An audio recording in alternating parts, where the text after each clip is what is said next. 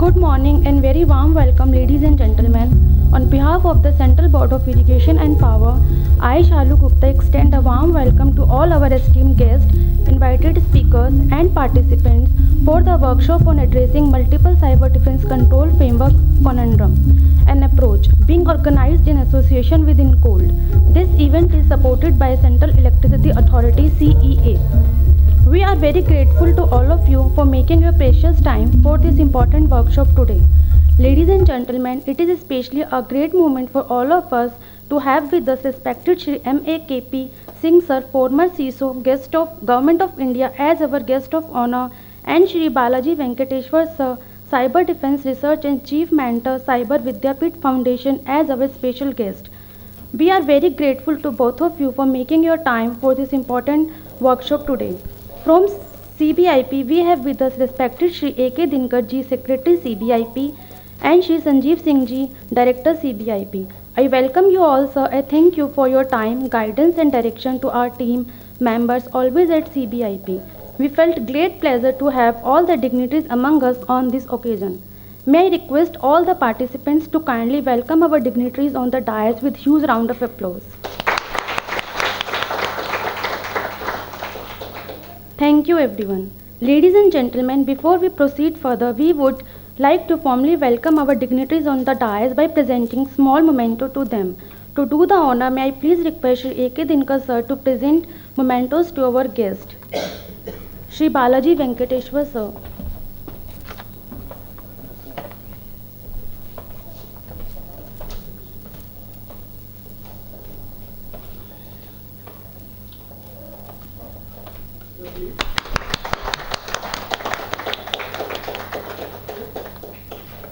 Shri M.A.K.P. Singh Sir.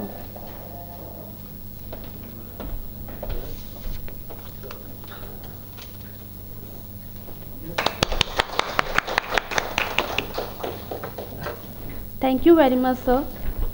Ladies and gentlemen, in accordance to our custom, we will have those spacious lamp lighting ceremony now. I request our distinguished dignitaries on the dais to kindly come forward and light the ceremonial lamp and formally inaugurate today's important function.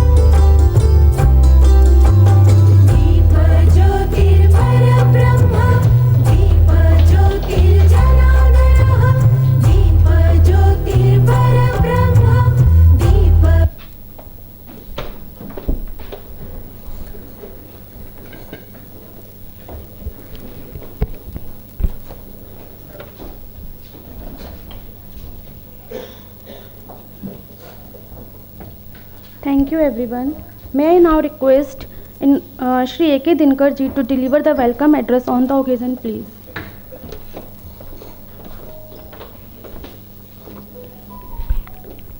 Good morning. It's my privilege and great pleasure to welcome you all to the workshop on addressing multiple cyber defense control framework conundrum and approach being organized by CBIP jointly with ICOLD and supported by CEA. We are especially honored to have with us Shri M.A.K.P. Singh Sahab, our esteemed chief guest. Sir, we are grateful for your presence and support. Your participation is a source of encouragement for all of us and adds immense value to this event. On behalf of CBIP, I extend warm welcome and heartfelt thanks to you, sir. As the various types of cyber threats are continuously evolving, and organizations are often faced with the challenge of navigating through multiple cyber defense control frameworks. This conundrum can create confusion, redundancy, and implementation fatigue. Today's workshop is a focused attempt to delve into these challenges and explore a unified, practical approach that can help improve cyber resilience across sectors. I would like to take this opportunity to express my sincere gratitude to Shri Balaji Venkateshwar, whose vision and initiative have been central to the planning and structure of this workshop. He has been the main force behind conceptualizing this event, identifying the core themes, and ensuring the presence of experts who can provide meaningful insights. Shri Balaji, we truly appreciate your dedication and invaluable contribution. Welcome, sir. I also extend a very warm welcome to all our distinguished speakers, invited guests, and participants who have joined us from various organizations and institutions. Your presence here reflects the importance of this issue and the collective commitment we all share in addressing it. I am confident that the deliberations today will be thoughtful, solution-oriented, and will pave the way for a more cohesive approach to cyber defense in the future. With these words, I once again welcome each one of you and look forward to an engaging and productive day ahead. Thank you. Thank you very much.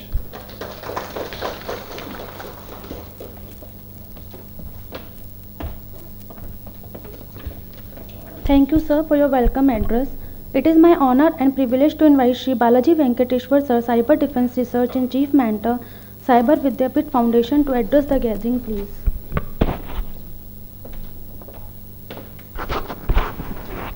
Namaskar.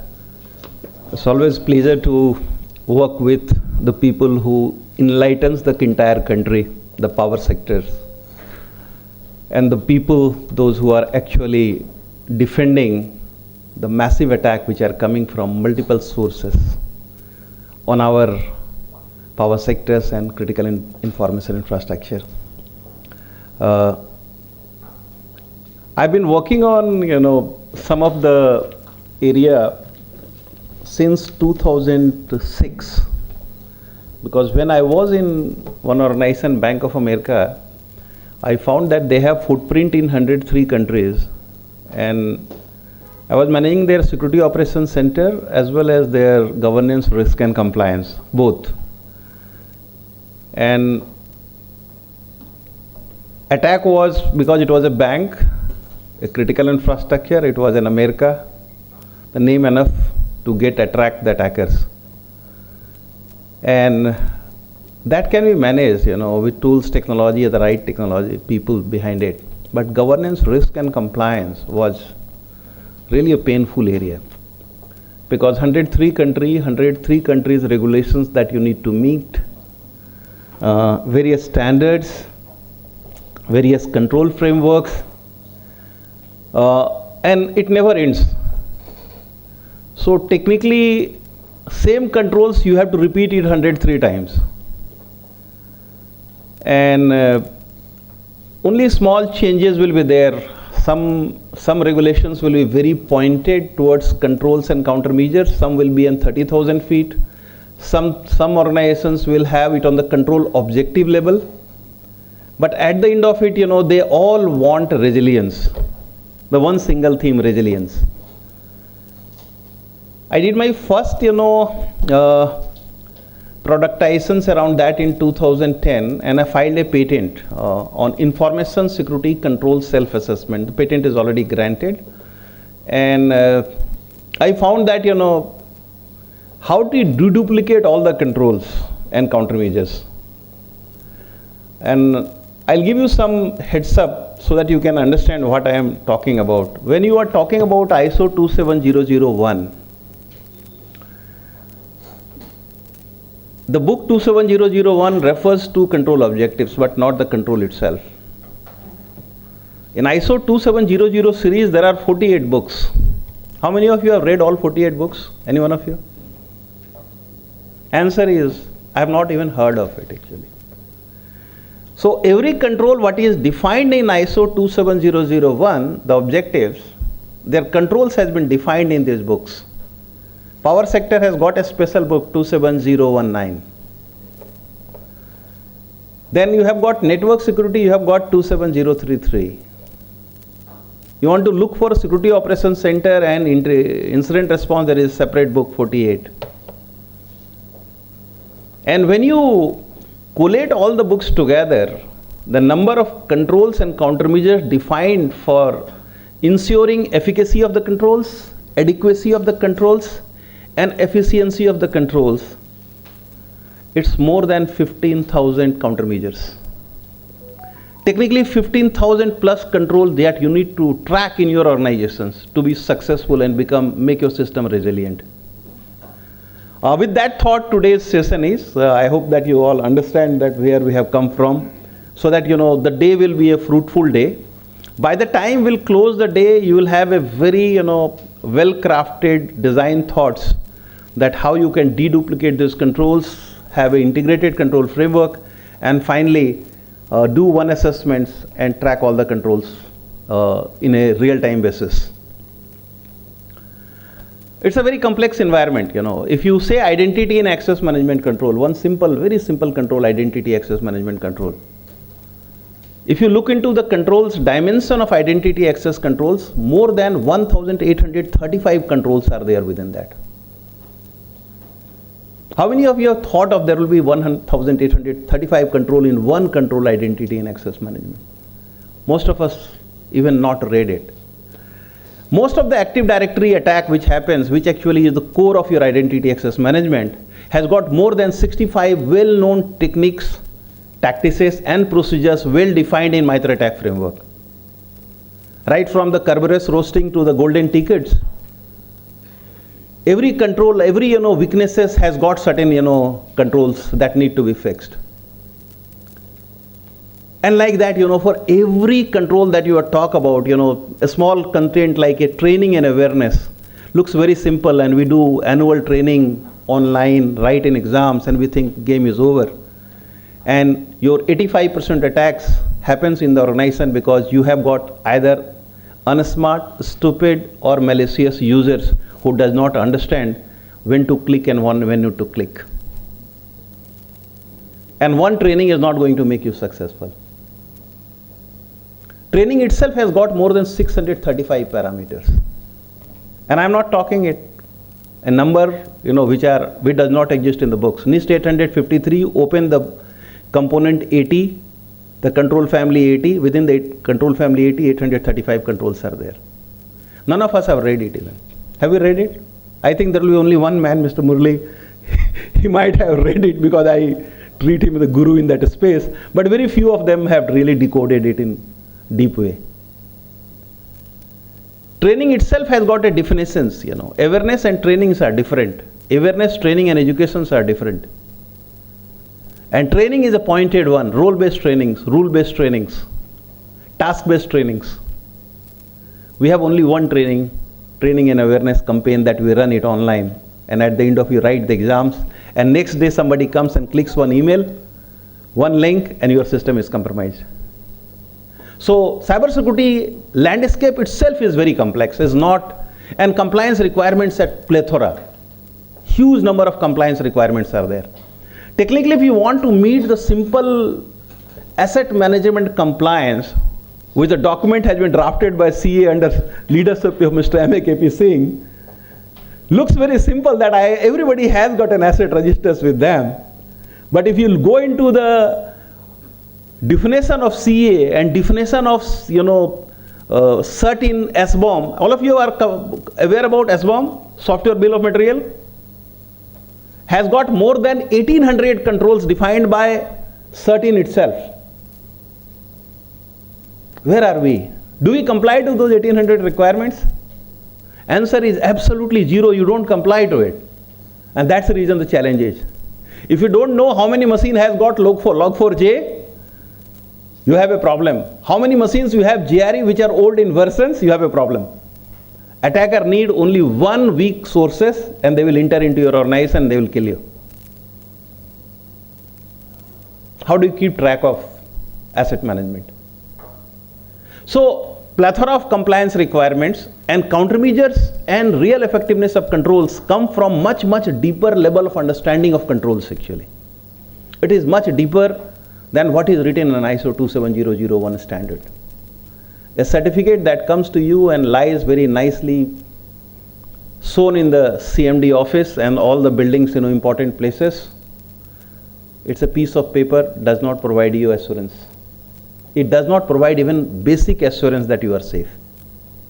And you fall into a false sense of security that your organization is safe. How much time it takes to complete an ISO 27001 audit? Any one of you? Murli sir? To do all the 93 controls, it will take 5 to 10 days, depending upon the organization size.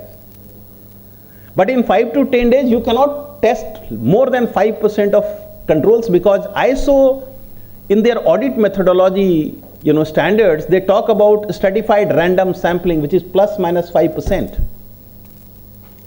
So 95% controls are untested, so you get a certificate and you get a false sense of security. And power sector, I was going through CA document, the last annexer piece, 35 things that you need to comply with. Not 1, 2, 3, 4, 5. If you have to comply to those 35, framework standards and regulations, and on an average you have to get an expert from outside because you don't have internal experts so many. And if you spend only 10 lakhs rupees on each of them, you end up paying 3.5 crore rupees for a small organization. An organization like Power Grid, NHPC, NTPC might end up paying around 50 crore rupees per year, or more than that actually. So time has come to really change the game, because no one is having an unexpected amount of money, and neither you have luxury to live with 5% control testing and feeling a false sense of safety actually. And on top of that, you have got MITRE Defend framework, MITRE Attack framework, MITRE Atlas framework, MITRE Attack ICS metrics, MITRE Engagement framework, MITRE Cyber Resiliency Engineering framework, CREF. Each one of them around 600 to 500 page books. And they actually talk about the countermeasures which is not defined in all these standards which I was talking about. This 35 standard I was talking about referred in the CA documents. It only talks about the controls, but it does not talk about the countermeasures. There is a difference between the controls and the countermeasures. Control is that you should have a secured AD system. The countermeasure is that you should have 635 controls to secure AD, including multi-factor authentications. That is countermeasure. All these countermeasures come from MITRE Defend, and no one likes to read the document because it's not a tool, it's a pure engineering. And then game continues.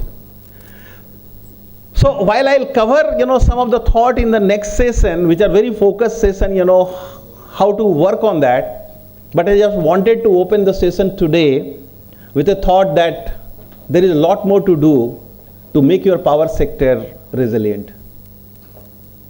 Ladies and gentlemen, we are on war. If you think we are not in war, your eyes are closed, your ears are closed, your senses are blocked.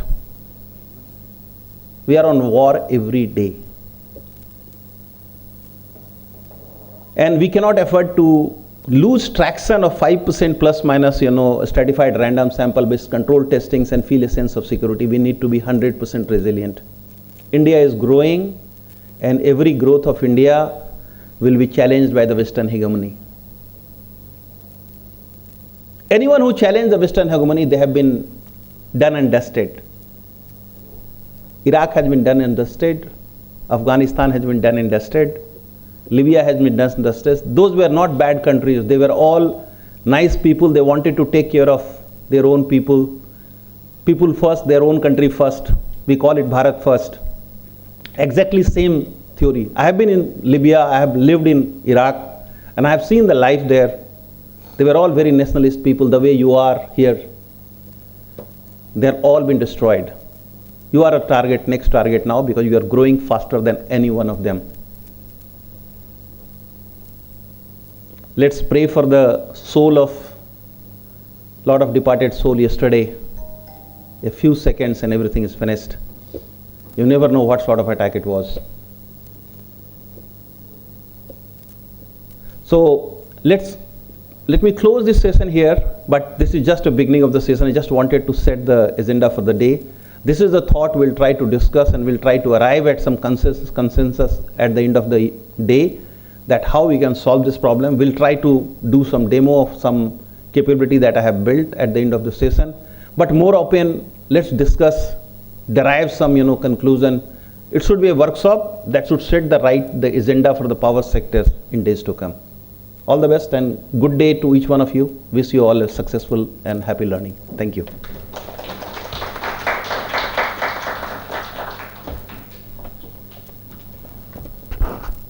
Thank you very much, sir, for your enlightening address, please. It's my honor to invite Shri M.A.K.P. Singh, sir, to kindly address the participants, please.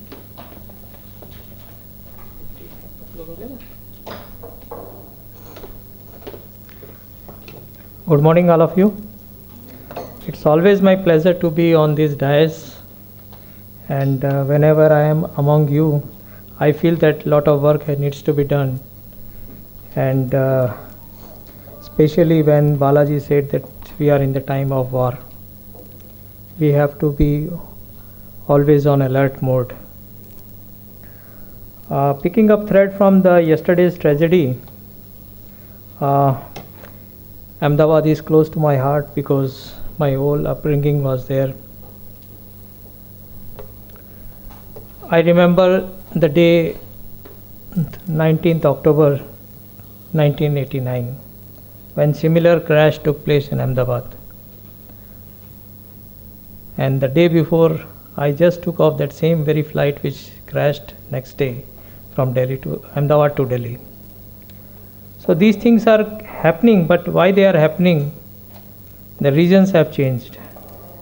In 1989 it was because of a foggy atmosphere, but yesterday it might have been because of some sabotage or some cyber attack, or maybe some technical failure. We don't know. Things are yet to become clear. But anyway, we have to be always on alert. So coming to the point of the workshop, there are many standards which everyone talks about that these to be implemented. Like he said, there are in 27K 48 standards. Which one to implement? Like for power sector, we know 19 will be the one more adequate or more appropriate, if not adequate. What about the others where we have some differences? So have we mapped our requirement for resiliency or not? That needs to be first of all seen.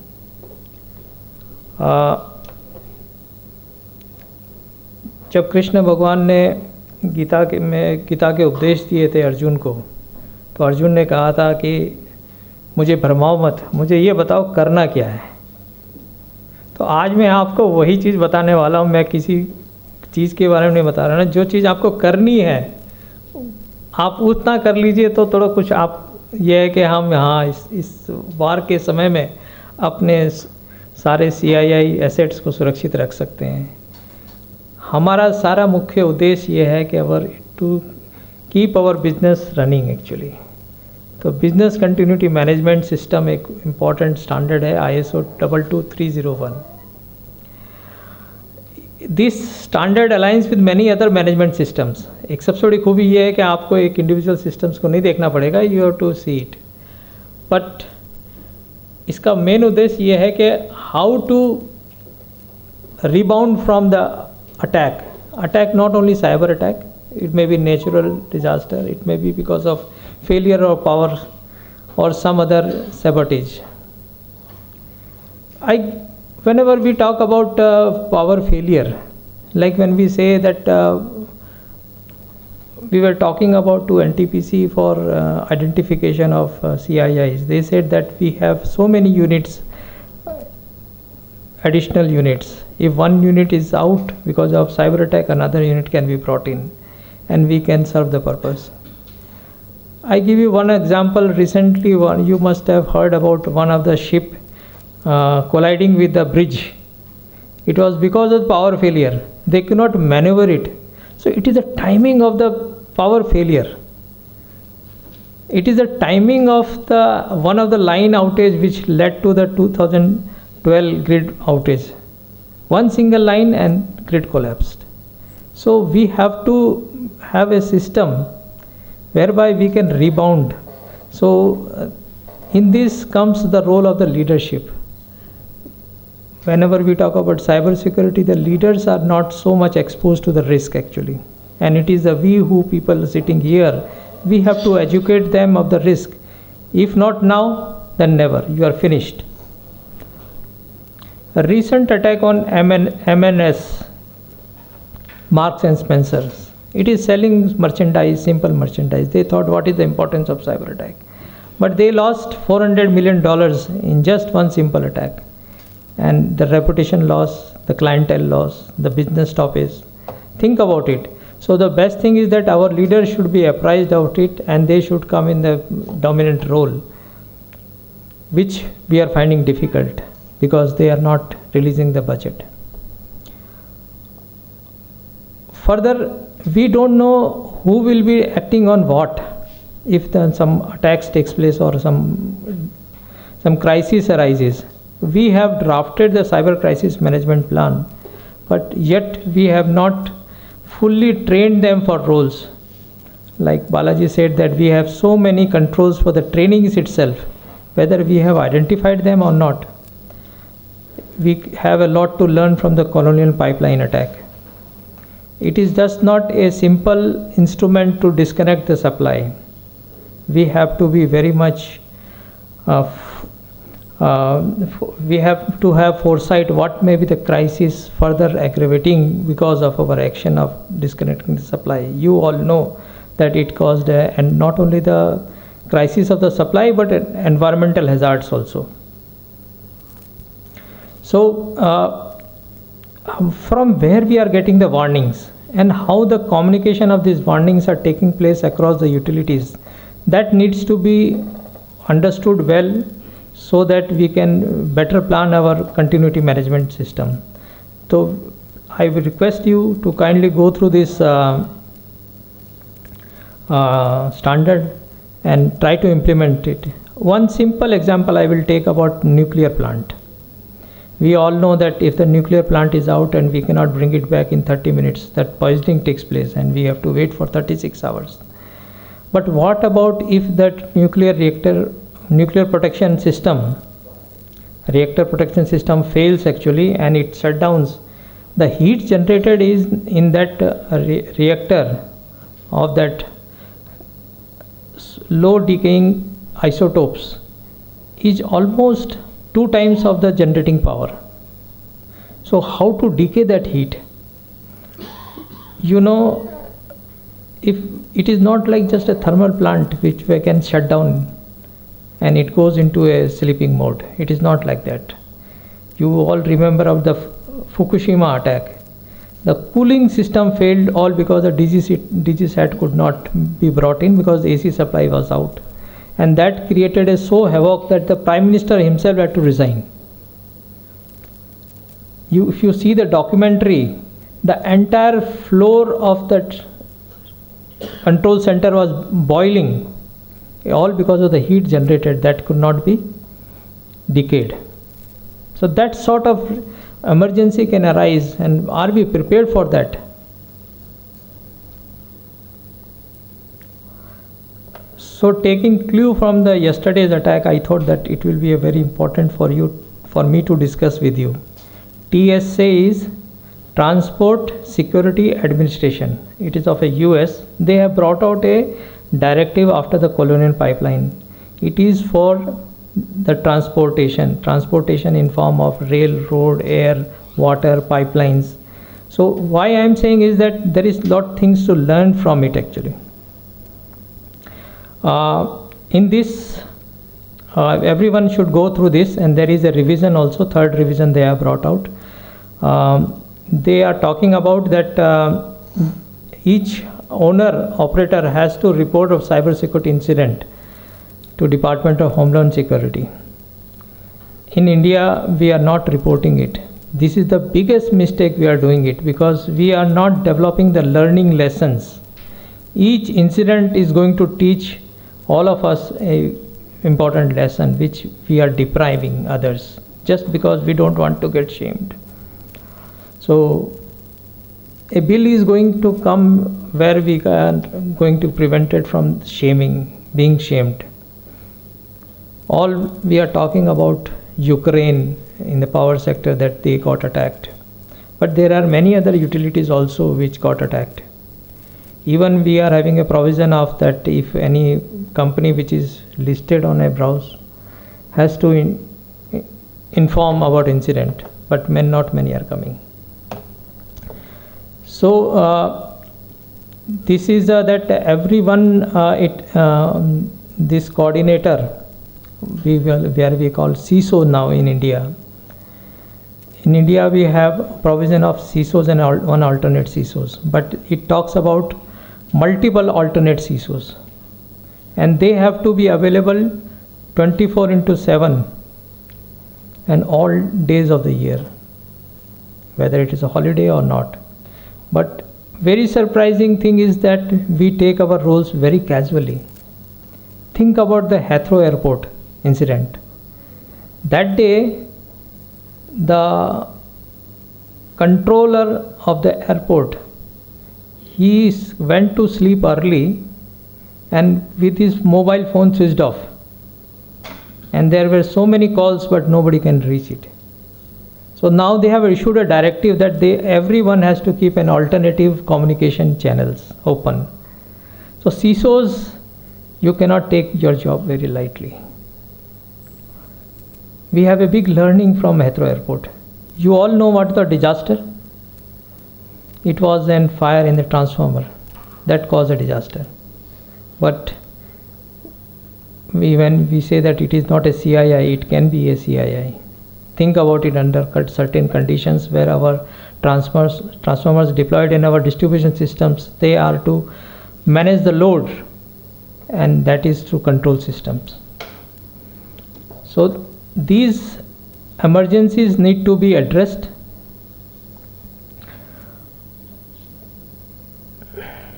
They had issued guidelines, and which every owners and operators, they need to identify their gaps. We issued our cybersecurity guidelines in 21, but very surprising right now, till date, very few utilities are following in total. There are some utilities which are not even securing their passwords. They are using the default passwords, and some of the utilities are having password pasted on their devices. In the garb that it is an OT which needs to be, cannot be, we have to take timely action, so we cannot just rely on our memory to remember the passwords. But how others are doing it? We brought out a concept of hard isolation in our guidelines. Many of them objected, but they said that this is not possible. But in this recently held G20 in our Delhi, BSS demonstrated that this can be done, and the entire system was isolated from the internet and kept running entire proceedings of the G20. So that is a big achievement. If we want, we can do it. So kindly think about it. Many of you are using the data diet, whether it is secure or not.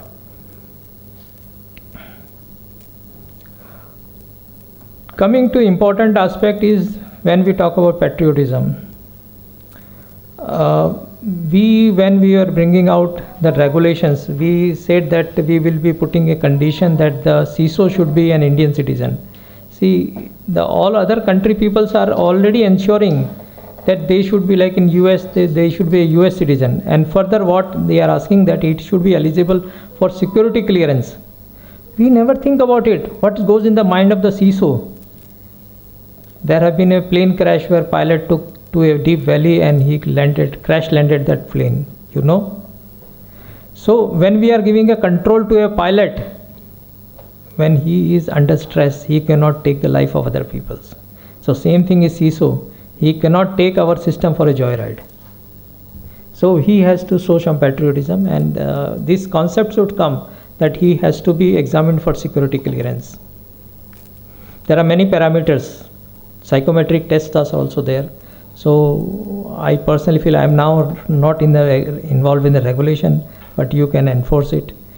The other thing talks about, I told you, 24 hours a day, 7 days a week. And further he has to coordinate with all other agencies.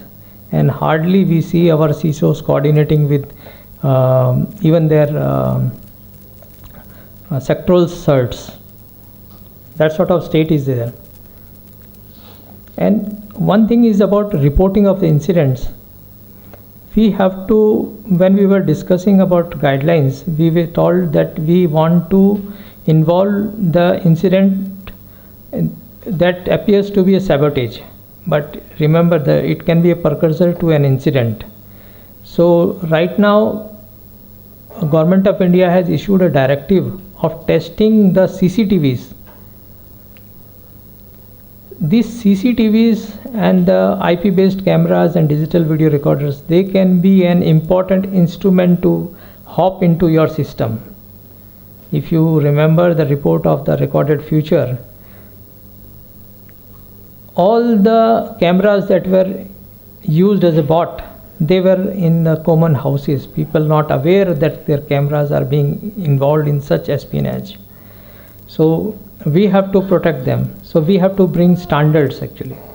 These IoT devices, they don't have bandwidth for cyber security, but especially the cameras, they can be a instrument of cyber attack. So now government has come out with a testing requirement mandatory before deployment.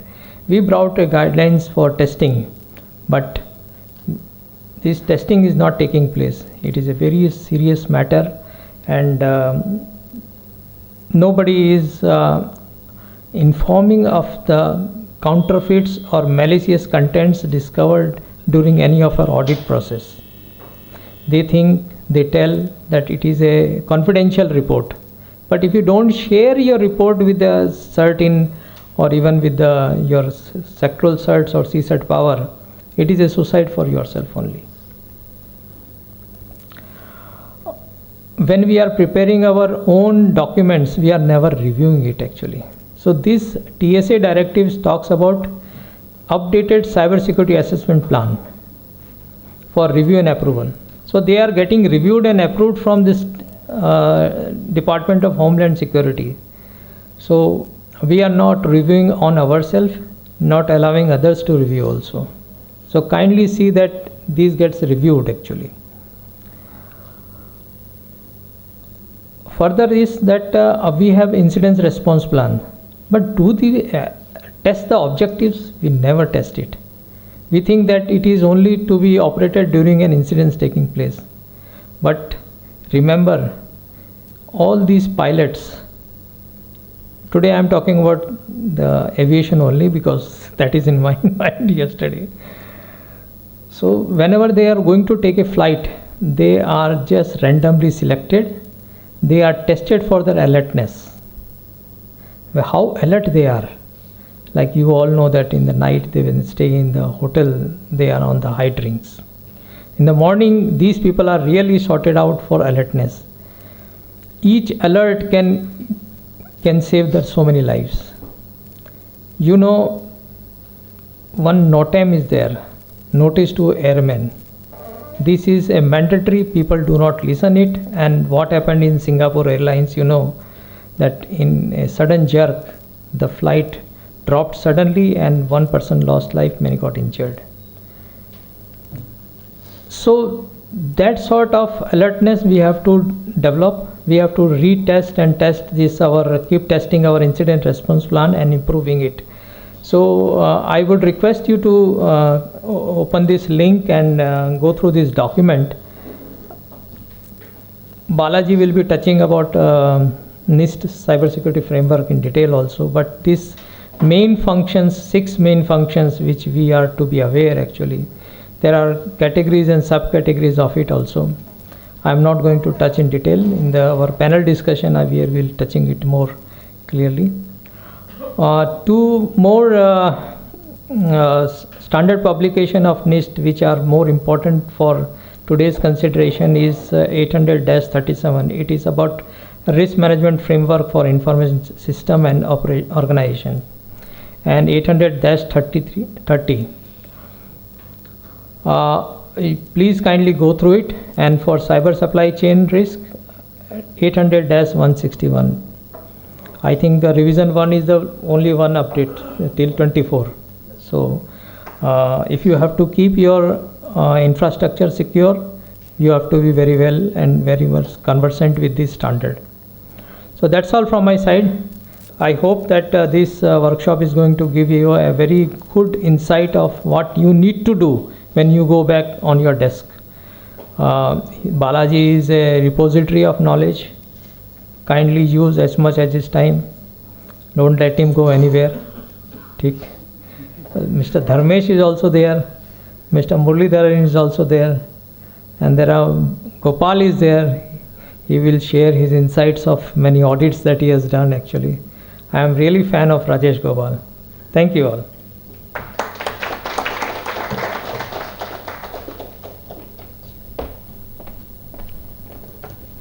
Thank you very much, sir, for your kind words. May I now invite Shri Sanjeev Singh, sir, Director CBIP, to kindly propose vote of thanks. Good morning, ladies and gentlemen. It's my proud privilege to propose vote of thanks on behalf of CBIP and ICOLD at this opening session of important workshop addressing multiple cyber defense control framework and approach. We are truly honored by the presence of Shri M.A.K.P. Singh Sahab, former member CA and CISO Government of India, Shri Balaji Venkateshwar ji, eminent cyber security expert, our Secretary Shri A.K. Dinkar ji. We sincerely convey our thanks to your gracious presence and for sharing perspective that has set the tone for this conference, this workshop. A special word of thanks goes to all the eminent presenters who have generously accepted our invitation, though at a very short time, and they will be sharing their knowledge and experience throughout the sessions.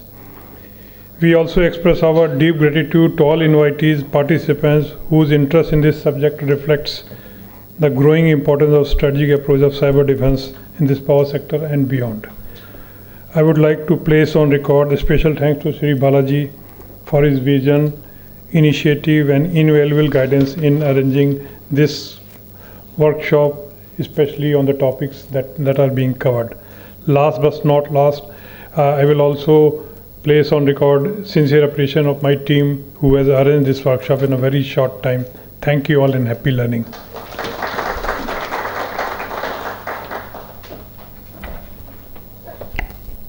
Thank you very much, sir. With this, we have come to the end of inaugural session. Before we conclude, I would like to request everyone to kindly please stand up for the national anthem.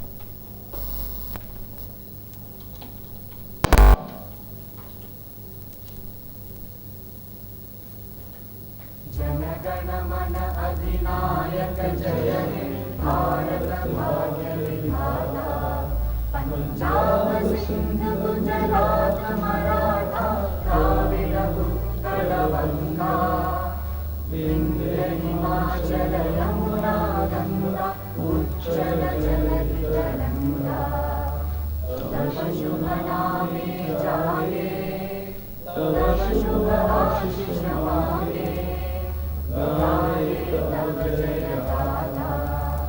जनगण मंगलदायक जय हे भारत भाग्य विधाता जय हे जय हे जय हे जय जय जय जय हे।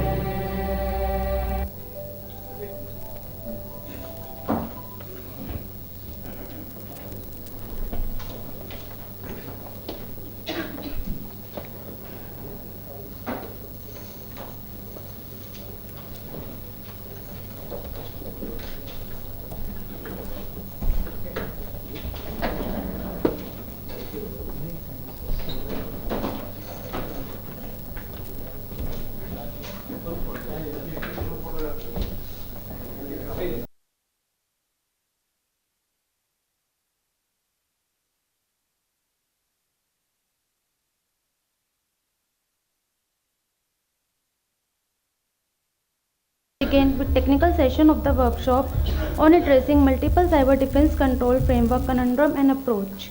I would like to invite on the dais key eminent speaker of the session, one Shri Balaji Venkateshwar sir, with a warm round of applause. Let us please welcome him.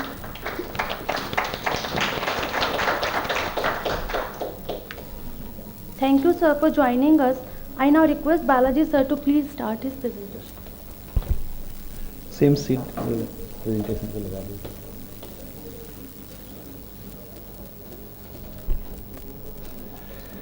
हाँ, I'll do that. ऐसा हो जाएगा. Okay, so let me start from where I have left. Okay, and as it is a workshop, so I'm not going to speak. I'm going to ask questions. You need to answer. Are you all okay with that? Okay? There's no sound. Are you all okay? Yes. Yeah. Perfect. So I'll ask you simple questions, okay?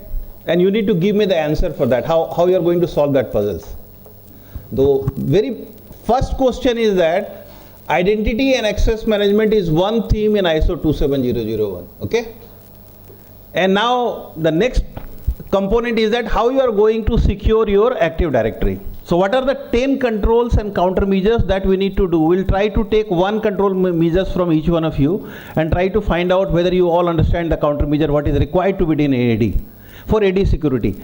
If I tell you that in Active Directory, if you look into the MITRE ATT&CK framework, more than 435 tactics and techniques have been defined, and which is being exploited by the APTs and the ransomwares.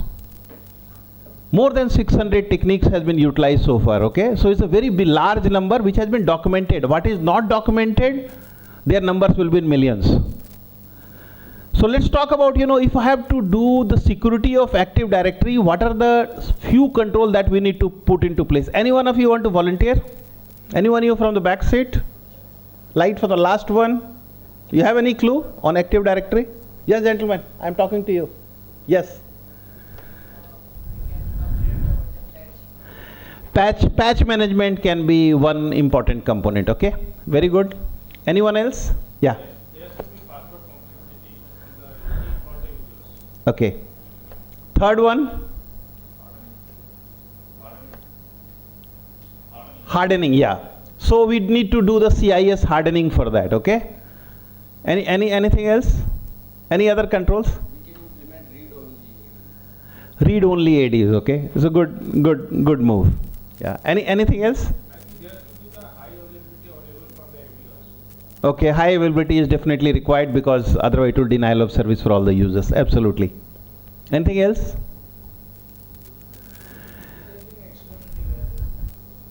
Disabling external devices. Okay.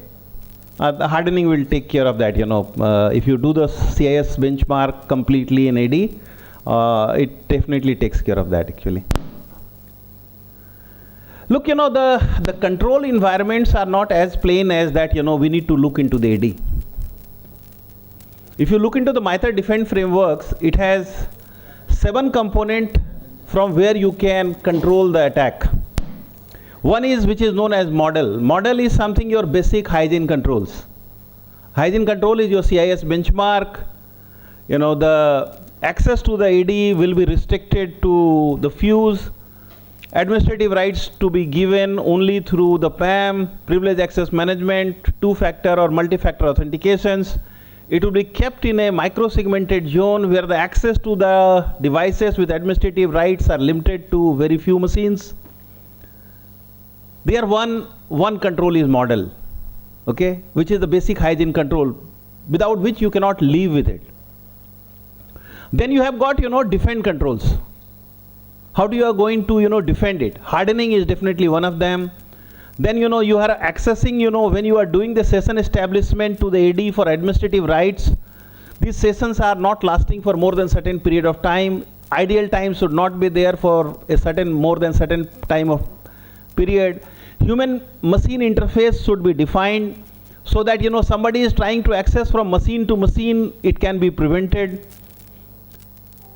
So that's, the second layer of controls. Then the third layer of control is, which is your detect layer of controls. Now detect layer of controls has got a various capabilities, okay? So now AD can be your primary source for detect, but there may be other, telemetry data that you need to put into the SIEM tools for detecting those attacks. As a matter of fact, MITRE ATT&CK expects you to have more than 235 rules which has been defined in MITRE ATT&CK. But the number of, such rules are much bigger than that actually. Much bigger than that actually. As a matter of fact, there are more than 1,000 odd controls are there. Give me just 1 second. Yeah. More than 1,000 controls are there in AD in triangulation of information which is coming from, multivariate sources. One of the sources is that access to the machines, the AD should happen from certain devices. Administrative accesses. So somebody having the golden ticket, cannot access the device unless he has been authorized to do so. Now, if there is unauthorized machines are trying to access, an alert should go into the SIEM tool. So you have to triangulate the information, one coming from the device numbers and the MAC IDs, your IP address, your device fingerprintings, and then you are accessing the system. So some data which are coming from your flow analytics, that any flow which is not coming from the rightful sources should be detected. How many of you are doing the flow analytics in your organization, the SIEM tools? Very few. At least east and west traffics are not monitored. North side traffic is still some people monitors, but east, west, south is not monitored. Ladies and gentlemen, if you are not using east-west traffic, then you cannot contain the lateral movement risk or control from somebody is having internal access, you will not be able to control them. So that is a detect. After detect, you have something which is known as deceive the attackers. Do you have AD related capabilities, AD related confusing capabilities built into deception systems or honeypots? Now honeypot is a device which is managed by somebody, nobody knows how it is managed. And then even if you say that deceive capability is built in, certain says you need to have the deception technology in place. So I have purchased the technology and I am compliant to the requirement. Is that right? You are not compliant to the requirement. You have spent the organization money, but you are not using it for rightful purpose. And that is what I call it, the complexity of the control environment. After, detect and deceive, now suppose if you have detected an attack, what is the next? Suppose if your honeypot has detected a possible attack, what is next? What is the system which is compromised? Do we have capability to isolate the systems? Isolation can be at the system level, subsystem level, network level, physical level. Do you have the capability? Now suppose if one of your machine is compromised here in this room, and suppose all of your machines are connected to some network, and your office have present like power grid in 248 city or 400, 500 cities, and your administrator is sitting somewhere in Gurgaon, how he or she will come to know that which machine need to be isolated physically? Are you getting my point? Suppose if my machine is compromised, I have got three things. One, I can kill the processes, isolate the processes which actually lead to further infection. If you can't do that, then can you isolate the machine from here? Where this information will come from? It will come from your asset management libraries. Now suppose if I have moved from this room to another room in 5-minute time, my location change. Your asset management, asset register should be able to capture it. Do you do that in your asset management systems? It should be dynamically updated. Very few organizations they do it. Asset management is not a static asset management capability. It is a dynamic asset management capability with intention to handle the attack. At the time of attack, SOC team detects it, If I have to take an action on the system, if I have to disable this VLAN, I should be able to do it remotely. If I want to disable the systems, I should be able to do it remotely. I want to physically isolate the systems. I know which building it is, which zone it is, who is the in charge of that department. Do I have a number of that pager number, telephone number, email number, IDs for that? Can I contact them real time and ask them to physically go and isolate it? This is the compliance requirement.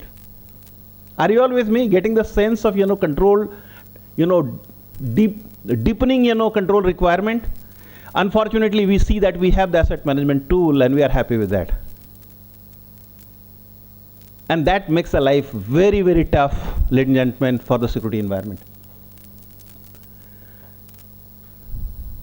If I tell you that, I want the health of 35 control regulatory parameters, do you have anything on a fingertip? I don't want to see the report. I want to see that, your controls are live and it is accessible for viewing it, the real-time control environment. Are you in a position to do that?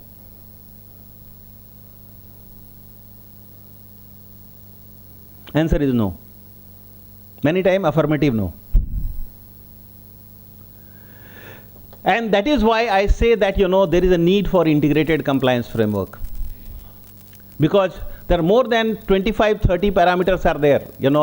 This is just one of them, NCIPC, CSRF. Have you all seen the book? How thick it is? Have you printed the book? 435 pages, one book, volume. Then there is two more extra books are there. One, the reference architecture. So they say to comply to the requirement, they have given a book of 18 page, which only talks about the standards, global frameworks, and different regulatory requirement. So they are not silent on that book, that this is the final book that you need to follow. They have given you an addendum of 18 page, and more than 265, frameworks are there, mentioned there, and they say you need to refer that for the control environment. Do you have the capability to manage this plethora of standards unless you have some automated system in place? Is that right? There is no way you can manage it. And it doesn't end here. Because they are all, what we are talking about, the NCIPC guidelines, they are only talking about the framework and standards. They are not talking about the countermeasures and controls. Attacker knows how to control irrespective of what control you have in place. You have a firewall in place, they know how to bypass a firewall. You have an EDR in place, the attacker knows how to bypass an EDR. As a matter of fact, APT 28 onward, EDR is useless and everybody is investing money in the EDR. You all are happy with Cortex, you all are happy with your EDR, you are happy with the Defender. And attacker is also very happy about them because they know how to bypass it. So single controls, is not going to solve the problems. Only the multivariate correlation of information can give you an insight of a possible attack, or at least possible attack vectors. And method defend, which is all about countermeasure, nobody is talking about that actually. So if you have a controls objective defined, the countermeasure has to come from method defend. And no one is talking about that actually. So if I tell you that, there are more than 1,000 parameters for AD hardening, not just CIS benchmark, other than CIS benchmark, more than 1,000 parameters are there. An attacker knows how to bypass each one of them unless you have built those 1,000 in place. One of the red teaming exercises my team was doing, some of them are here. They found that, the user ID, administrative IDs, the session is continuing and they could get access to the golden ticket and they took control of the entire country. The entire one large organization with more than $100 billion company, the entire cloud was in our hand actually. We could have shut down the entire cloud at one shot actually. And there was not a single alert has gone for that in the security incident and event management tool. So all these compliance drives resilience actually. But are we driving resilience or are we driving compliance? Compliance is the foundation stone of your building. It does not provide you protection against the rain. If you want to protect yourself against the rain, you have to build a house. And if you want to live in a decent house, then you have to do every stuff, including your whitewashing, to the plasters, to the building the small sofas, bed, curtains, lot of things to protect. So don't get happy with the foundation stone, which is compliance. You need to build something more. But which standard is talking about that? Unfortunately, there is no written documentations around that actually. I also talk about that actually, but we don't read those books. I don't know how many of you are actually reading 27002, which is the benchmark, for 27001. So any reference you want, you have to go to 27002. And further reference, if you want for those clauses, then you have to go to the 2700 series books, 48 books. I don't think any organization has those 48 books with all their security employees and technology employees. None. Reading, only few will do. Murli sir will do. Correct. Absolutely. Very difficult. ISO, if you look into the NIST, those books are freely available. NIST 853 is the master of all, but they have got 228 books to read. Whatever little I know about defense, offense to nobody teach you, you learn it from fly. And I did that for 30 years. But whatever I learned from defense, it was all from NIST, which was freely available books, 228 books now, 229. Actually, 2 days back, another one has come.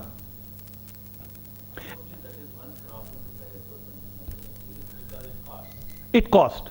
Even one standard 27,001 if you want to buy, Yeah. it costs around 15,000. And OT side, it's far more costlier than that actually. IC 62443 series, Anup sir, how much you are paying for that? Still under development. Fortunately, we don't have any problem for that. But there is also the development. 62443 Still in development. Correct. So technically, if you look into the deduplicated controls which is required to be put into place is 6,000 controls as per NIST and as per NCIPC CSRF. If you want to comply, if you dissect each line of the framework of NCIPC, you have got 6,000 control to take care of it. Now to understand those 6,000 control, the auditor should ask you minimum 2,500 questions, 25,000 questions. And there is no way this 25,000 questions any auditor will ask you, because even the auditor comes with a varied background. A person who is very good in network and your infrastructure, they do not understand anything about application security. Is that right? Those who are great in application security, they do not understand infrastructure. And OT is another dragon which nobody understands from the IT world actually, unless you have delved into it on a daily basis. And when you are talking about just controls, controls has 3 major dimensions. Adequacy of the controls. How do you validate that? How do you verify that? How do you create a trustworthiness on that? Then efficacy of the controls. Whether control has been put in place for a mission, whether the missions are being achieved. What about the efficiency of those controls? How do you track it? Do you have the scorecard and dashboard for all 6,000 controls on real-time basis where you can have a look of it and see that your health of those 6,000 controls, parameters are under control? If something is red, it's being tracked to closer. Do you have access to that information? Anything that you do not monitor cannot be controlled. Anything that is there being monitored by the board, your chairman, your executive committee and your CISOs, I am sure those things will get closed. If not today, it will get closed tomorrow. But what about your dark phases of controls which has never been tested, never been reported and never been tracked? if 1606 companies out of Fortune 2000 company has been breached, it's not because of the money has not been spent. On an average, $35 million has been spent for security every year.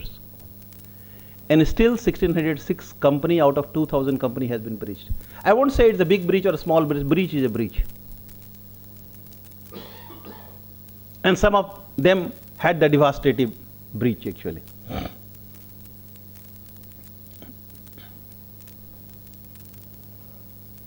And if you have to comply to those requirements, minimum 15 control environment you need to comply to. You need to comply to the certain requirement, 3 guidelines.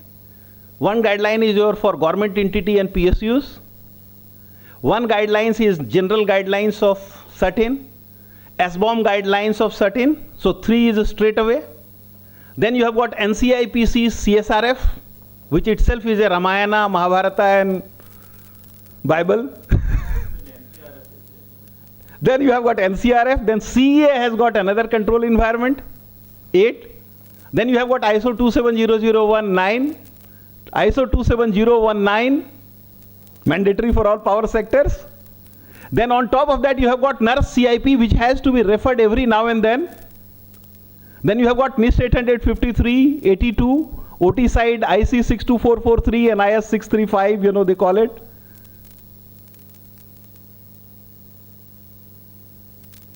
More than 15 control environment need to be tested. Suppose if one testing takes you 10 lakhs rupees for a small organization, you have to spend 1.5 crore rupees per year, and still you are not sure, because any auditor come to you for 5 days, they will test only 5% of your stratified random sample controls, and rest of the controls will remain untested. So when the world is coming for development, DevSecOps, development, security and operation has to be done by the same team. The time has come to do it yourself security control testings. HR should do the control testing for HR, for 100% control testing, not a question marks on that, how many has not been tested. The driver should know the driving. If they don't know the driving, you know how they will drive. HR has got certain rights and certain responsibility for driving the compliance and the security and the resilience. If they don't drive it, it is their problem. Somebody else cannot come and drive it for you. If the person who manages the firewall, he doesn't manage the firewall rules correctly, doesn't upgrade the firmware correctly, doesn't monitor the failed traffic correctly, not that what passes through, even failed traffic need to be monitored. Because that gives you, एक हिंदी में शब्द है ना शत्रु बोध, जो हमारा firewall जिसने रोक लिया वो हमारा शत्रु था, लेकिन उसके बारे में हमको पता नहीं है, वी डोंट मॉनिटर देम, वो तो फायरवॉल ने रोक लिया. I got a patent on that actually. One DDoS 2012 का पेटेंट है, ग्लोबल पेटेंट है यूएसए में, you can search my name, you will find it. मैंने डिडॉस को जो है 400 गिग का डिडॉस को 35 मिनट तक ब्लॉक किया था, just by studying those failed logs actually. But over a period of 1 year time in 6,435 perimeter firewalls. So I had more than 115 million failed logs, IP address. They came to scan, and later on 60% of them tried to attack me, and we had the list, plugged it, blocked the attack. Are you all with me? Getting a sense of, every small thing in security is an opportunity for improvement. An organization like Power Grid, NTPC, NHPC, don't need to call. I have seen their RFP. Minimum 15 crore per year they have to spend if they have to comply to all the requirement.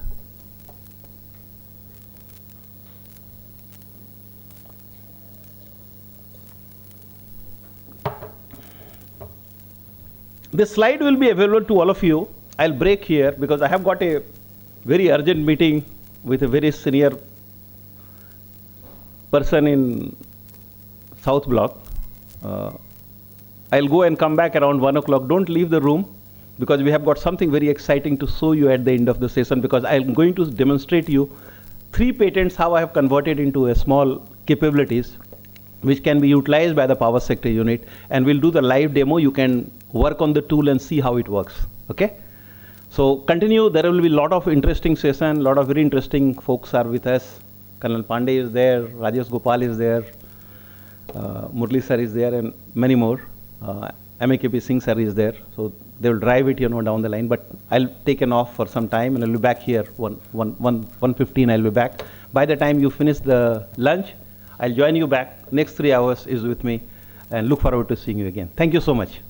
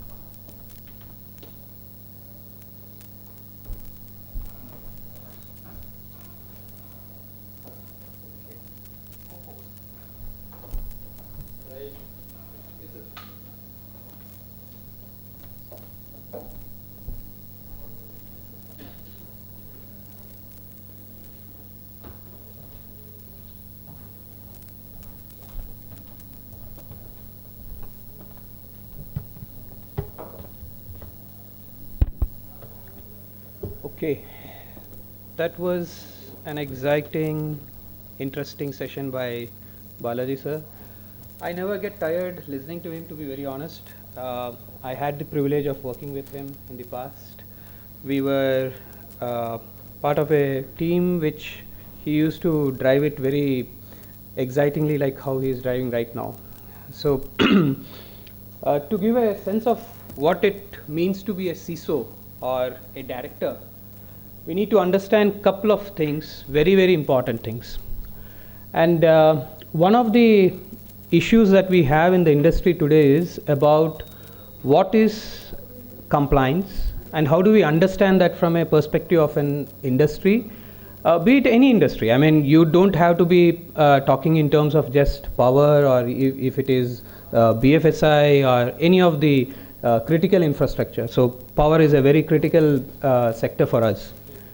So someone like a CISO has often a situation wherein he will usually have a problem in deciding what is important, what is not important. And that's where the complexities start. And to bring a slight highlight of that, if you have someone like Balaji sir, you will have all the team in one room every day. Okay, and he would make us do that cyber drills. It's every day a cyber drill for us. So it was the case with me as well when I was working with him. So that's the kind of experience that we had. Now, how many of the CISOs, how many of the companies, how many of the organizations do such an exercise? I don't think so many do that.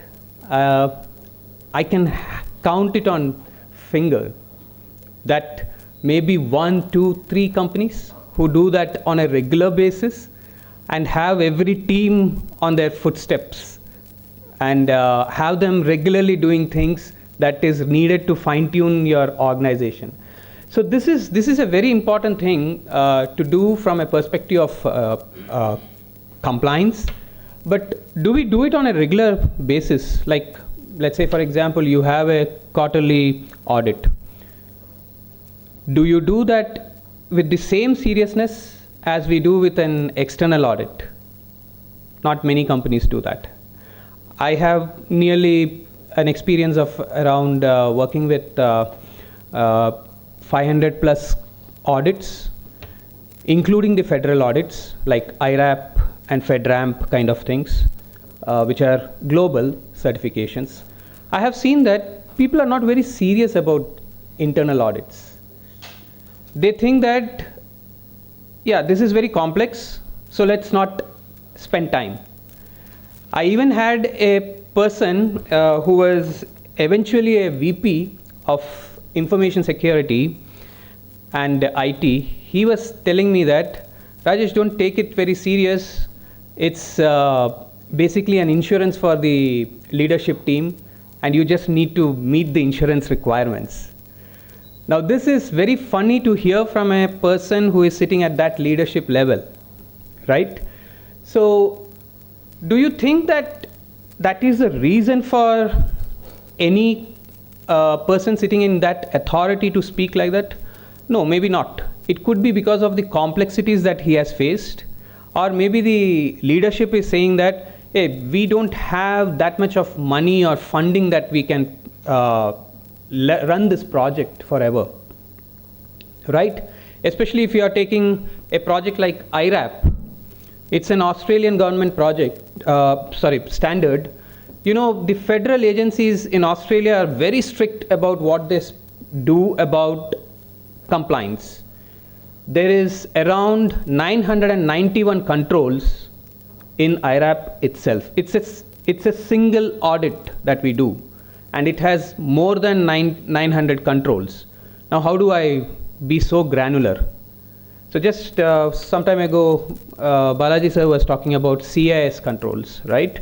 So CIS security controls and CIS benchmarks, these are two different things. Not many people know that there is two different streams in it. They always say that CIS controls, CIS controls. The problem with this kind of confusion is you never know what to be applied. So that complexities is what I'm trying to cover here. How do we solve that? In what way we can solve that? Okay. So some of the complexities that many of the decision makers have is, which controls should I apply? What is the kind of standards or compliance that I should have? And many of them don't really understand about whether I should have a policy first. So there is a hierarchy of documentations which is needed to comply, okay? So whether I need a policy first, then the standards, and then the process and procedures, and then the KBs or KB articles we call it. What is the hierarchy? This hierarchy is also a big pain for many of the organizations, because many of them don't know the language structure. So it is called the verbiage. Mostly I would say the verbiage. This is a big challenge by many people. So if I talk about policy, there are people whom I have met who would say that, hey, I have the policy, why do I need a procedure or process? To be very honest in this, process and procedures are two different documentations when you go with a federal government audits. You cannot have a process and procedure being replaced for each other. Either you maintain one single document, okay, or you maintain a multiple set of documents. This is the complexities and confusions that many people have. Okay, so let's get into the things. To introduce myself, I am part of an organization currently, and I also head a empaneled organization. Been in this industry for quite some time now, and I like doing a lot of research into cybersecurity. That's my interest areas, and being part of multiple different organizations. I hold a fellowship in forensics, in multiple disciplines of forensics, and also one of my favorite topics is cyber psychology, where we define various things and try to find out how a cyber attack could have happened due to a certain entity. Okay, so let's get into the complexities and what exactly that means. So identifying standards are one of the biggest complexities which every organization has. Just now I spoke about it. Then mapping those requirements. So how many of you know that we need to map standards to standards? You can raise your hands, please. Okay, one. So just imagine there could be more than one, I would say. There could be more than one people here in this room who may know that there should be a mapping between standards. But how many of you do that on an active basis?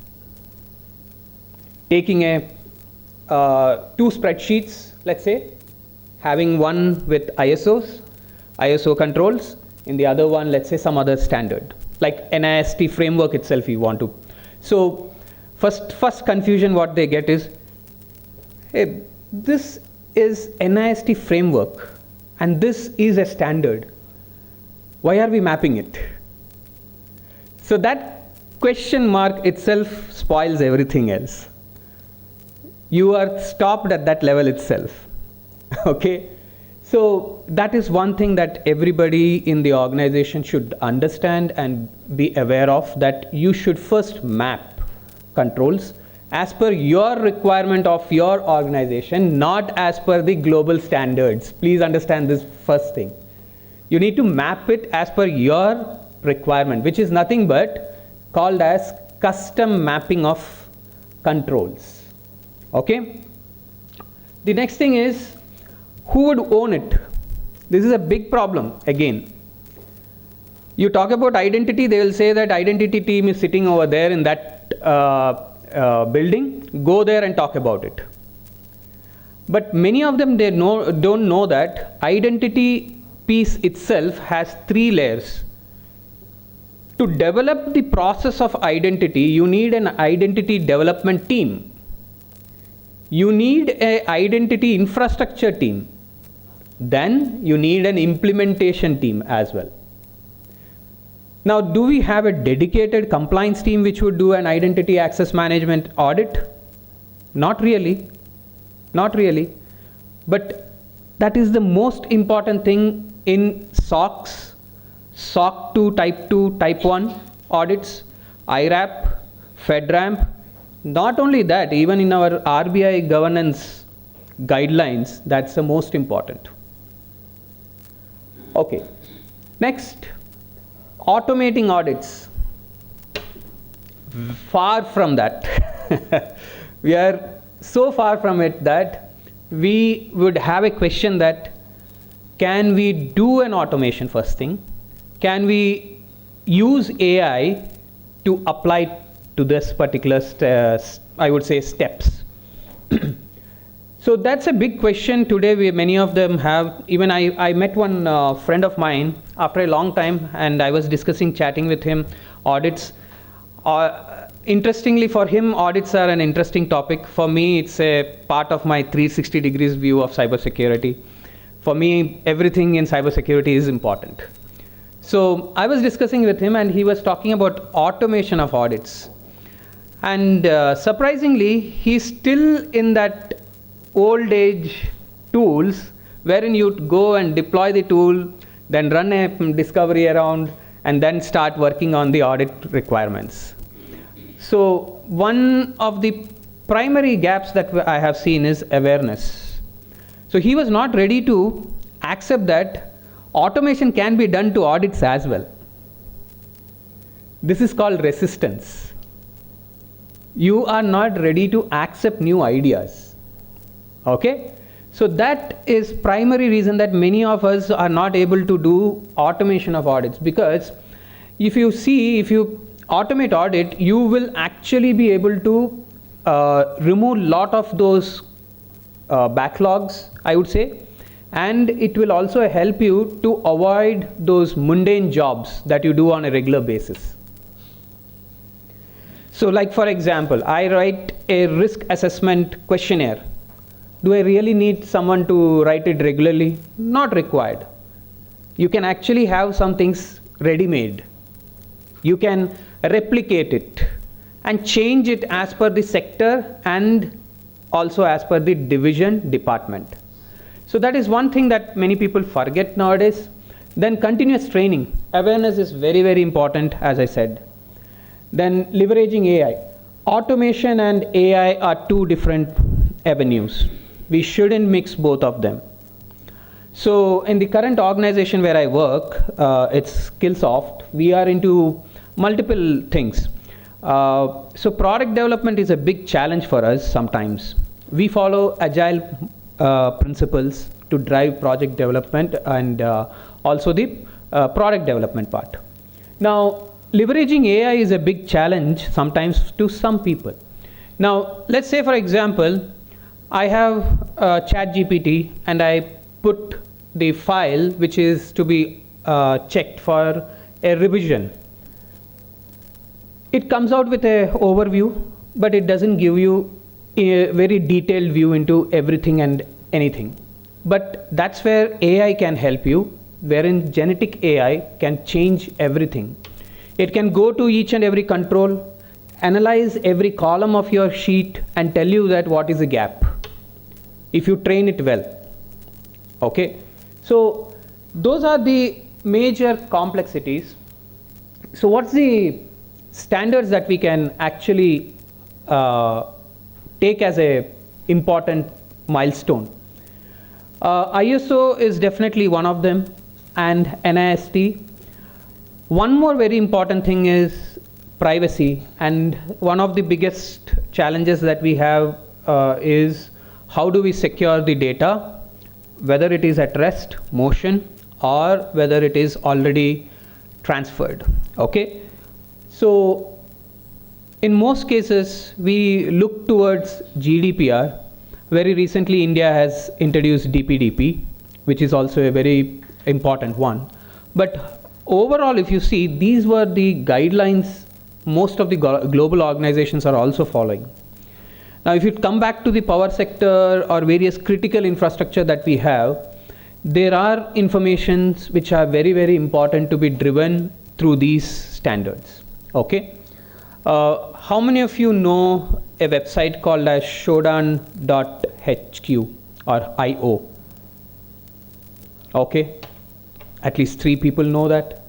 So do we know how to fetch information from Shodan about critical infrastructure? As an intelligence, by the way. That is where we call applicability and implications of it, right? And at the same time, implementation of it. So Shodan HQ definitely gives you a lot of information, but how do I use it, extract it, make it a credible intelligence, or let's call it as contextual intelligence? That's very much an important exercise. Many people don't know the point called as vetting. Many of them, I'm not blaming them because it's not to be blamed. It's because of the way it has been created as an awareness to them. They have been not trained. We can't blame them for that.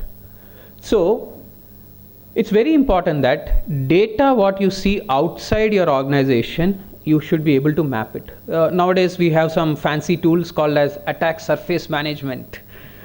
It's nothing but earlier it was doing reconnaissance, enumerations. We call it now as attack surface management. A simple Nmap tool can do this for you. The only thing is that a person who is sitting behind that Nmap tool, Nmap is a command line tool. If you have spreadsheets, Word documents, etc., that's what you can use the best, because it uses very low resource, free of cost. If the person who is using it knows how to utilize it, he is the best person, I would say. Data mining was already there years ago. We are becoming very fancy about it, gung-ho about it now. Google is a good example. So forgetting the basics is something that we are doing because of genetic AI, ChatGPT, various things. We need to stick to your fundamentals and bring out more better guidelines. Okay. Beat any sector. I mean, it's not really applicable to one sector. So what I say is these could be your basics, baseline, and upon this you can develop more. Now, beyond the global standards, where you can further concentrate is the first three you might have just now seen in the other slide. The other ones like PCI DSS, CIS, and SOC, and the federal regulations and guidelines. The last one is one thing that many of us forget as well, ITIL. Very important again. But what we do, we say, hey, it's just about IT infrastructure. No, it's not a IT infrastructure library alone. It's actually a guideline to tell you that when a service is disrupted, what should I do? If a problem is not resolved in this way, what is the methodology that I should apply? There is a lot of depth in it. Yes. And CMDB, asset inventory, interrelated mapping, all this comes from that. So it's very important that we know these things. Oh, I think I switched off. Okay. So federal compliance and PCI DSS is one more area. We think that, let's say for example, I am working in an area wherein it's not payment card driven. But please remember that even if you are working in a sector which is not having an importance of it, but there are areas which you need to apply, it's very important that at least 3-4 controls from that is applied, because we all sit in our offices, okay, and what is our favorite pastime? Amazon, Flipkart.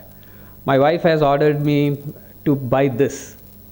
Okay, I didn't get time to shop it in home. I will come to office, buy it from office. Use the internet at office. And what are we doing there? We are using the internet. Okay, fine. But it is not, Amazon is not your infrastructure. Then why should I apply PCI DSS here? Okay, let's try something else. Let me talk about something else for a moment. How many of you have your corporate ID or your organizational email ID? All of you. Very nice. Have you used your corporate ID or your organizational ID to register into some shopping sites? How confident you are? How confident? So I have seen that when you take a mobile phone and try to skim through what they do, they in their very lazy moment, they will authorize with their organizational IDs into the websites. You never know that. Just like how you authorize Gmail or Hotmail to log into a website. They are using this. Rather than the shopping, today you have a lot of people in this country. Yes. It's very difficult for you to separate your office and home. Yes. They often have coming here. Yes. Coming officially, Yes. they will ask my official email ID only. Yes. Some people may ask even registration. Yes. Forced to give my official email ID only here. So Correct. This is where the problem is.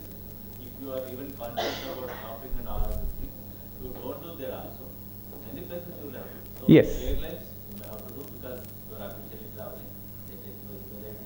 Yeah. Today it's very difficult for a person to separate his office and home. Yeah. Many things you cannot say it is personal or it is official. Correct. So that type of points are having issue. Other than that, a conscious person should not use his office email ID for getting Yes. into any other thing. That's absolutely a correct point. But sir, as conscious as you are, not everybody is. That's the saddest situation. And if you take most of the breaches which has happened in the past and in the recent times, you'll see most of them. Even the recent one which has happened in terms of the AT&T, have you read that? If you have seen, it is actually about one of the misadventure of one of the employees. Okay, so we have a situation like this. So breaches lead to many such data being also leaked out, and many use the same password what you use in your office for your these websites as well, unknowingly or knowingly. And what is the best methodology? Do a guesswork. Hackers do a guesswork that, okay, if he has used this over here, maybe he is also using the same thing here. And there you go, bingo, you are into their environment. There was a wonderful tool a few years ago called as FOCA. You could get each and everything behind the website, which printer it was used to create the PDF, or which printer was used to, or which system was used to store that particular Word file, and who was the users on that system, everything it used to give from the metadata. Now this is, you might be thinking today it is not there. It is still there. I mean, these vulnerabilities are still existing, unfortunately. So this is where DLP comes into picture. Okay, so let's see how from an Indian cybersecurity perspective, what all are the things that we have already. Like we do have data protection very recently, of course, and the critical sector guidelines, or the banking compliance part, or the securities market protocols, right? These are the ones which is applicable in the Indian context, correct? Now, do we have a alignment with all four of them? All four of them are aligned with each other within the country? Not really. We have a problem with that. If banks are in sync with certain guidelines, the critical sector might be not in sync with the banking guidelines. I'll tell you one example. All of you are an employee of a critical sector. You will have your bank accounts, which means your organization need to be in sync with certain guidelines of banking. But do we take it as a very high importance? Not really sometimes. Not every critical sector organization is doing it. Okay. Then from a data governance perspective, we have these. However, I would concentrate more on that risk assessment part. The risk assessment part is something that we don't do it today. You may say, Rajesh, you're talking about vendor risk assessment. We are doing it. Don't worry. No, it's just not ending at vendor risk assessment. There is a lot of further risk assessments that you need to do. ISO 31000 speaks about a variety of risk assessment, including employee assessment. Many of them don't take BGCs very seriously. That's where many of the insider threats happen, right? You don't know when a person would turn rogue. My recent, I would say, exposure to the fact that there are so many Pakistanis in India was a shocking fact for me. And in fact, some of them are working with Indian government. That was terrible. So risk assessment is very important. Okay, so CERT-In also puts a lot of guidelines nowadays, and it's very important that we follow this. That's our predominant body which tells you certain things. It is still under development. A lot of those guidelines are still in development because it just came recently with a much more matured framework and things. Then RBI and SEBI guidelines, I would concentrate more on the second and third part, okay, which is incident response and training programs.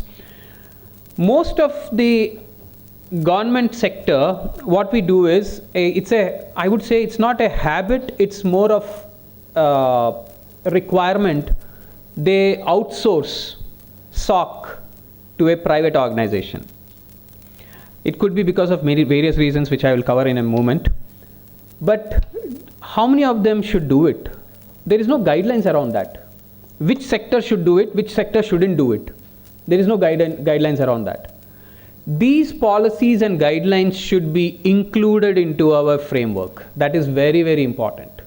That, let's say I have a bank which is at a very important stature in the national critical sector. It should have its own people manning it. Primary people should be its own people. I see very few people having a CISO. That's a big challenge nowadays. And many of them don't even know the concept of VCSOs. You can actually hire VCSOs if you really think about, right? So training is going to give you that knowledge. Okay? Now this is where I was talking about mapping complexities. Okay, so when you talk about mapping, here are few things that will actually be the reason why people don't map. One is the audit fatigue, what is there. Then mapping the complexities wherein there are some inconsistent tools that we are using. Then the technical overlap, especially the IAM and PAM. Okay, that's also a challenge here. Now there is a, on the top you see there is framework, focus areas, compliance scope, and this side you have certain standards or frameworks. If you see the last column, unified standard, need for clarity is what I said. Now if you associate each one of them, like for example from compliance scope, which is for ISO it is global. It should be across, and there should be a very clear agenda why we are doing that mapping, which is going to come from a need for clarity statement. How many of you have seen a need for clarity statement in your documentations, audit documentations? Nobody asks. Sadly, nobody asks. Because they don't know that there is a statement called as need for clarity. So there should be a statement called as need for clarity, which states that why am I mapping this? At what context? So same is the case with each one of them. If you spend some time, this slide is eventually going to be given to you anyways. You can spend some time to understand this. Like this, you need to be having it for all the other standards. Okay? So what are the pros and cons? You would have a very simplified process then if you map it. You would avoid the audit fatigue first thing. Okay, so that would actually help you to cover broader coverage, and the resource efficiencies. Like I have an IAM implementation to be done. We depend upon multiple tools, but do we know what is the capabilities of the tools first of all? We would simply go by the vendor. Simple. But have you mapped it with your organizational requirement? No one does that first. We have a very broad list, that's it. That's not a practical list. We need a practical list. So what are the cons is, when you're doing a mapping, it actually increases the complexity, but at the same time if you see, it simplifies also. Other things it simplifies. Then comes your audit fatigue will be there. At the same time, inconsistent implementation sometimes may happen. Now this can be overcome if you are having the right set of people manning your team. Now for everything and anything, especially in compliance, remember that these two are the important solutions which can help you. IAM and the DLP. How many of you have a single sign-on implemented in your organization? And that too, it should be that your privileged users should be going through a PIM. Now many of you might be asking, what is PIM? Privileged Identity Management. But how many of them know that it can be used to control identity access management from a privileged access perspective? Not many know to map that. That is where a security architecture review should be done every now and then. Who mandates that in your audit list? You will not see that in your audit list that a security architecture review should be there. COSO COBIT. Nobody knows about it, to be very honest. These are places or I would say avenues where we can improve a lot. Okay, now you know that to enforce IAM or PAM, you need, first thing is role-based access. Do we do segregation of duties? Like this department should have this set of roles when they are onboarded. Who would decide that? The manager should decide it. Then monitoring activities. You know, I came across one organization when I was doing some pen testing for them. They were telling me that, I asked them, how are you monitoring your employee log or activities, what they do? They came up with a very funny answer. We have a tool called as TerraMind, and we are ensuring that everything is captured. What are you meaning by that? My question was. It was a funny answer from again. Everything, Rajesh, including browser activities.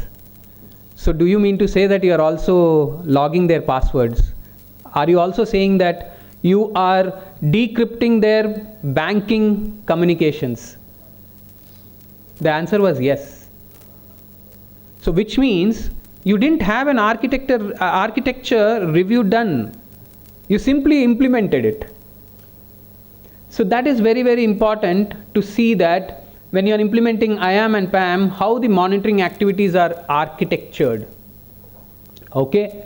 Then comes your automated provisioning. You can actually do some of those provisioning of users at the boarding time itself, onboarding time, easily by doing this automated provisioning. Then comes your regular audits and incident response. So these are very, very important to apply or imply PAM and IAM.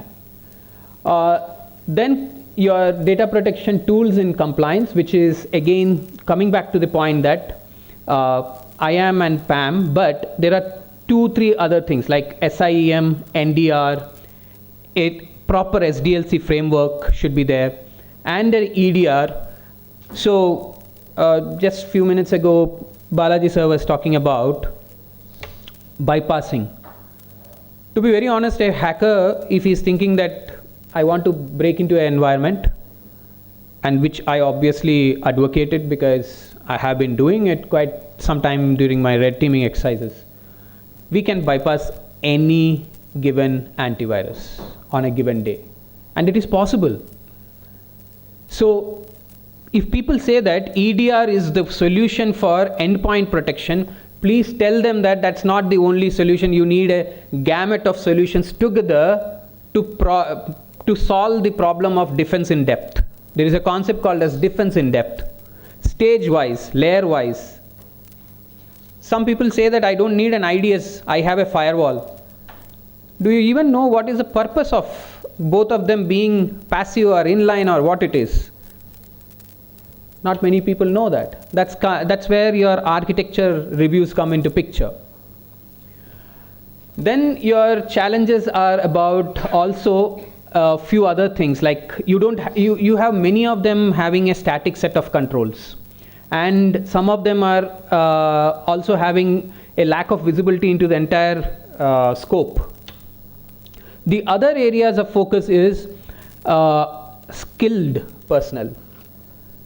Having the right skilled personnel with the right training and the right effective implementation will lead to a proper compliance implementation. Okay, so never ever think that a person doing an IT job like infrastructure management, he can do the same job of security governance or security implementation. No, you need to train him first. You cannot put things against him and expect everything to be done. That's a wrong decision you are making.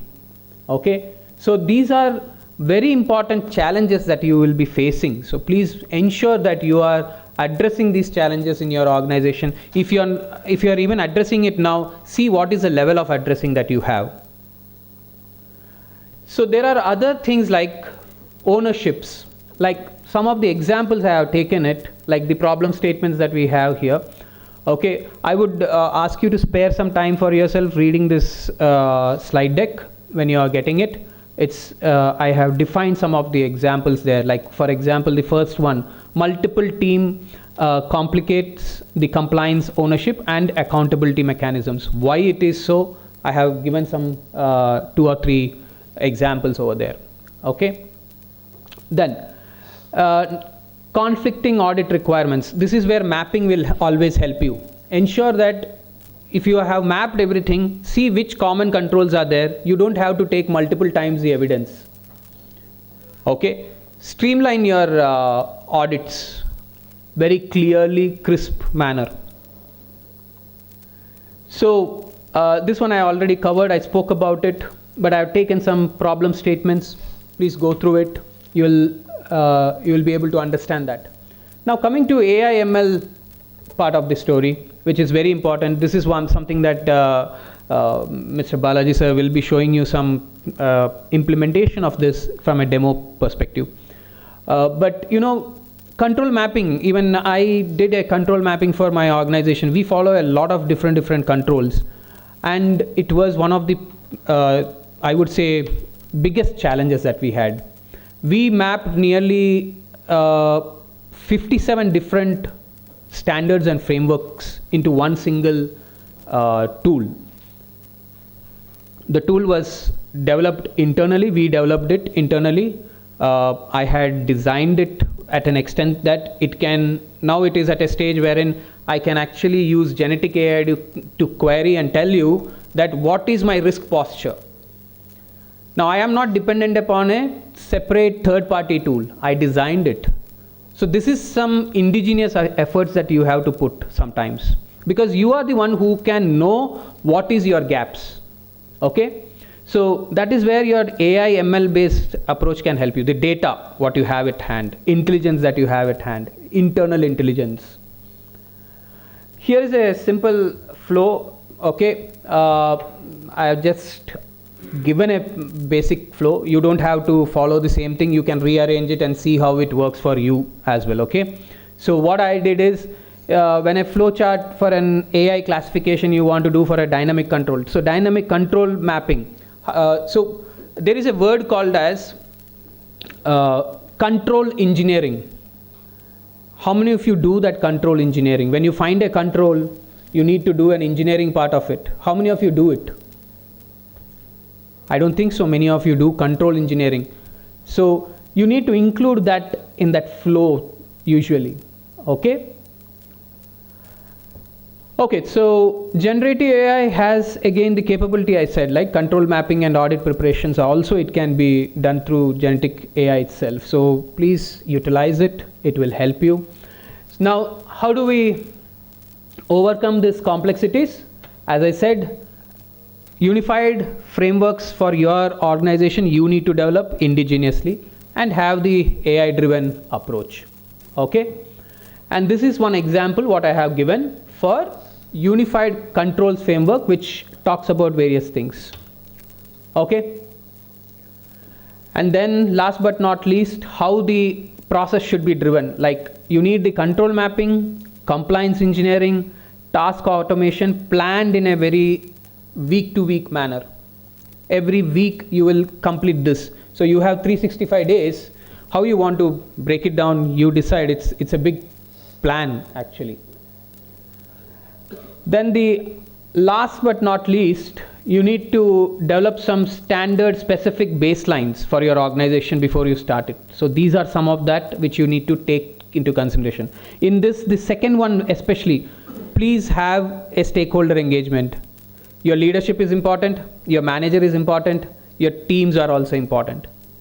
Okay, and of course this is I just wanted to emphasize it. Yeah, so the takeaway that I have for you is you need to have compliance being applied in a way wherein complexities are riddled but at the same time solved.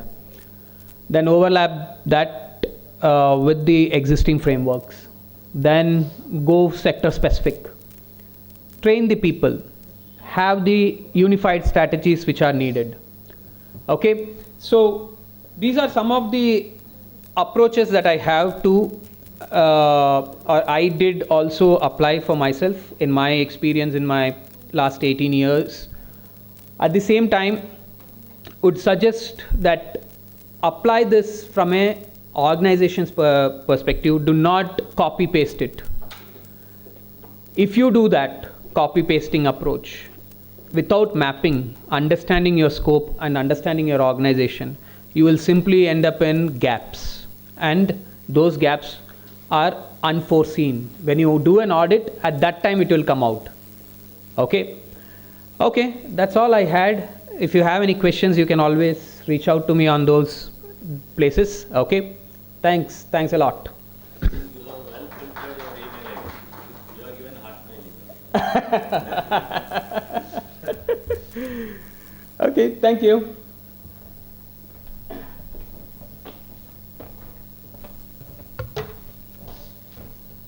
Thank you very much, sir, for sharing your insight with us all. Let us move on a session which is a panel discussion moderated by Shri M.A. K.P. Singh, sir, featuring expert panelists. Please welcome all with huge round of applause. Shri Dharmesh Kumar Singh, DGM, IT and C Division, NHPC Limited.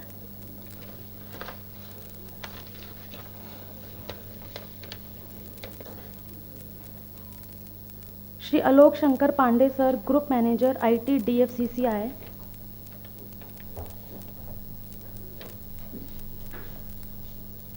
Shri Nikhil Srivastav, CEO, Pivot Security. Shri Rajesh Gopal, Director, Skillsoft.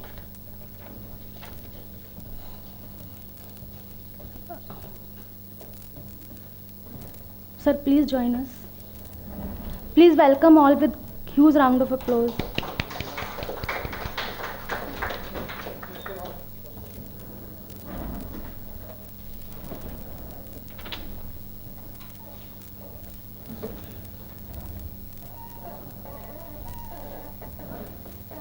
Mike.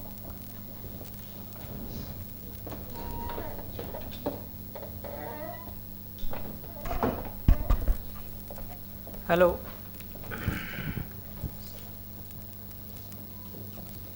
इधर रख दीजिए.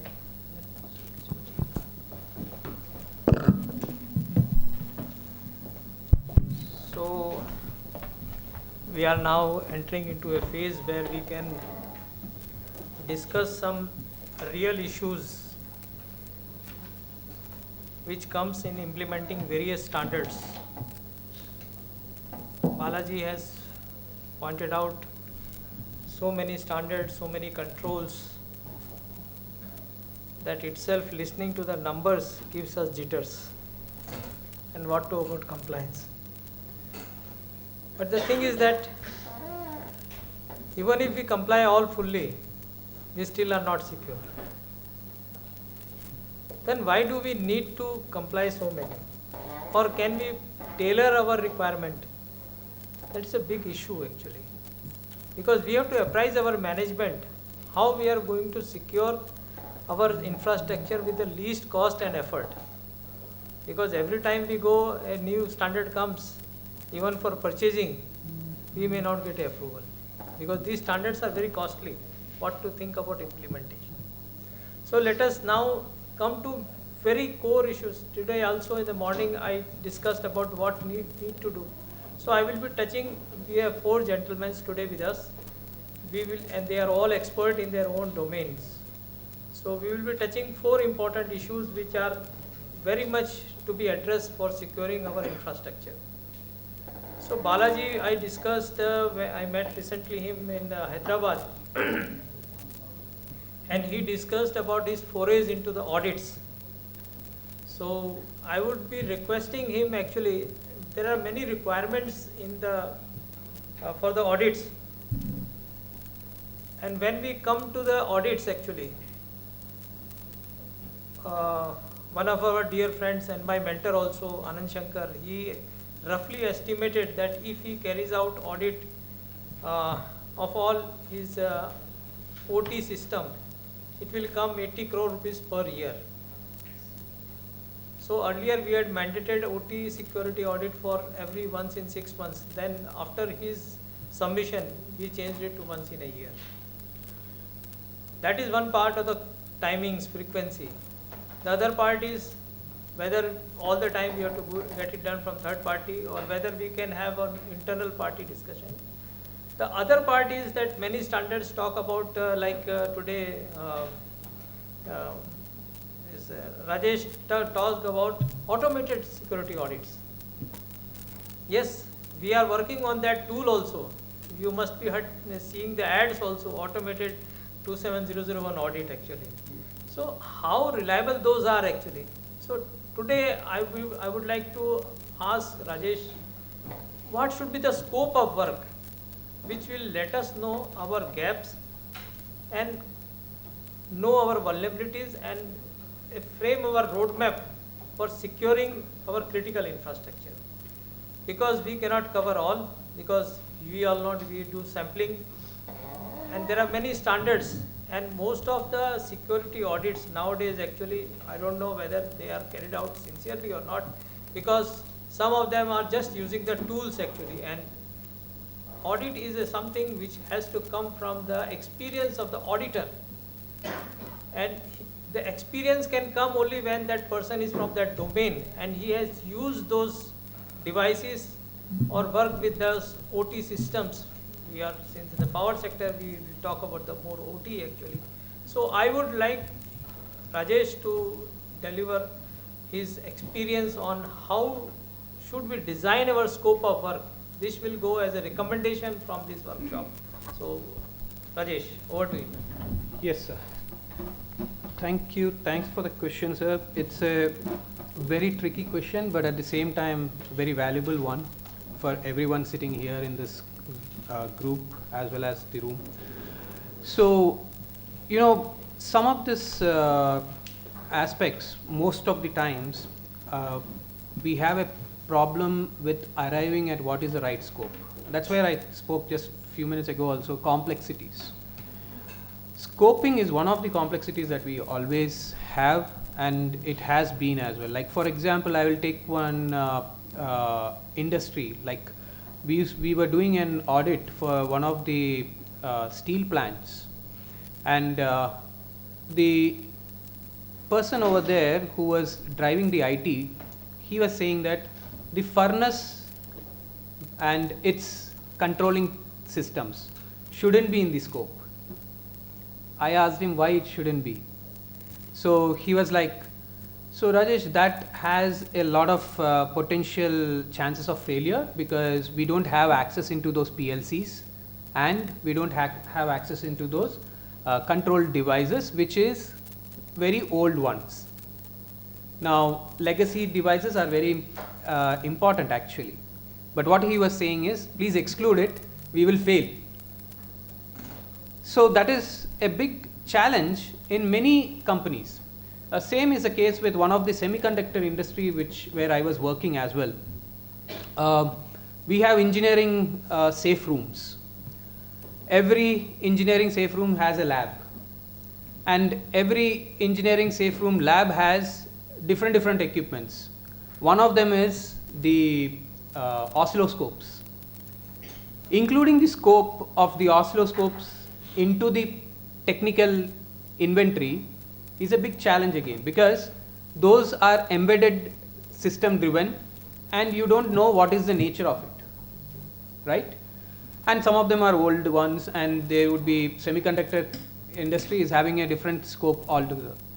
Now, scoping starts from the time when you are bringing an equipment into the environment. It is very important that you start inventorizing it. So first step to that is knowing your inventory and have the right CMDB in your environment. That is the first set of information that you need before you start your scope. If your entire organization is going to go under an audit, or if it is the certain sections of your environment is going to go under audit, is to be defined as well. And understanding which are the people owning this is also the next important thing. So step by step, it will eventually diversify into multiple areas. That is, are there any implementations, softwares, applications? So now comes your software, I said. You need to have a SAM team. You need to have a hardware asset management team. These will help you to understand where do you stand from an organization and its asset inventory. So this is the first few steps that I would always suggest. And that is the same thing even in OT or IoT, or even when we were doing some pen testing for smart grids and smart cities. So I did one pen test for an smart city implementation in Namibia, and they didn't know where to start. They were saying that street lights should be excluded. And eventually, those people are from well qualified backgrounds. To be very honest, they are from Netherlands. The testing team was from Netherlands. And we all know that how well qualified and well equipped these pen testers are from Netherlands, basically. But unfortunately, they were not considering that to be a scope because of the complexity they were seeing in it. We don't know where this goes to, which is the centralized software for it. All these were the problem statements they were stating. So inventory and CMDB kind of database is very, very important, and that's where the mandate comes from your organization itself, and it should come from your organization to decide what is your scope. So that's a setting factor, I would say, sir. Would you like to share some highlights of the audits that you have done which are more relevant to the power sector? Yes, sir. I can. So when we are doing with some of these audits with some of substations, especially, we have seen that the relevance of even substations and some of these projects were for the organizations which were, I would say, third party who were working for these organizations. So we need to audit them as well. Please remember that your third parties are also very, very important, especially in power sector and hydro as well. When we were doing this, we saw that the technical expertise or the people who work upon these technical areas were often neglected. They were not part of your scope to be audited. Like a good example was that there was no policy at all which would tell that if a person, technical person, is going to man a certain team, what is the certifications or training that he requires. Then there was certain situation where I have seen wherein there is a PLC or monitoring device for temperatures which was outdated, and they have not updated that for nearly 15 years. Now this kind of challenge comes from two factors. One, person doesn't know how to update it. Second, financial implications. You need to implement a complete change to that device. It has to be going through a lot of financial set of things as well. And it actually leads to a lazy attitude that I need not go to this, or I shouldn't attempt this. Rajesh, one more thing is that when we talk about like VAPT, it has two components, vulnerability assessment and penetration testing. Yes. I would like you to how to convince the utilities like power sector utilities, like maybe the load dispatch centers, that they have to get done that penetration testing also, because many of them are not comfortable and many of the auditors don't do it, or the auditee doesn't give that access to their OT system. Yes. So without that, how can you say that audit is more reliable or useful actually? So what? Yeah. So what is the scope that we can define that in this manner we can do some sort of penetration testing? Yes. Because we cannot get a shutdown. Yes, of course. That's very important, valid point. You cannot actually have your production going for a toss, right? So you should maintain the production, at the same time maintain the audit cycles as well, and at the same time testing cycles. So we have seen many of them understanding the vulnerability assessments to be a intrusion into your environment. That is the most important thing that we wanted. We generally tell and segregate that vulnerability assessment and pen testing are two different things. This is not intrusive, whereas pen testing is intrusive. But to do a pen testing, you need to have this vulnerability assessment done. So when we start a pitching with the people about any department, especially the critical sector and the power sector itself, we start with this segregation of information, that this is how a assessment is going to be done. Like we have this tool called as Trellix. When we were actually implementing that in the environment for one of the substation automation part, we told them that this is a tool where you have little complexities, but at the same time it is not agent based. We called it out in the first steps itself. Convincing starts from calling out and being transparent first. If you are not transparent in your approach towards the customers, they will simply think that you are one of those many vendors who are just going to supply you a product, sell you a product, and then scoot, which is actually the situation with many of the organizations and many of the vendors in the industry. So first convincing factor starts from being transparent and providing a POC. They will never ask you. You need to provide them the POC uphand, ahead of time. Sir, we will give you a POC for 100 assets. You choose your 100 assets. We will not choose. Give them the POC. Tell them that we are going to do a vulnerability assessment on this. We will follow up this vulnerability assessment with a pen test. Now pen tests are of three types. You want to do it as a gray hat kind of thing, or you want to do it as a black box, or black box is completely unknown, nothing is known about the target, and then you have the white box wherein you have every information known. Gray box is a mix of both of these. There is another way of telling them about the POC, that we can demonstrate a red teaming exercise here wherein pen test will be part of it, and help them understand that we will cover both the pen testing aspect and also when a pen test is happening, how I will monitor what has been on the background happening and how transparently I can show you this as a report. This is one of the next steps that you can apply ideally. And we had success rate in this third step what I mentioned, at least 101%. Okay, last one question which is very common to many of the auditees actually. Many of them have a doubt about the cyber security audit and ISMS audit.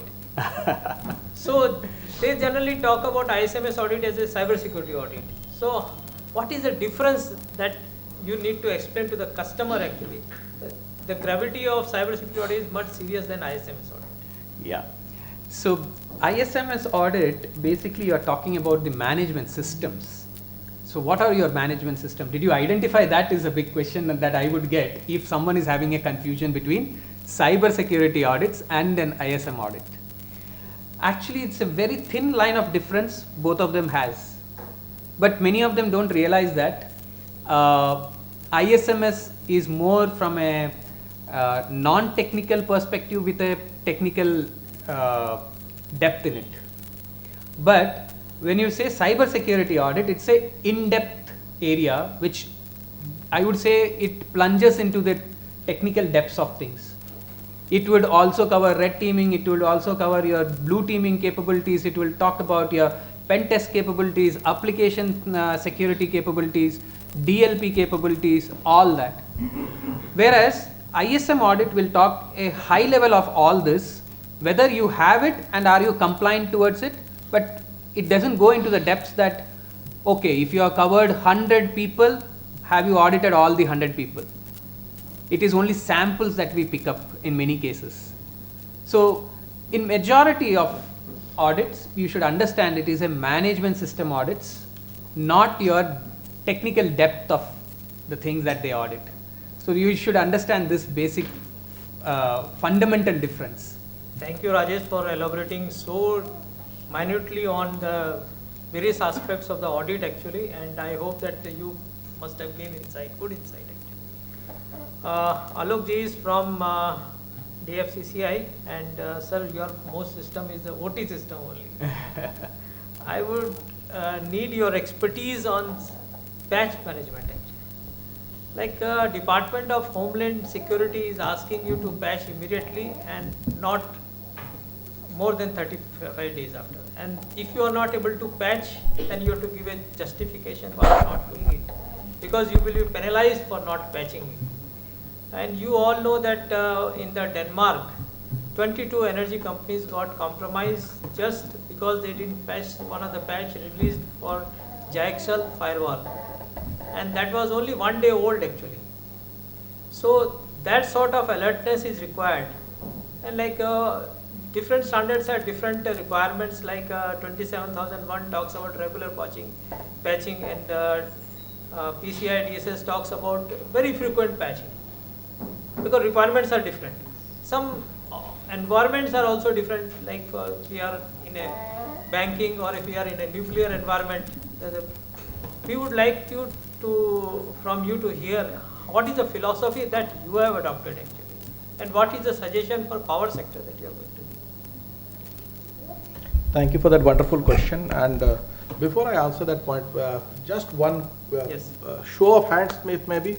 How many are familiar with cyber security, or even for that matter, power security? What is the requirement or importance of having OT security, operational technology security, in the power sector? I believe most of people attendees over here are from power sector. How many are familiar? That is the first question I want to know. Because then I want to play a devil's advocate. Please be honest, there's nothing, I want to play a devil's advocate, I want to be in your shoes. So I saw 4 hands, maybe I give it another 50%, 6 people over here are familiar that yes, there is something called OT and it needs to be secure. That is what we are talking of. First problem. Like we are talking of standards, segregation of duties, etc. There is an organizational segregation of duty. There is someone who is supposed to look after OT, there is someone who is supposed to look after HR, there is someone who is supposed to look after admin. You don't expect everyone to become Pandit on everything. And even the people who are supposed to be tasked with OT security to be familiar with all those 991 checkpoints that you told? Yeah. First thing,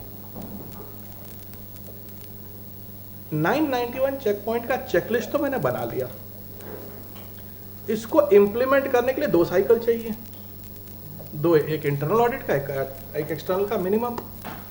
इसके resources, if I go through the background verification process and all should all B internal. What is the cost of the company? 80 crores is what you mentioned for one particular case. The primary business is power generation. When we sit together with a focus on cyber security, we forget the primary business and bring cyber security to the centrality. The primary business is power. There is a digital delivery of services required, so you have an underlying IT or OT infrastructure, and then you have bought a good boy called CISO, who most of the time is ornamental, who does not understand C of the information security. To please the leadership, or say to put tick marks to the compliance, where the leadership believes, or the government or the world at large believe, that if you put 2 people fighting against each other, they will help you improve. The job of the CISO is to find faults with what the IT or the OT is doing. IT is doing, or what the instrumentation control is doing, and report to the. It is like that crybaby who goes to the leadership. इसने ये नहीं किया, इसने ये नहीं किया, इसने ये नहीं किया. you don't develop a collaborative environment to actually address the problem. Now coming to OT, which was talking of how do you handle OT. I personally, again, as I said, when I was talking of segregation of duties, there is a department which is supposed to, and primarily of instrumentation control engineers who are looking after this OT, not IT. It is business interest of IT and cyber security which is actually wanting to get into that domain to say you are vulnerable. That person has his own strength, own purpose. Today, certain things have come to fore because of which you have now started imposing the same set of things on him, which may or may not be practical. And when I come to that point of patching, penetration testing, if I have to have an equivalent, and OT is a stranglehold of OEMs. You cannot have there is no open source OT product in any case. So if I have a Siemens or a Hitachi system, the minute I let anyone else touch, the warranty is void. The guarantees are void. Which means I am putting, by trying to address a cyber security related problem, which has a low probability, high impact, making it a very high probability event and a high impact event. The minute I want to touch, because then he says, I don't know, aapne haath lagaya, aap janiye. Tomorrow if the business falls, you are responsible. Now if I come to patching, where will the patches for all these things come from? Vulnerability has been reported, we keep getting vulnerabilities from CERT everywhere. Where will the patches come from? The patches will come from the OEM themselves. No third party is going to patch it.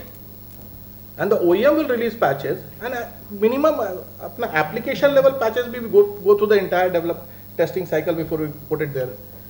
In OT related patches, where is the development or testing infrastructure? It's so costly that you don't have a standby infrastructure.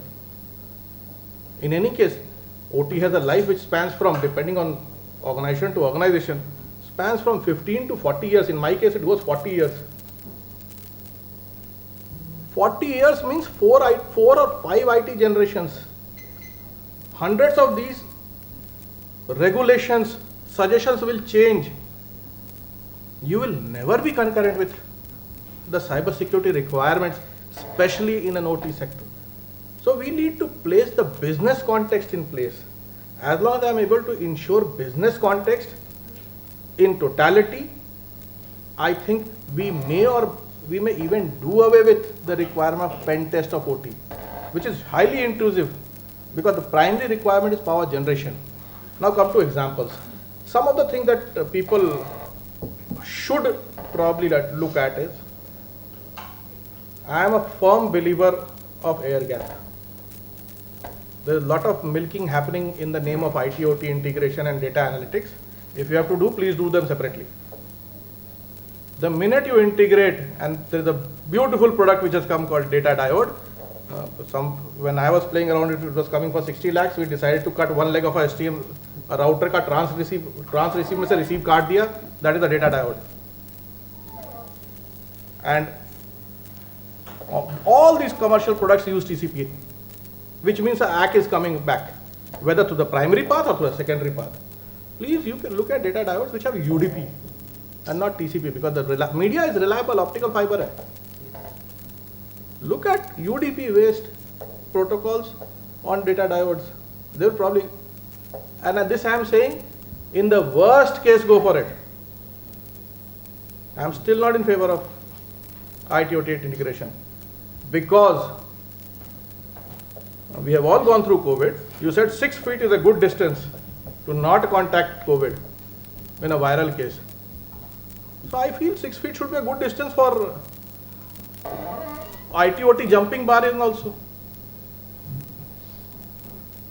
So if you are able to segregate, and that if you are doing religiously, patched or unpatched, if you are able to ensure that the person does not reach your crown jewels, in all names, in all events, and with due respect to all my friends over here who are auditing, all the pundits, even Balaji, I have a huge respect for him.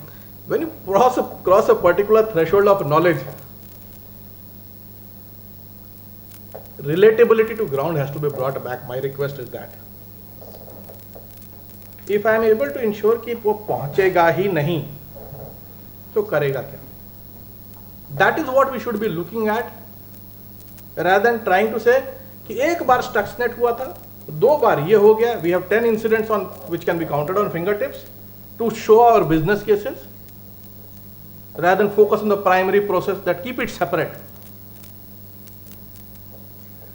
आलोक जी, इसमें क्या है कि अभी जो reality है उसको हम नज़रअंदाज नहीं कर सकते। आईटी ओटी का इंटीग्रेशन तो सभी ने कर दिया है, अब उसको वापस नहीं कर सकते। We can not rewire the entire architecture. इसमें बस मेरा एक ये आपसे प्रश्न ये है कि जैसे कि अब ठीक है, पैच तो कभी ना कभी करना ही पड़ेगा, बल अगर तो ये है कि जैसे सोलर विंड में पैच OEM से आया और वो भी कॉम्प्रोमाइज्ड, तो हम ये बताइए कि सर आप ये कि क्रिटिकल टेस्टिंग कैसे करें और कैसे पता लगाएं कि मतलब ये कि इसमें कॉम्प्रोमाइज्ड है। मैं थोड़ा सा इसमें may be I might be found slightly nonchalant over here. I believe that this is something that is beyond your control. Why? I'll give an example. We have a trusted source example that we have put it in place in telecom sector. In telecom sector, we have put a trusted source example. And you know how we are ensuring trusted source in the telecom sector? Anyone? अगर अंदाज है तो हाँ बोलिए, नहीं है तो ना बोलिए. Then we'll optimize time. That's all. The telecom operator comes and gives an undertaking on paper saying कि मेरा ये प्रोडक्ट सेफ है. कोई दुनिया में टेस्टिंग नहीं करता हिंदुस्तान में उसकी, और हमारे यहाँ एपेक्स लेवल पे उसको एक्सेप्ट करते हैं और बोलते हैं अब ये ट्रस्टेड सोर्स है.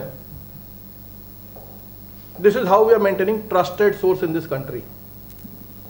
There were certain technical requirements where you wanted people to be EAL level, certain things on the network side I'm talking, EAL level 1 to 7 was there. At least that had some kind of relationship with respect to the hardware and the OS configuration, which in any case went void the very next day when the next patch was pushed on it, because it was assured only for that particular version of the operating system or the application and the hardware configuration. First patch and that version is gone. So there was some. So when I come to this कि कैसे करें कि we are in safe zone, कैसे करें in that we are in safe zone. One solution that I have started off late based on my experience of last 30 years have arrived at is we should probably look at something called deep packet inspection. DPI gives me lot of intelligence with respect to what is happening with my traffic. Inbound traffic, outbound traffic. If the outbound traffic is towards suspected territories, you need to work towards sanitizing in-house. And if it is not so, you can be relatively sure that you are not in that zone where you'll go bankrupt. And the issues with respect to all the, because उसका patch कोई और दे नहीं सकता, OT का patch सबसे पहले तो वही देगा, OEM देगा. अगर उसने डिसाइड कर लिया कि वो उसके साथ एक वल्नरेबिलिटी पुश करेगा ही करेगा, you can not do anything about it. And it is nothing new. All Cisco switches have, all Juniper switches have, all Huawei switches have. Back even nuclear heavy water plant as early as 1972, heavy water plant was supplied by America to few places. The heavy water plant had backdoors. So if the OEM decides कि मैं backdoor रखूंगा and the company governing the OEM says backdoor रहेगा and I will have access tomorrow, then we should not be complaining कि it is beyond our control. Only thing probably that you can do is again which costs, and that can be applied to the most critical portion of it, which because of the cost, you probably replicate, put two solutions of the same kind, one NATO, one non-NATO, because then they are known enemies. वो एक दूसरे की गलतियां ढूंढ ही रहे हैं. But it might again, with a word of caution, it might just bring down your business continuity, because ये बोलता जाओ, वो बोलता रुक जाओ. So you have to fine tune it, but then yes, the threat intel of both of these solution providers, NATO and non-NATO, is actually mutually exclusive. At some places they'll be there. So that will bring you to a level where it is probably relatively safe than just in one block. Thank you.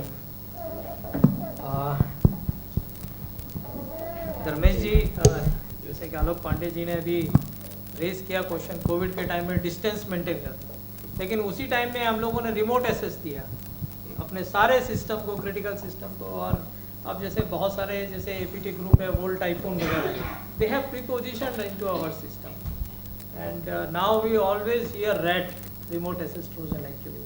जब देखो तब मतलब ये, तो अब इसके बगैर हमारा गुजारा भी नहीं चलता। अभी जैसे कि हमारा अगर जीआईएस सबस्टेशन है, उसके मेंटेनेंस के लिए जल्दी बुला भी नहीं सकते, इट टेक्स 1 मंथ, डाउन है तो डाउन है। तो ऐसे में अगर हमको if you have to give remote access actually what controls at the end point devices we need actually, क्योंकि ये सीमेंस है, जैसे कि कोई अपना प्रॉपर्टी है वो हाथ नहीं लगा देता है, तो how there is a in this situation how can we give a very safe remote access? What is the technology that we need to ensure that यहाँ पे तो ठीक है हमारा सिस्टम तो सेफ है, लेकिन उसका जो सिस्टम वहाँ से वो एसेस कर रहा है whether it is a secure or not। आप VPN बना दोगे, ट्रस्ट का एक पाथ बना दोगे, लेकिन उसका डिवाइस कितना सिक्योर है कैसे पता लगाओगे? And what is the you have proposed in your NHPC? Thank you, sir. In hydro sector, sir, we have different type of SCADA networks also.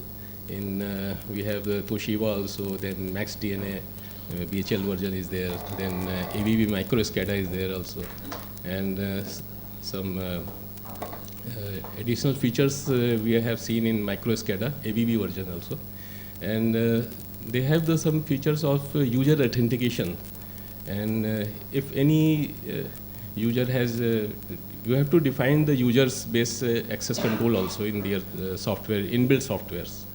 Now they have demarcated the operator level 1, level 2, level 3 credentials also, then supervisory levels also, then the super supervisory levels they have defined in such a way so that we can configure or we can see all those parameters which operator has taken the threat intel, and all those activities wise we can detect the machine parameters and all those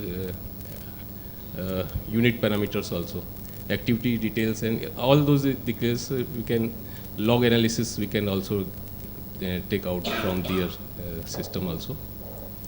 In older versions, sir, we have Windows XP that we have phased out recently in Seva also, and all in phase manner we have recently one by one replaced all those old systems, XP based and Windows 7 based. And from the point of view of security angle, we have also secured the control rooms, entry exit position of the in-person working inside the powerhouse also. And from the technical point of view, the early warning systems we have also deployed in dam control system, and AGC also implemented automatic gain control, which gets signal directly to the governor for enhancing the grid requirement as per the load conditions prevailing in the grid. In that we have deployed Sophos firewalls and some other firewalls also, so that we can get one-way communication to the governor, so that we keep the healthiness of the units in case of any command given by the grid controller. And another example are also included in the this Max DNA. We have the facility to segregate the network also from the one layer to another layer. Basically the physical security and all those 4 to 20 milliampere signal. We are planning to set packet data, as said Alok sir, for encryption, decryption of inbuilt data coming from the field sites. That security is also required as per 62443 segmentation also. We are thinking for that also. If each layer has to be encrypted, decrypted, and that way we can secure to the workstations level also. Then the supervisory control system may get more authentication, and all those parameters we can get easily in secured manner. That way we have designed our setup also. Okay, one more thing is that we have done, when we are talking about implementation of 62443, yes, we yes. have gone for segmentation and micro segmentation also. So how you are controlling the remote access to some of the crown jewels where you do you create a micro segment in a real remote access actually in our plant is a very remote areas actually in the hilly area and very remote areas. For that we have to give the remote VPN connection also. But VPN access to US और कोई option नहीं है. But that way also requires some secure the compulsion is there. Yes. Some sort of mode. But sir, this is where I, part of couple of forums, we were discussing about indigenous technology development. Yes. And this is something that we have been lacking for some time.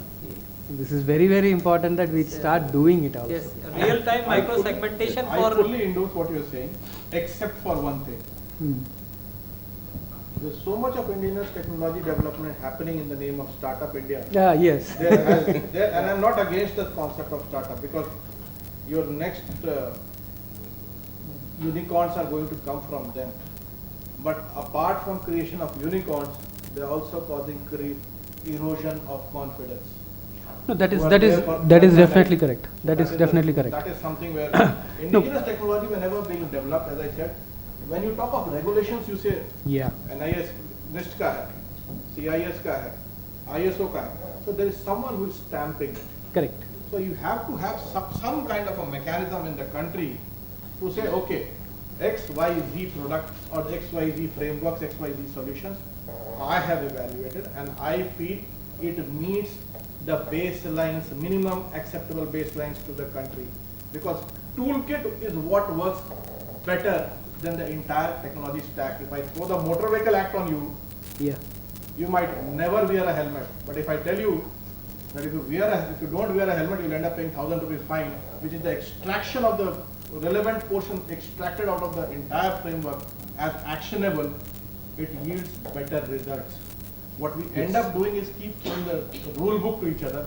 And worst part, sorry, I missed out, Singh ji ek line aur lunga main. आपने बोला Department of Homeland Security mandates certain advices. Now there's a difference between advisory, guideline and regulation or the act. An act and regulation is binding. आप नहीं करोगे तो प्रसाद मिलेगा, आपको नहीं, आपके मैनेजमेंट को किसी न किसी को मिलेगा. रोज हम एडवाइस करते हैं अपने बच्चों को, बेटा रेड लाइट नहीं जंप करना, और हम खुद जंप करते हैं. So that advice and guideline, you cannot run cyber security through advisories and guidelines. Period. Mandatory होना चाहिए. Mandatory. अच्छा, एक जैसे आपने अभी for that remote access we have to authenticate the user and then only allow the access. And access is, when we talk about access to our system, it is people process technology, it is the user, it is the application, it is the devices. When we are running an automated system, the devices are automatically assessing itself, like a circuit, like a relay is assessing the trip coil of the circuit breaker. So how we are going to ensure that this identity authentication is taking place in a safe manner actually?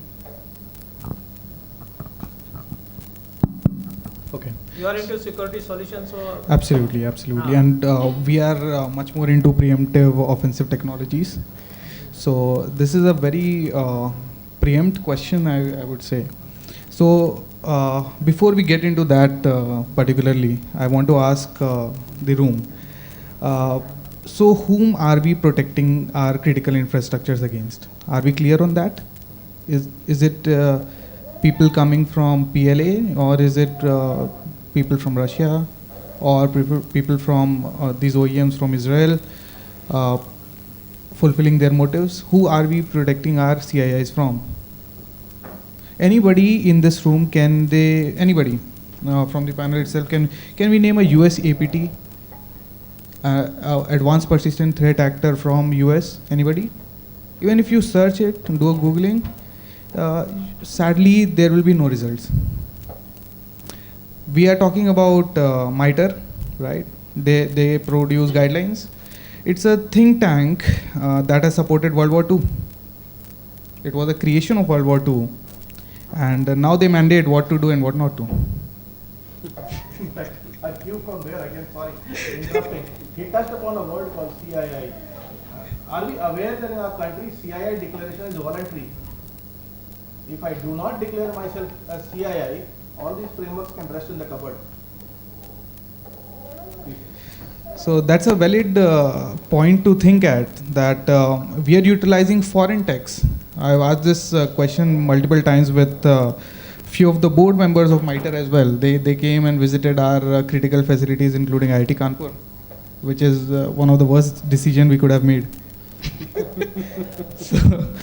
So there are a lot of speculations around what we are getting out of the OEMs. Rightly said by Alok sir, that how can we trust those OEMs? How can we make sure that whatever we are getting in supply chain, are they really secure for us? Are we using NATO or non-NATO compliance?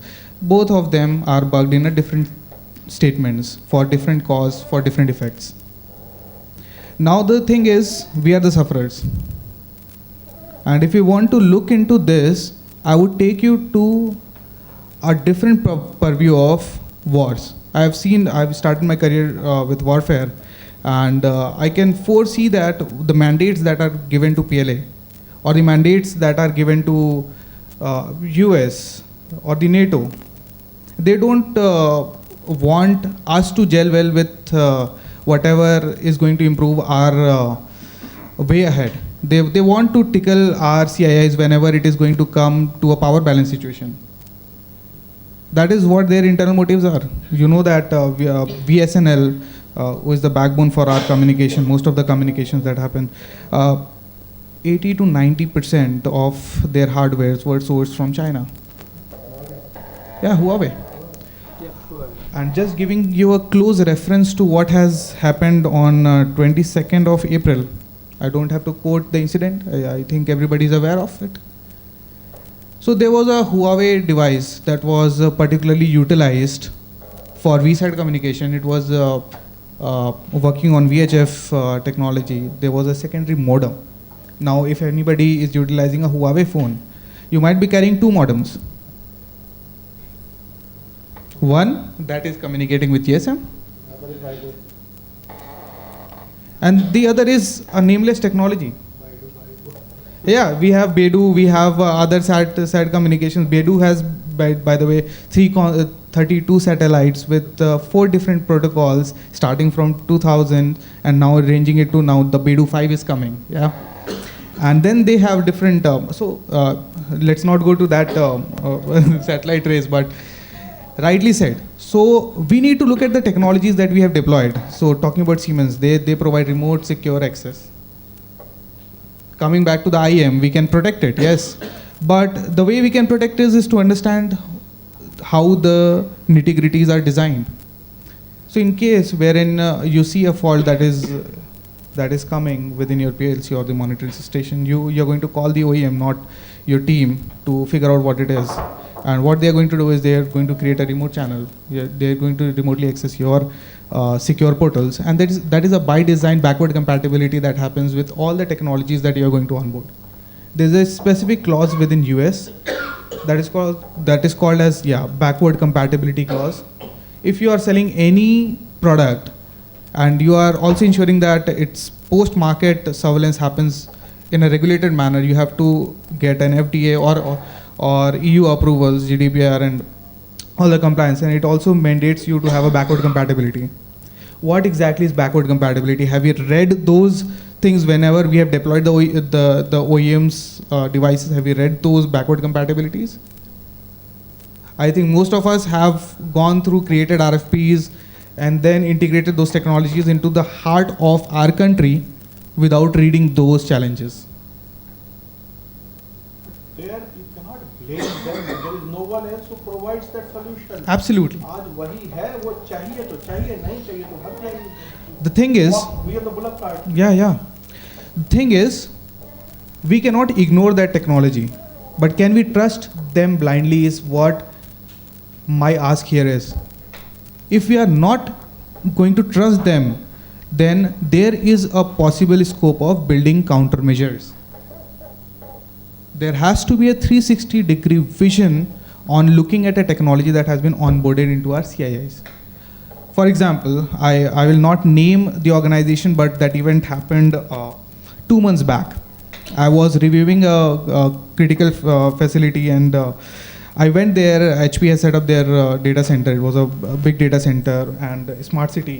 They were monitoring 176 sensors were there, and from the range of gunshot to smoke detectors, they were detecting it all.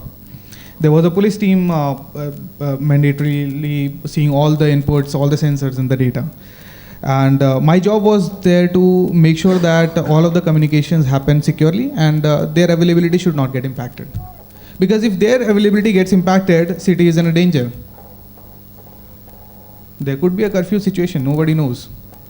The thing is, once I saw the whole architecture, it had sensors, it had RTOS enabled devices, it has some custom OS, whatever they have built. Now I asked a simple question, where is your DR? They were using vCenter and they were pretty confident that HP is going to support them with DR and whatnot. I asked them, where is your DR? They said, sir, there has been a RFP that is still under process and there is no DR. 4 years. 4 years, all the data, 176 critical applications were hosted, including all the CM helplines and everything, including the coordination center for policing, including all the smart screen sensors. All of it you can imagine that secures a city that does not have a DR in place. And my God, after 1 week, there was a news that blew up. They got targeted with a ransomware. And there was no coming back. I knew, and I was getting calls, sir, please help. I said I was there.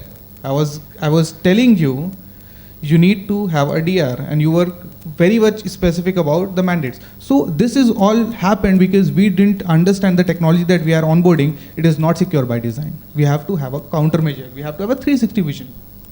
This is where I'll probably pitch in where we also, in our concept of defense of depth, defending a test, all these jargons have been taken from warfare. When I read any literature pertaining to cyber security, these are the same as the primary army pamphlets that I read when I was being trained.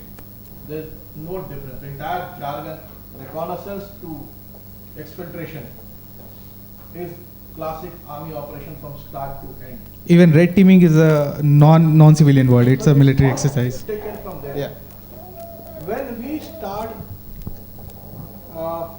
templating the same defense in depth that you put to territory in your country, to cyber security, you are going to over provision, over recommend. That over provisioning, over recommending creates a distasteful distancing from what is supposed, what should have done your job. If you just said one DR and one DC, people would have accepted it. Now you have come up with something called a nearline DC, NLDC. Then you will say something within the DC also do a segmentation. How many copies? S3 is the concept which came for storage. Now you are wanting to do it what for DR, for DC. That increases cost for business and businesses become averse. They say your people are always asking for money and never guaranteeing कि ठीक है जितना दे दिया उसके बाद 100% होगा. रास्ता है. So Rasta is all these. Can I do away with Siemens? No. Can I do away with Hitachi? No. Can I do away with all these leading OEMs? No. So these products are inevitable. They are already part of my system. What I can do is I can have my own perimeter. My own perimeter around this infrastructure, this leaking infrastructure. We as India should be focusing for our own perimeter around this infrastructure rather than trying to plug this in, plug these people in. When I can control that perimeter, and one example that I give that I do for my own case is the DPI, where I do device fingerprinting. In normal cases, this device, any PLC, I would not be able to get into it because the proprietary protocol, I say normal behavior of this PLC is like this. This is the kind of fingerprinting that I get for this PLC. This is the kind of fingerprinting that I get for my point machine in railways. This is the kind of fingerprinting that I get for my relay operations. If I have templated the correct action fingerprint, then I can detect anomalous action fingerprint. When I see anomalous action fingerprint, I flag it. And the minute I flag it, obviously, then you need people not technical, business oriented, the owners that people are referring to, where the concept of 27,001 started, owner is responsible. आप किसी को data centre पकड़ा दोगे और बोलेगे इसमें आपका HR application चल रहा है, सर्वर से लेके आप पूरा रिस्पांसिबल है, कोई नहीं लेने वाला. But then he will come up, that business guy will come and say, yes, this flag that you have given appears malicious or is a false alarm. Now you start learning in your own ecosystem over a period of time that what is malicious action, what are malicious actions happening and what are genuine actions happening. So you leverage the worst of the technology, most infiltrated technology of the world. But because you control the perimeter at the CII level or at your own organizational level, forget CII level, you are in control of your infrastructure. One. Two, people who can criticize China as much as they want for the firewall, that the national firewall that they have. Great firewall, yeah. I am a firm advocate that you should have the same. Absolutely. You know where the satellite landing stations are. And DPI started with this only. You know your this project. where the satellite landing stations are. All these IOCs that are given through advisories to every organization to plug, why can it not be plugged at the satellite landing stations? The nation is secured from these. Every organization is deploying those IOCs. One set of solution to plug those. कोई firewall में update कर रहा है, कोई WAF में update कर रहा है, WAF में कर नहीं हो सकता. कोई IPS IDS में डाल रहा है, उसके URL WAF में डाल रहा है. Why should I be working all around it? So there has to be a national strategy. What I can stop at national boundaries, I'll stop at national boundaries. What I can stop at organizational boundaries, I'll stop at organizational boundaries. And what I can stop only within my room, I'll stop in my room. But if we start looking at कि हर चीज को उस complete MITRE defend attack framework जिन्होंने warmongers ने बनाया है, because they knew warfare. They knew warfare and they are using the same cheap to give you multiple. They are actually generating business cases for US companies. They are not securing you. In fact, Okay. the defense framework. We have a shortage of time. One more person is. I'll just add one point to what Alok sir said. In fact, the defend framework is designed to, I would say, POC for product. That is developed for that purpose. The outcome is actually POCing for products. Now the thing is, just one line I want to add. Look, MITRE defend and attack, they are going to be here, and I have been working on this technology, spend a lot just to understand the attack framework, and I know for sure that they cannot be ignored. It's a crude intelligence that has come to us in a form that is actionable. It is just that we need to consume it in a way that matches our experiences. We have tanks, we know that tanks are important. We have Akash air missile. We know that it is important, right? And within these terms, we also understand its complexities. The thing is, these two frameworks are going to be here. Will be driving this force. But the thing is, it has to be customized as per our necessities, as per our implications and implementations. We need to check onto all of those critical CII establishments and need to make sure that there has to be a baseline and there has to be an anomaly line. Wherever we are going to see an anomaly line, there has to be an action to it. We have to have confined IRs, we have to test it, battle test it again and again, not every quarter, but on a continuous measures. Yeah, that is the only way ahead. Thank you. So today we discussed 4 important aspects which you also need to work at your own level: patch management, remote access, scope of work for audit, and IAM. So these were the important, I think, we should discuss, and we discussed. The panelists share their experience, personal experience. I am very much thankful to you for contributing to our understanding on these topics, and I am sure that you must have your own curiosity. During the lunchtime, you can discuss with these 4 people. and we can have another speaker. Yes, thank you. Thank you everyone. Thank you a lot. Thank you.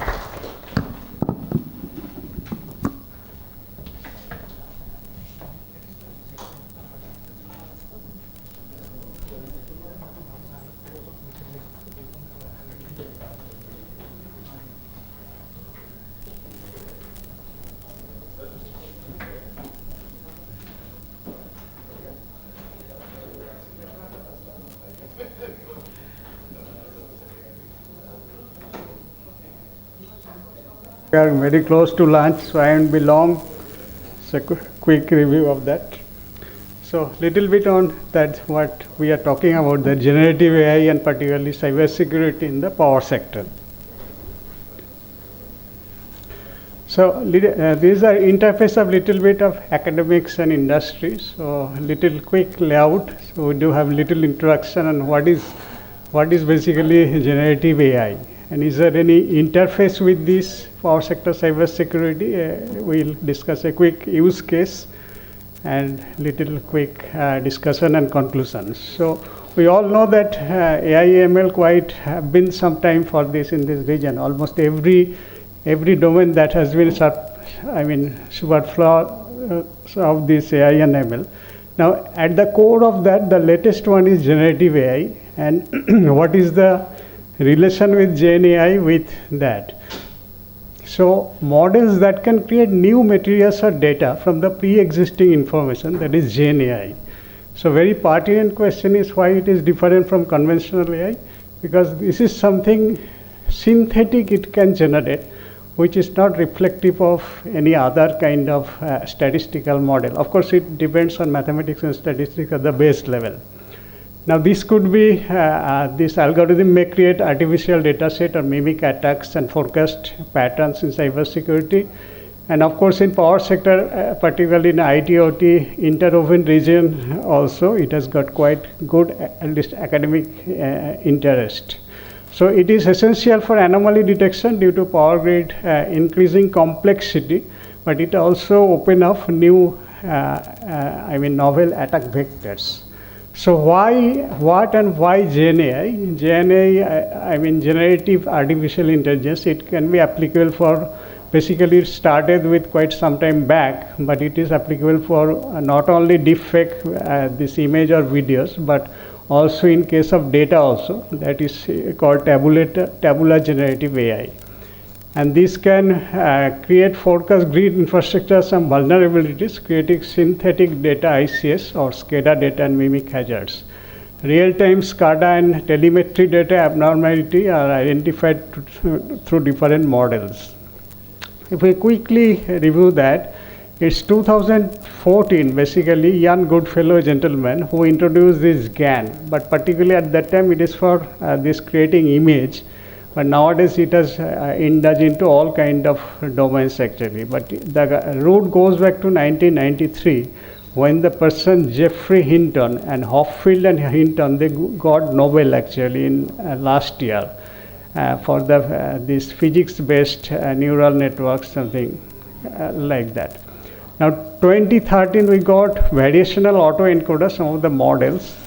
And of course, we are all aware this 2018 onwards that GPT, and nowadays it is Chat GPT, a different model 4 or 4.0, something like that, that has come into picture. So this is a quick historical timeline. So what's the difference between data augmentation? So on the right hand side, if you see, that is the stark difference with respect to, that's in red ink actually. This Gen AI data actually uses the neural networks. And synthetic sample realism, it can create high, but oversampling or undersampling, some of the statistical techniques that have been used. So obviously that's low in case of if we go for statistical concept of oversampling or undersampling. Similarly, context awareness, that is very high, but it is absolutely nil in case of oversampling. That means it cannot realize actually what the data and which particular context. So there is a distinct advantage. used in power grid cybersecurity and balances known event data, but it cannot create novel data or novel attack vector or whatsoever, something like that. And of course, there is cost comparison something. So is there any interface in power sector? I think most of the people we have been assembling here, we are from power sector. So is there any interface? Of course, it is there. Synthetic cyber attack data, that's one of the things, very, very academic interest and very high level of research is going on and at different scenario. We all know that ChatGPT is nothing but large language models and anomaly detection, augmentation. Of course, there are some benefits also these are the interfaces. Now, so what the threat detection in Gen AI? So this is again the academic papers. If you see that first there is a quick bar chart, and if you see one of the prominent model in AI/ML, there is autoencoder, and this is GAN or generative adversarial network. But the large language model, the accuracy is maximum if you compare all the fours. I mean for all the four bars. So effectiveness, just the detection accuracy, and so these in turn help actually access which model is better for anomaly detection and how useful these are and where the R&D should be focused. So this is a quick comparison, and where the comparison comes from, it is from again these academic citations are there. So it says the autoencoder is having accuracy 70 to 80%, GAN is 80 to 85%, but if you depend on ChatGPT or LLM, they are having accuracy of 85 to 90%. And of course, VAE, which is predate of out of all four, that is 75 to 85 modestly. Now, what is Gen AI? It has got many, many variants actually. We in some of them used, and of course we only get the outcome, and not always we can see. So the prominent ones is vanilla GAN, and when it is only single layer. Then we have conditional GAN, then deep convolutional GAN, WGAN or Western string GAN, cycle GAN. So many things. GANs are there. And now the one thing that we are particularly helpful for our purpose, because we all deal with the data, and that is tabular data. So there is one TGAN or tabular GAN, is combined with conditional GAN. It is called CT-GAN, conditional tabular GAN. Now what these generative AI tools, academically there have been four distinct ones. If you see, maybe some of people are already aware of that Morpheus, it is from NVIDIA, and primary use is telemetry, that is real-time analytics plus threat simulation, and data type, of course, we need streaming data. AI5X, that is from Oak Ridge National Library, is useful for vulnerability analysis, and of course the data type is ICS or SCADA. eGrid GPT, just like ChatGPT. So NREL, their national, I think, renewable energy lab in US, they have come out recently, eGrid GPT, and that is primary use. It is reinforcement learning plus grid support based, and of course it is data type is simulated grid. Then also we have synthetic GAN from Impetus, a private organization, and that the primary source is attack generation, and of course synthetic logs, something like that. So these are some of the four AI tools in power sector, particularly this SCADA or this smart grid that is got at the interface of both academics and industry. Now little elaborative for telemetry, it is basically real-time measurements. Of course, those who are we know that it always that real-time situational awareness, and that's a very common term both in power system state health estimation as well as the cyber security regime. And of course, it is applicable for PMU, smart data. So these data streams are vital for detecting abnormal behavior. And why particularly GAN or this generative data is needed? Because the people who are on the either industry or in the this academic research, they have find out the particularly OT SCADA data availability is very low compared to the real time the normal data. So because not all the data are cyber attack data.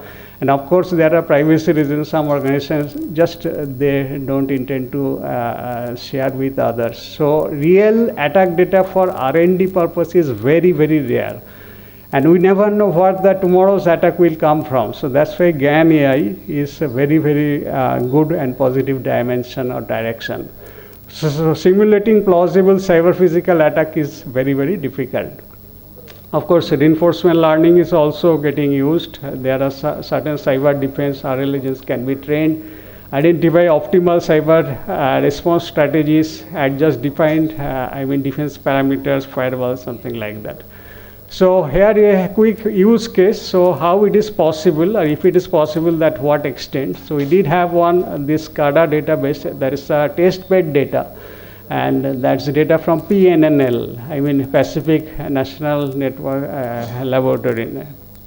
And they have a quite huge amount of data, and of course the real-time data, the attack data is very low. Percentage-wise, if you see, it is only 2 to 3% only compared to all 97%. So what we did, that's a typical this SCADA data samples. So you are already aware of the source port definition, destination port.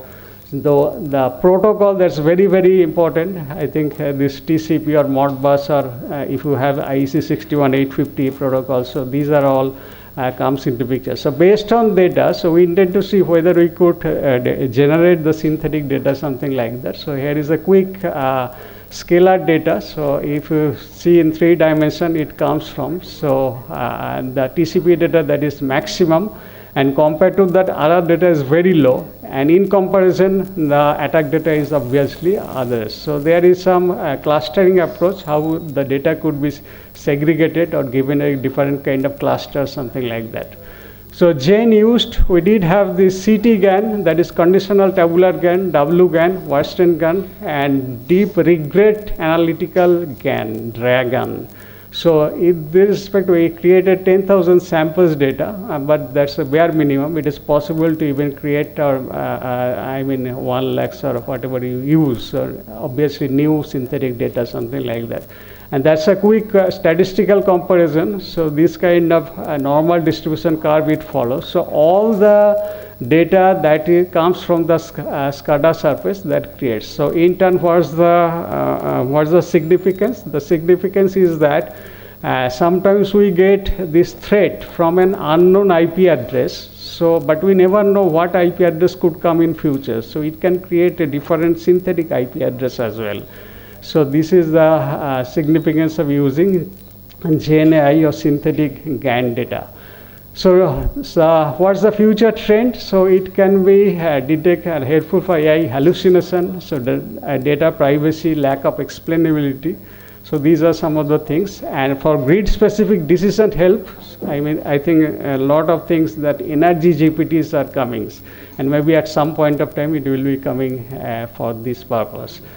So conclusion, as cyber threats get smart, novelty is desirable for every extent. So time for searching innovative ideas, because we never know where it will come from. So here is one example. This is a very famous logo of IBM. So is there any relation with that? So is there any psychological approach? There are many things. So if you see that, this is in psychology, there is a concept called Gestalt principle of continuity. That means if you have visual elements lined up, our eyes are set up to see continuous shape instead of separate pieces. So in the IBM logo, if you see these are separated lines, and that creates the impression, so it gets something different. And it's not only IBM, if you see the logo of Sun Microsystem, they are also using that. So this very, very, different example of IBM logo, something like that.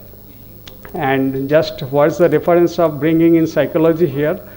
In the AI regime, the many stalwarts, those who are aware with little bit of AI, Donald Hub, he was a prominent psychologist.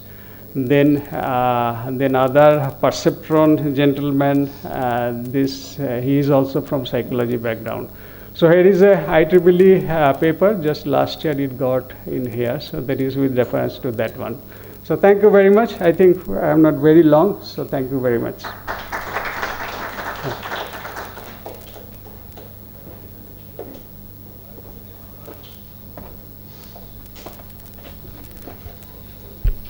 Thank you very much, sir, for sharing your insight with us all. I would like to extend a heartfelt thanks to all the esteemed speakers for sharing their valuable insights, our knowledgeable panelists for the engaging discussions, and especially to Shri M.A. K.P. Singh, sir, for moderating today's panel discussion with expertise. Thank you all for your contribution in making these sessions successful. Ladies and gentlemen, as a token of thanks and appreciation and remembrance, on behalf of CBIP, we would like to present small mementos to our speakers and panelists. To do the honor, may I please request Sanjeev Singh, sir, to kindly present the mementos to the speakers and our panelists. Memento to Shri Dharmesh Kumar Singh.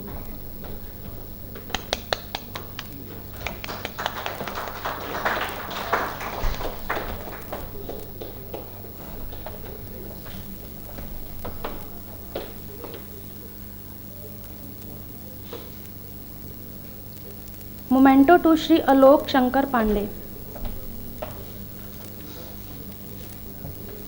Memento to Shri Nikhil Shrivastava, sir.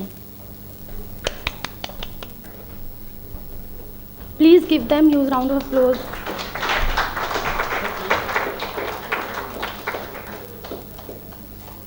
Memento to Shri Rajesh Gopal, sir.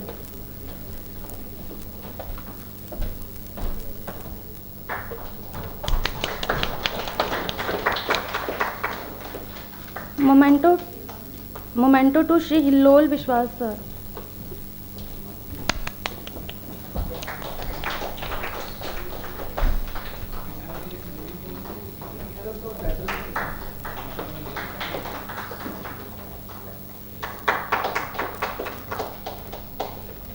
Thank you, sir. We now break for lunch and you all are requested to kindly join us back at 2:30 hours. Thank you.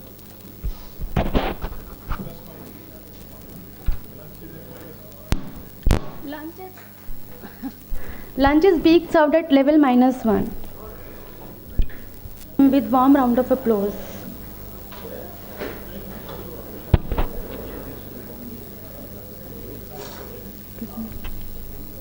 Everyone, please welcome Shri Balaji Venkateshwar, sir, with warm round of applause. Sir, hi.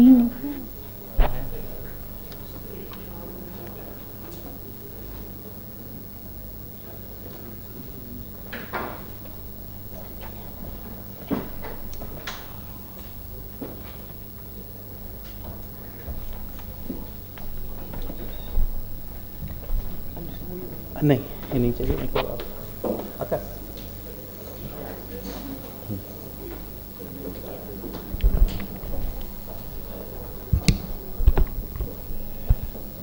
I miss the excitement of two important sessions. I hope all of you enjoyed the discussions and deliberations. And now actually what I'll do, we'll try to cover it up some important aspect of compliance and blending of cyber defense engineering. Because alone compliance is not going to make reliable and reliant systems. And resilience is depending upon a lot of engineering capability that you need to have it. Now the biggest challenge is that how to map the control to the countermeasures. First is that how to map the control objective which is defined in ISO 27001 or ISO 27019, and how to take the control out of that, and how to based on those controls, because there can be one control but multiple countermeasures. Now what are those multiple countermeasures, where it will come from, and how we can really map these two things together. And that will give you some insights, how the control need to be mapped. Are you all with me? Excited to know some deep blending capabilities? Can you just go to the MITRE Defend? We are on internet, huh? Go to MITRE Defend directly. Yeah. And you be around here. Okay. So what we'll do, we'll first, I'm very confident that all of you are aware about 27001 and 27019. And CSRF is bread and butter, CA guidelines are bread and butter. So you all are very conversant with that. So what we'll try to do it, we'll look for a control there and we'll see what is the countermeasures attached to that. And once the mapping is understood, then I'll tell you how we have built some capability around that and how it can solve some of your pressing problems. So, why it's coming half? Okay.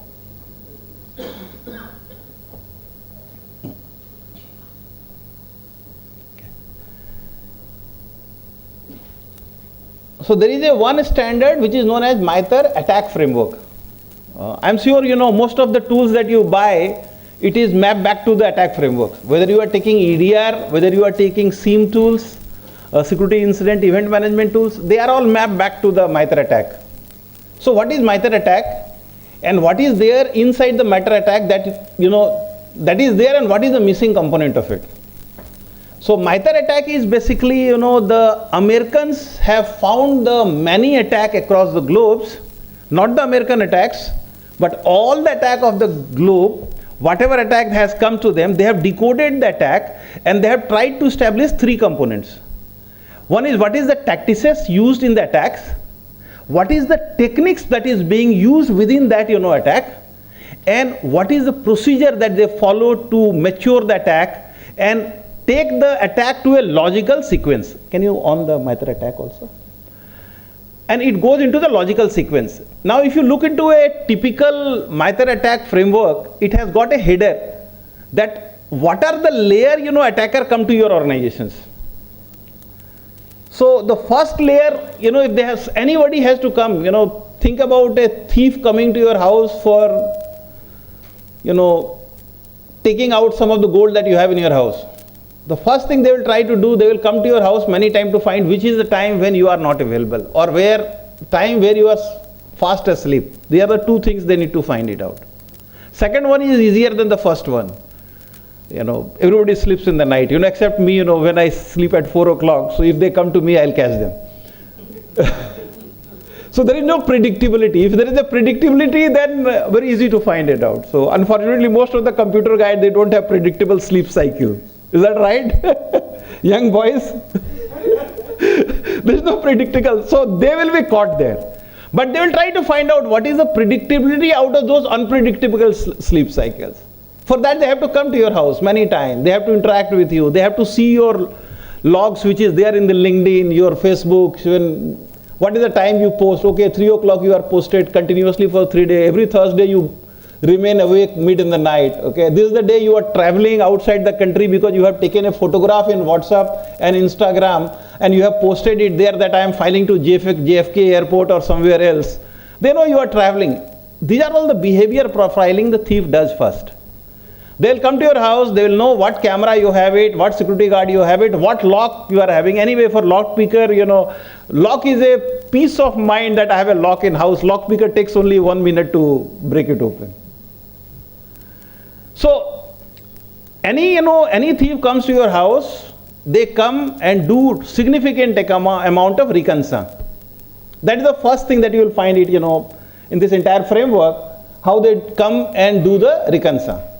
The second thing is, after doing that, they understand what are the resource development I need to do to break into the house. Now suppose if you have got one simple padlock, they know how to break it, you know. There are hundreds of videos available. If you don't know it, you can make it, you can learn on your own today. In my days and some old guys' days, M.A.K. Singh sir days, it was very difficult to find how to open a padlock. Now there are hundreds of ways are there. Now padlock are coming with a small bit of plastic inside, okay? And that is the latch which keeps, everything looks, you know, solid, you know, copper or steel, but inside there is a plastic. So I was just seeing a video that somebody poured petrol on it in the lock and they just burn it. Within 2 minutes they pushed it here, it was down because the plastic was latching the locks that has gone off, so there was no lock there. And this is available in YouTube video, okay. So all the attacker goes to the YouTube and, you know, IRC chart and, you know, hacking clubs, and they try to find out how to bypass. Okay, he is having an EDR. How the attacker finds an EDR? Very simple. They go to your, you know, LinkedIn accounts, they see your technical profile, and in the profile you write, I have worked on McAfee this EDR, Cortex this EDR, and I am currently working in Power Grid. You don't have to close anything. And if I don't find it, I'll find the RFP document from the internet, which is available in public domain. An RFP document, I'll see the specification, and RFP is closed. I know it is closed. So I know that they have only purchased Cortex, nothing else. And these are the way they do the find and the reconcile in your thing. They don't come to your house and simply one day attack you. They never come to you. They'll come and check all your profile before they come to you. They'll come to know about your email address pattern. Most of the organizations, they have the email address balaji.venkateswar@powergrid.com, nhpc.co.in or gov.in. There is no surprise there. And LinkedIn, you have got full name with correct spelling written there. I write it wrong spelling actually. No, I don't have a profile in LinkedIn actually. One of my Russian friend has created a profile for me and I send him updates sometime, So even my IP address is not known to you. This is something known as crime prevention through environmental design. CPTED is a very well articulated document. Search for it in the Google and you will find it out. How to befool an attacker by placing some wrong artifacts and deceive him so that they cannot come back to you. And they come to wrong place and then you will end up in troubles. In Bank of America, I can share with you, now it is 10 years so I can speak. We used to leak out our own information with ID passwords of administrators. And they used to jump, oh, Bank of America is breached and admin rights are available to me. And they used to come to my deceptive networks. These are all tactics and techniques as a defender you need to use, but the same techniques are utilized by the attackers. So they will do the resource development, significant amount of work they do before they do the attack. Now they know that, there are some people, they have some family problem, they are looking for a loan, they are looking for a gift, their son is suffering from some Down syndromes, and they need support. They are technically begging in the internet, on social media, so that somebody can fund their children's, medical conditions. It happens. It happened exactly in the NANS plant in 2010 in Iran, where the uranium was being enriched, and one of the guy whose son was suffering from this has been given a gift of $1 lakh to visit US for treatment. And when he visited there, he was trapped, money trapped or honey trapped. And then finally, he has been asked to do something in a secured zone which nobody else would have done it. So they do the resource developments, significant amount of work, they come to you. And once that is done, then they find what is the best way to do the initial access. So everybody think I have got firewall, I have got IDS, I have got sandboxes, all sort of technology clubbed together, I am absolutely safe. And then suddenly we find that from the social media that you need something, you are interested for something, you are searching for certain Google ads will come to you. Have you seen that geolocation in Google ads? You are searching for something and suddenly only that ad comes to you. Based on those profilings, I'll send you a message that you are looking for phone, iPhone 16, I'll give you 70% discount, a special coupon with a link, you go click it and download that and you are done, you are finished. So attacker actually does the initial access and they find out what is the best way to do the initial access. And then once the initial access is finished, then how to execute the next steps. Suppose if I have sent you an email and you have clicked the link, a payload has been dropped and EDR has been bypassed. How many of you think EDR is safe?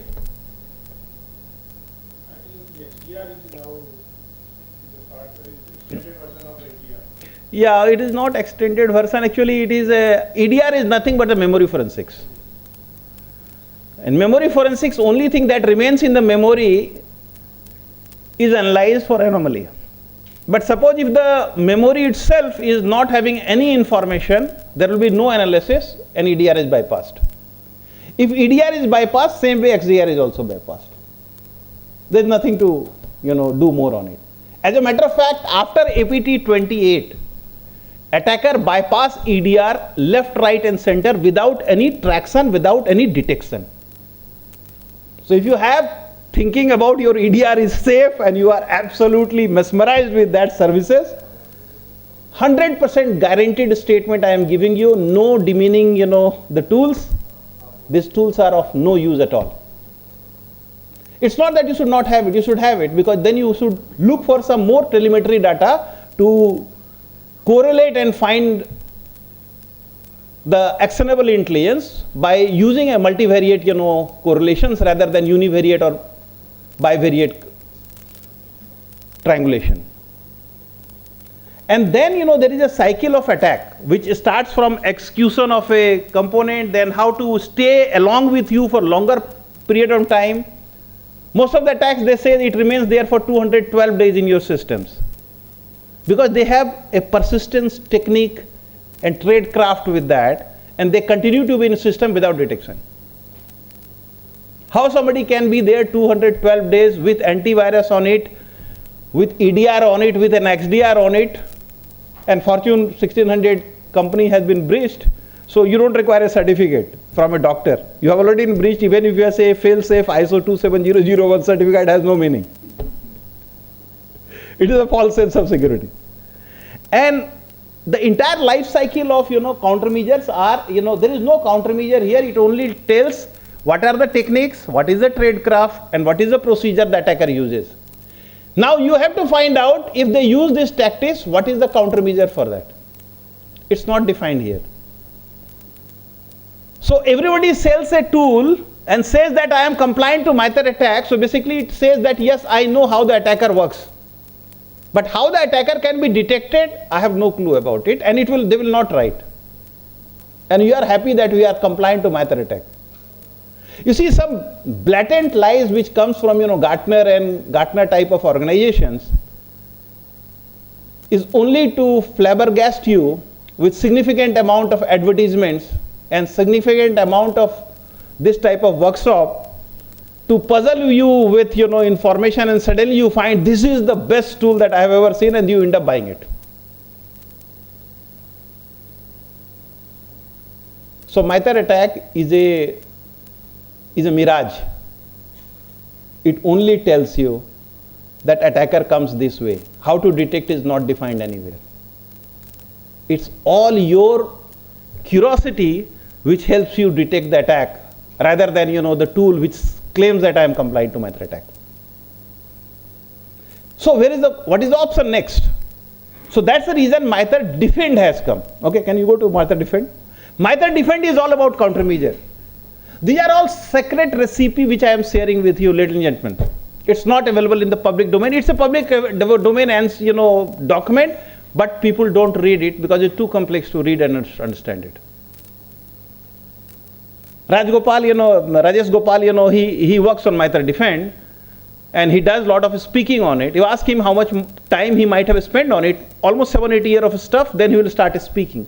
You can't speak on this topic unless you are deep into the system engineering. And then, talking about this entire graph, it has got around 719 artifacts. I don't know whether it is written small 110. It is, now it is 818 artifacts. In 2 months' time, 100 more artifacts has been added. So it has got 818 artifacts. What does that mean? Now, one of the artifacts is, let's take one example I will give you.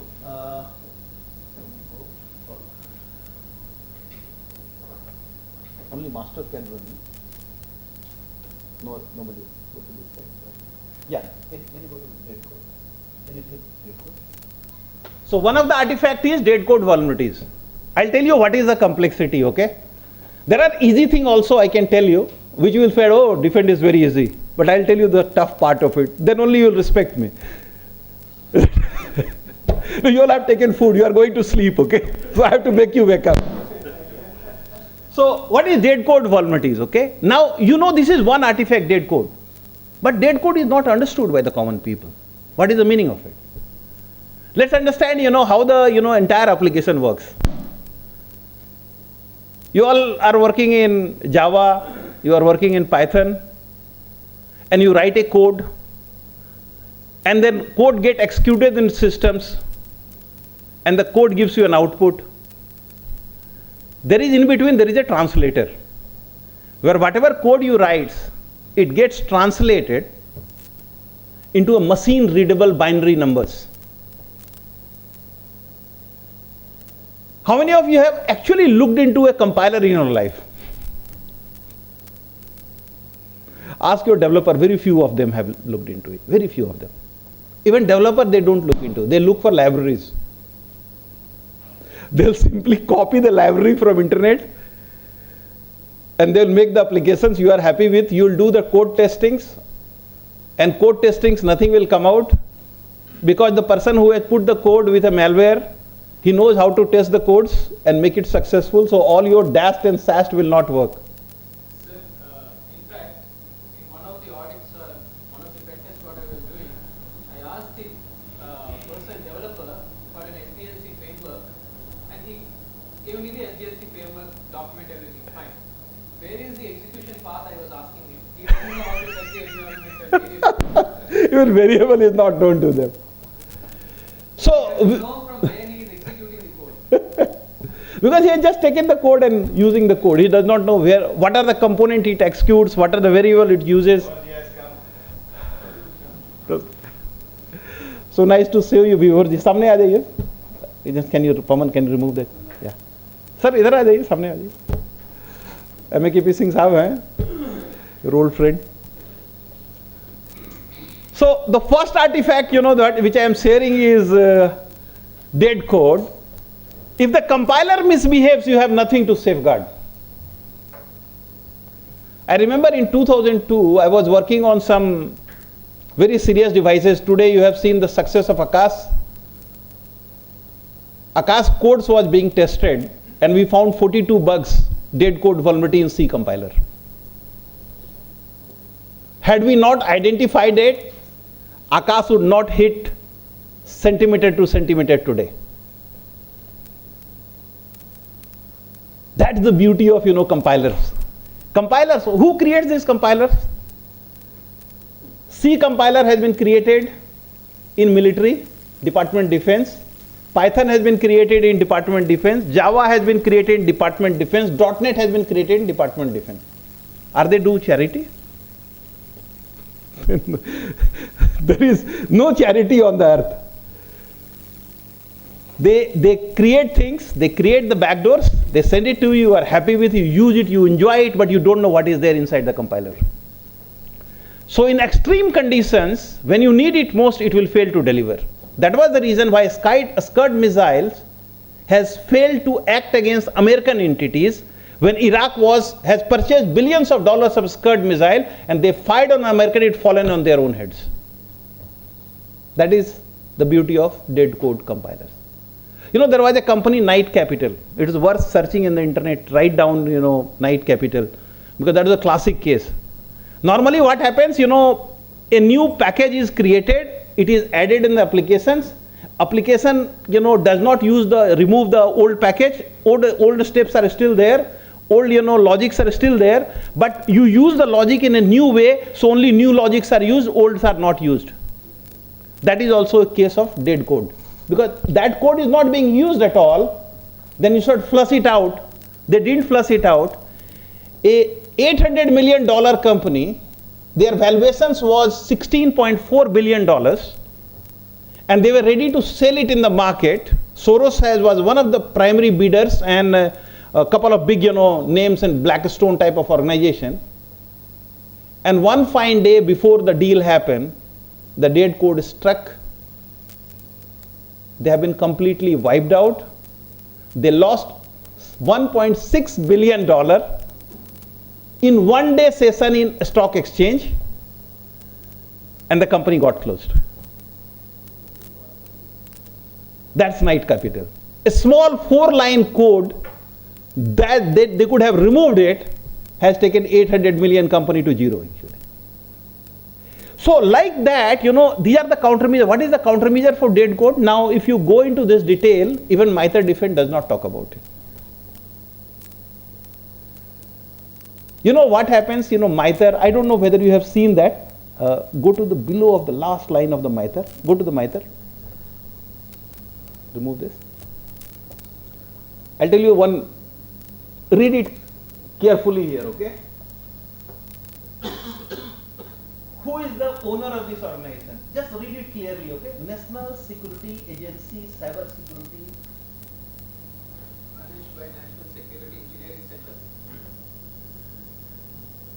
So who is the creator of MITRE? Again, US National Security Agency. Do you think they will give you the countermeasure? Forget about it. They will never give you. So what they do, they make it public, but they hold the recipe. They said you can make chana and chola bhatura, but they will not tell you how to make it. And that is where the research works. We have completely decoded 718 artifacts, 100 more has been added. We have the complete large language model we have built and trained. We can find for those 100 countermeasure also what should be the real countermeasure within the organization. And based on those research, we have built more than 10,000 rule engines. Now these rule engines actually are the countermeasures at multiple layers. Let's see what are the multiple layers. Go to MITRE defense. So the first layer for defense is, can you put plus? First is, which is your NIST cybersecurity framework. It talks about asset vulnerability enumeration, container image analysis, configuration inventory. They are all, deep engineering of NIST cybersecurity framework or your CA's, control frameworks or CSRF framework of NCIRTC. And it ends here actually. Now after that you have got everything else is not defined in any one of the standards. And we are trying to protect against targeted attack of China, Pakistan and America using their tool. It will never work. Trust me, it will never work unless you build things from scratch. So ladies and gentlemen, there is a significant amount of research has happened in this space, and I am one of those pioneers that are standing in front of you. I am not boasting of, but more than 40 patents around that. 32 patents are already filed on it. And what we have found, that these are all something that we need to do and build our own capabilities. And I just speak, I had a meeting with Chief of Naval Staff, and we are building some deep cyber capability for defense organization, and we had a prototype development, and today we had a demo for that. So suppose if I tell you your ISO 27001 and 27019 controls and control objectives are mapped to the MITRE defense, you will be excited, is that right? And suppose if I give it to you, you will be excited. No? Not sure? Reality is that it has been mapped, and I will show you how it has been mapped. Can you just go to the Excel sheet that you had open? Risk register. Yeah. You have the risk register. No?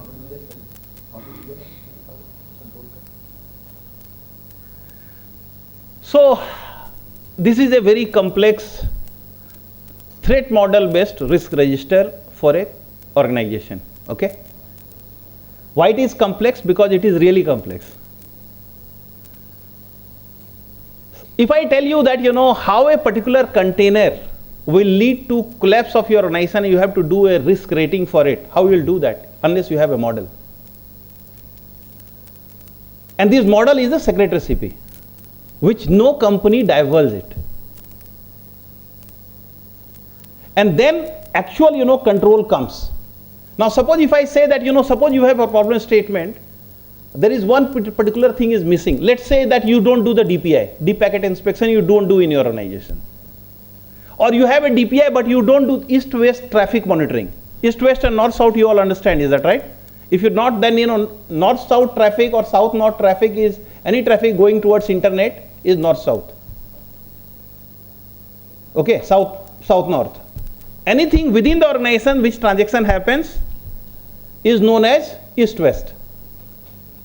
Suppose if you have to detect a malware, you have to look for east-west and north-south both. But suppose if you don't do that, then you are looking for some alternative areas. So what we have done it, actually we have blended around 10 countermeasures. If you have missing one, you have got around 7 more countermeasures available to you for possibly controlling the issues. And I'll give you an example for that. Do you have any countermeasures written in the report? Otherwise, you can just simply show the report. They are all countermeasures? Yeah. Let's have a look of the problem statement, okay? This is NERC CIP compliance. Okay.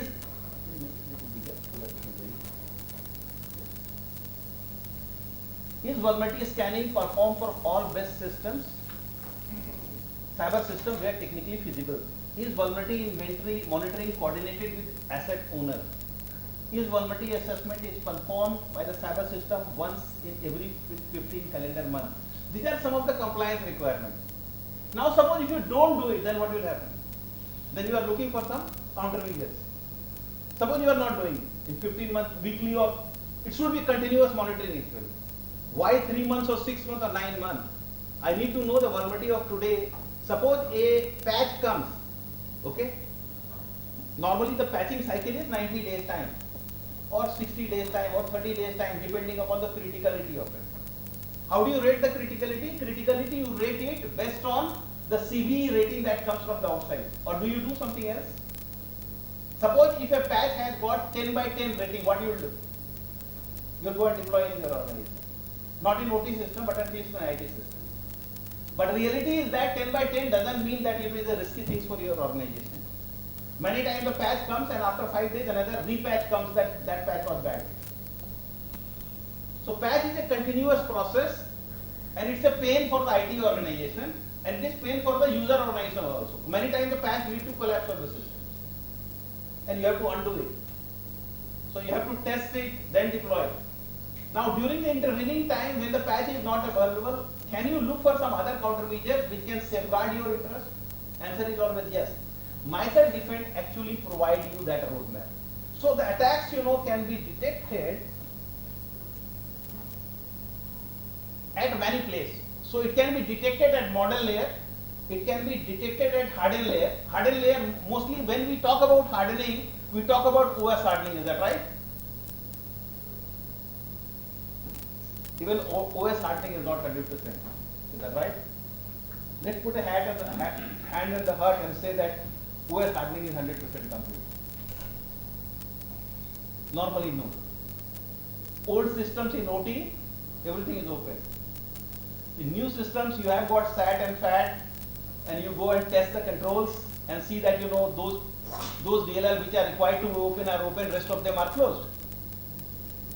But old system, nothing is there, it's all open.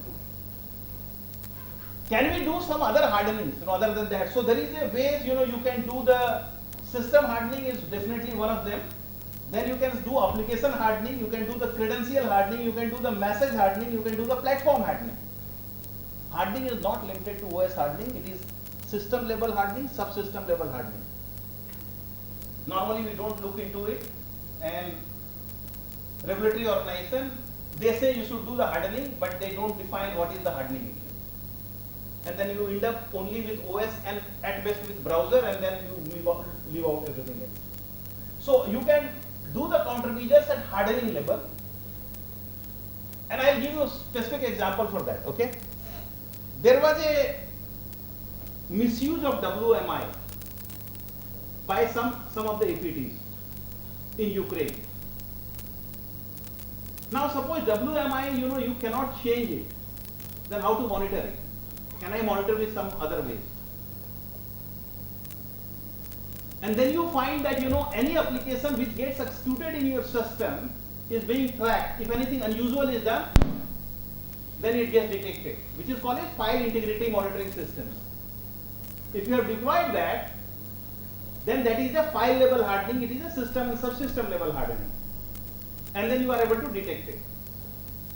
So the third layer is detect layer. Can I detect it? If I can't harden it, suppose, if I can't do the vulnerability assessment in OT system, but can I detect it? Now think about it, a typical OT organizations will have a certain number of protocols which actually get utilized. Over a period of around 6 month time or 3 month time, if you monitor it, you know that there are 6 protocols being utilized. Is it Modbus, DMZ, V3 or something else, depending upon the tools and technology that you are using. Now, based on those protocols, you have got a very clear path that any other protocol, it is anomaly for me. Once you finalize that, and when you do the packet-based, anomaly detection, it is a real-time detection of an anomaly. So even if you have not, hardened the system, you have not patched the system, but you have got alternate controls available in your organization to do it. That is not compliance. That is building the countermeasure. Because compliance does not ask you to do it, but end goal of compliance is cyber resilience. And when since I was showing you 161, there is another one is 160, which is all about cyber resilience. 161 is on supply chain. Lot of issues are there in the supply chain. We don't look into that standard and we try to safeguard it. There are a lot of things supply chain you cannot control, but you can't leave. Suppose think about it. Intel processor is bug. Can you live without that? Microsoft Office is bug. Can you live without that? Answer is no. But can I put some other countermeasures like you can have a hardened certain things, you can detect something. Can I put deceptive components around that? Can you deceive the attackers by putting the wrong artifacts and detect the attack? Or can I put a measures to isolate certain processes when the attack has already happened? Can I respond to an attack? Can I have a brilliant responding capability? Now think about if you have got 4321 backup. If you don't know, please search for the Google, okay? 321 is a normal backup that happens. You are supposed to do 321 backup. But there are 4321 backup. If you are doing it, keep the machine open, let the malware comes, let the ransomware attack. I'll recover within 4 hours time and recover the entire systems by putting the backup recovered. Where is the challenge? So the countermeasure it not be that suppose in OT system I cannot patch it, but I can't live without it. I have to build some other countermeasure, and that will safeguard the organization. OT organization is in pain because we don't work on the countermeasures. We rely upon the tools, and we don't build our own detection capabilities. And then you feel that some attack happens, you are absolutely hopeless. You can't control that.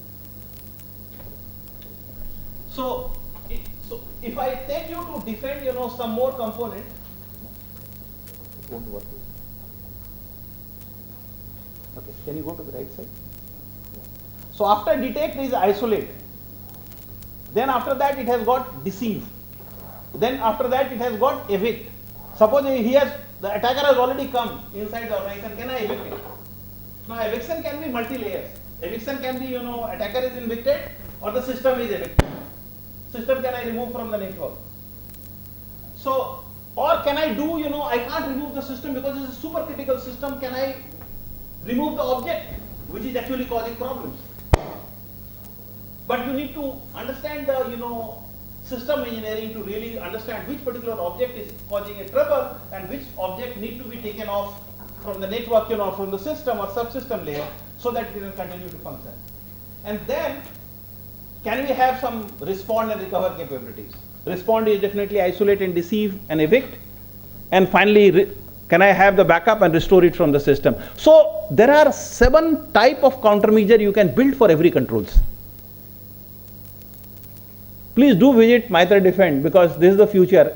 And if you are just heading the department, please ask your team to learn it. Because this is the future of your security profiling.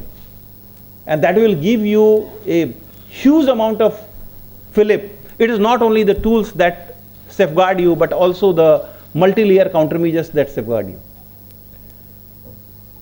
With that, I'll show you something interesting that we have done it as a tool. And this tool has been built by these 2 guys, young guys. Sarjit, can you just stand up? Or you can come over here. Come over here. These 2 guys has built a tool where world's 114 standard has been mapped into one particular capability. 114 standards. Any standard, you will find it there. We have divided the standards into three types. One is your IT security standards. Then you have got privacy standards separately. Then you have got AI standards separately. And the last one is your OT security standards. Now OT security itself has got around 30 or 35 standards. And it is very specific to industry. Port has got significantly their standards. Airport has got their standards. Power utility has got different standard. Oil has got different standards. So all those standards together, around 114 of them, had been mapped into one control environment. So what happens, and these controls, has been not mapped at the control level or control objective level. It has been met at the countermeasure levels. So there is a controls defined. Suppose access control is one control. Within access control, there are hundreds of countermeasure. So access control will have 100 countermeasure related questions. And it is a self-assessment platform. You can do it yourself. It is a simple yes/no questions. And we'll do a small trial also. We'll give you access to the tool and you can do a small access exercise here and see how it works actually. The beauty of this entire documentation is that suppose if you are doing OT testings, you'll have around certain questions. I told you that, when I was going through CSRF, CEA and CERT-In and ISO 27001 together, there is more than 6,000 controls. And if you want to access that controls, you need to have 25,000 questions. No one knows what is those 25 questions, so how you are going to answer the questions. What they have done is they have divided the control into questions. They have around 30,000 questions, including IT, OT, privacy, and AI. Even AI security is mapped here. And what it does actually, it maps all the control and make a master controls. When you do the testing, do it yourself, you do the master control testing. And now you want to generate report for CSRF and CIPC, just put the button, report is ready. You want ISO 27019, put a button, report is ready. One control testing once in a year, and whole year you can track the controls in one single pane. Are you all happy with that? If happy, then I'll show you the tool's capability, okay? Log into the tool, okay? It's purely indigenous. Beauty is that these two guys are not developers. They're actually hackers, trained by me. So when they build the tool, you can't break it. So they started building from scratch to the minutest possible level to make sure the tool cannot be broken by the attackers. The tool name is Integrated Compliance Suite, and the organization name is Abhedi. Where is Abhedi logo?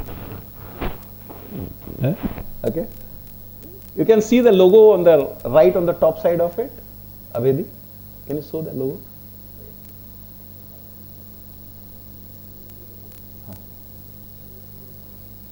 Yeah. This is the logo. Have you seen this similar? Don't remove the Abhedi and the name below. Have you seen this earlier, this type of logo? If not, then you must know this actually. This is a Chhatrapati Shivaji's sword and his, dhal. It is lying in Raigad, Killa, in the museum. It is same, only the name is Abhedi because that was a durg that cannot be broken actually. So what it does actually, the tool has got a list of questions based on those controls, and it is divided into departments. Suppose an IT has got around 10 departments, network department, operating system department, firewall department, IPS department, sandbox department, IT security team, PAM department, identity access management department. All these questions are divided into different departments. What happens now, suppose the person who is managing the AD knows AD very well. But whether AD security has been put into place or not, he is not trained on that. So it will ask all the questions related to AD, he knows it, but whether he has done it or not, he doesn't know. He will be able to answer the question very easily. And then, entire content, there is a video available. So before doing the testing, suppose if you don't know what I am going to test, even though I am an expert of AD, go through the videos, and video is available in multiple language. Yeah, because we are using AI, Bharat Jain AI from IT Bombay on the back end, and significant amount of work has been done. So those who are accessing in Arabic world, they will see it in Arabic, in addition to English. You want to do it in Hindi or Tamil or Telugu, all those things is possible. We have not done it now because it's a startup and they are working on it.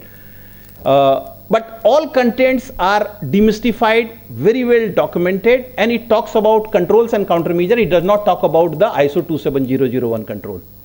So it's basically teaches you the engineering part of it in a human language, in a normal teaching language, easy to understand. And I'm just claiming it. Once you see those videos, you will understand. Okay. the entire program is that a company need to be onboarded. So when the company gets onboarded, you require your company name, your website, your logo, your GST number, other thing, GST for billings, and all other details. Email ID of your super admins. 2 super admins are required because they will be the one who will have access to the complete company data. Most likely in CISO organization, somebody will manage the tool. And then once you finish that, all the report that comes automatically, it comes with a logo, with the right formattings. You don't have to do any PPT making in your organization after this, on this, at least in compliance. Everything is button click. It takes nanosecond, not even milliseconds. It takes nanoseconds. 1,000-page report it generates in just few seconds. Very efficiently designed, very structured, use hyper scalable capabilities. 1,000 organization or 5,000, 10,000 organization working together, machine will not hang. Very neatly designed. So I'll show you, the tool and some questions, and we'll hand over the tool. If you have the laptop with you, it is available on public domain. We'll give you an email ID. You can connect, register yourself, and do an assessment. 1,400, 1,500 questions are there. Do some assessment, and you'll find it and see how the report comes out. Okay? And I'll show you the tool. We'll do the demo of the tool. Over to you, Akash. Okay. This is not Power Grid, okay? I've just taken the name here. That's the reason I have, instead of Power Grid, I put Power Grid. Sorry, Murli sir. Just wanted to replicate. Looks like a power sector organization. So once you know. नहीं लोगो भी ठीक नहीं है sir, उसके ऊपर भी कुछ और भी है, इधर उधर कर दिया है थोड़ा सा, डायलूट नहीं किया आपके, या बेस वही है. So the flow, okay? You can speak, you can sit down and speak, and okay. So first is the company creation. So once you have got company related details, your contact ID of super admins, 2 super admins, then what are the regulations or frameworks are required? Today morning.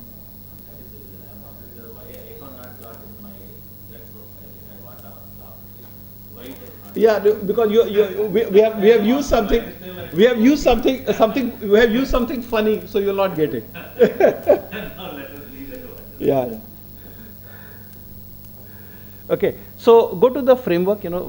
Once the registration is there, you have to select the framework. Which framework you need? Okay, it's a demo framework, so you don't have everything, but you have got all things what is relevant for you. But we can see it here. So suppose if you want a general framework, so you can select ISO 270 and think about you are doing the OT audit, okay? OT system audit. The demo currently is designed for OT system audit. So you can select 62443, ISO 27001, 27009, NIST component. You can say country specific you want certain things, then sector specific you want. So NERC CIP is a sector specific, NIST 882 is there, regulatory you want, NCIPC, CERTIN, SIA, CA. And once you select this, what it creates a separate database for your organization. Completely isolated database it creates. Now that becomes your property. We don't have any access to that actually. And then the next step is that, you have to onboard the user, the departments. So how many departments are there in your organization? Based on those departments, these questions will be given. Now suppose you have got identity access management team. Who does the identity access management?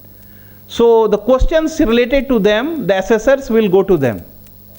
It's a self-assessment model, and I have got 2010 patents on that actually. I have filed a patent in 2010 on it, way back in 2000. I built a small tool also in Bank of America when I was in Bank of America. But I have not violated the patent because it's in my name, and entire, it was a process patent. Now with AI, everything has changed actually. What interesting thing it does, it gives you a simple question, visibility only to question and answer, nothing else. And only yes, no questions. Do you have this? Do you have this? Do you have this? Whether you have this, how many you have this, which you have tools, which tools you have, how many tools you have. You will say, are you having DPI? Just write the questions. Once all department finishes the questions, it generates the risk register of your organization on its own without any human intervention. And that is where the entire logic is there. So ISO 31001 and NIST 830, they have been completely blended. A new algorithm has been built which uses a factorization algorithm. And based on the algorithm, it gives you the risk rating, what are the challenges there, organization-wise, risk health. And interestingly, you don't have any subjective idea that this is low risk, it is not high risk for me. The reason is that each of attack has been considered for risk rating. If it can be attacked easily, it cannot be low risk, it has to be high risk. So patch, suppose if a patch is missing and risk rating of CVE is 3, you think it is a low risk. But suppose if it is in a web server and it is easily exploitable and exploit is already available in a GitHub, it becomes high risk. So ease of exploitability is actually define the risk rating of the capabilities. And once you do this, next step is to create the users.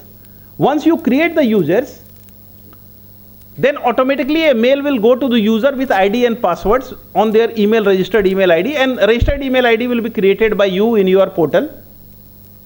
And those people will get first a demo for a training. Automatically a training will come. Can you just take one of those trainings, for one organization? So you can see OT security training. Can you click OT security training and go to the architecture? Go to the architecture piece of it. Yeah. One more thing, for doing the IC 6244 training, the complete training, how much money you pay? Anupji, you must be knowing it. $6,000? $6,000? 9 lakh rupees. Basic 1 lakhs, but complete suit, all 4 of them together, it costs you around 9 lakhs rupees. Actually, it is 14 lakhs rupees, but organization like Power Grid, NTPC, they are regular users, so they will get little less, but it will be 6-7 lakhs rupees. The entire training is available free with this tool actually. Hello and welcome everyone. I'm delighted to have you join me today as we dive into the fascinating world of defensive cybersecurity frameworks, specifically focusing on the MITRE D3 Fend framework. Before we begin, take a moment to consider this question.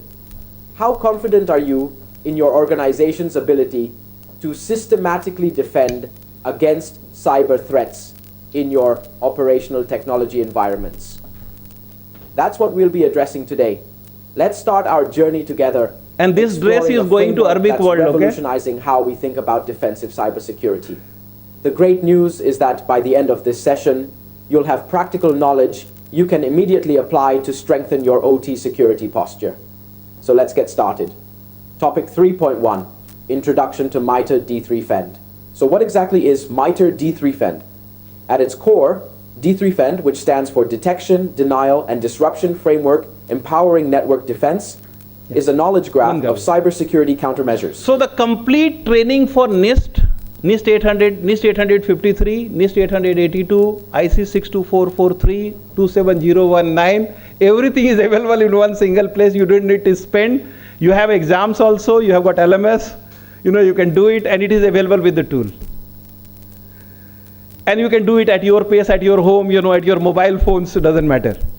And the content has been curated by me personally because I don't believe in, controls which are coming at control objective level. It is actually at the countermeasure level. So when you talk about, attack methods and how to prevent it, how to, really manage your EDRs, the details at that level actually. So, and then there are a lot of extra training materials on a very specific. Now, suppose you want to know how to protect your GNSS system, NTP based attacks. Are you aware about it, NTP based attacks? Latest attacks on NTP? The Lebanon's, radar systems have been completely broken. Iran's radar system has been broken, and even Pakistan's radar system has recently been broken using GNSS. So you have got triple-time protocol. You have a server inside your organization, and it comes from your satellite sensors, and between the satellite sensor normally it remains an L1 level of body models, and at L1 level is also connected to L0 with your simple switch, and there is no firewall there. Now suppose if there is no firewall there, how you are going to protect it? There are 57 routes are there in the SOC. If the MTU is coming defective, it detects it and you can respond it in real time. So if you want to know how to dissect DNSS based attack, so it talks about attack techniques, which is a very private information, is not available in the public domain. Keep searching on the internet, Google and everywhere, you will not get it. Very curated component. And how to build a countermeasure, even that has been defined in a very detail. It will take almost 2 hours. How will you detect it in SOC? In the SOC. GPS is not having any flash factor, I don't think. Or if even if you take the traffic also, you cannot detect it. The way you are telling 57 routes or whatever. How you apply that? I'll send you the route you try. I've already deployed it in one large oil company in Abu Dhabi. 56 routes we have deployed. And as a matter of fact, most of the government organizations, they have already utilized it for the radar. Those you should have a log. You should have some sort of log or Log has to be there. Log has to be there. So that is the crux of this issue. How but to logs take are the there. log? Logs are there. Because You have to side enable channel logs. attack are had since long time. Side channel attack and even satellite based attack on GPS. You see, you have to look for the flow analytics. Okay. There is only one way is the flow analytics and packet inspection. Nothing else. Flow analytics not on TCP side. Not on TCP that side. That On is the wrong. 01 side, at the binary side. And on TCP side still we can do. But how you do on satellite side? Non-TCP you have to do at binary level. And there is a way to do that. Even binary level also, this side, Ethernet side is okay. Ethernet. What about other side? But NTP protocols are on TCP IP. NTP is on TCP IP. Sir, but there is a method we generally use in Nmap scanning. Force the either side to give back information by sending a certain type of packets to the target. -h command. Yes, and many others you can use, but you need to know how to craft it. But there is a tool called as, earlier we had hackers using it. Now it is very, I would say it is not at all available anywhere. There is a tool called as packet. So The Russian what you tool. Yeah. So what you can do is you can craft the packet. So many of these security tools which are there in 40 are using that technology now. That is crafting of packets rather than going by the regular protocol based approach. Force the either side to give back information. We use this in pen testing as well. To force the either side to give back information. So packet crafting is the science behind it. That's why in the morning deep inspection mechanism what he was talking, it's not about inspecting the logs, rather forcing the either side to get back the information. Is a bit of offensive and defensive, a combination of that actually. Okay. So there is a POC for that. I can talk about. I have got a document, full-fledged document I can share you. Is not on internet side, but on the satellite side. That side only I am talking about. Satellite side only you are talking. Yes, I am talking about that. Satellite side. Rest assured.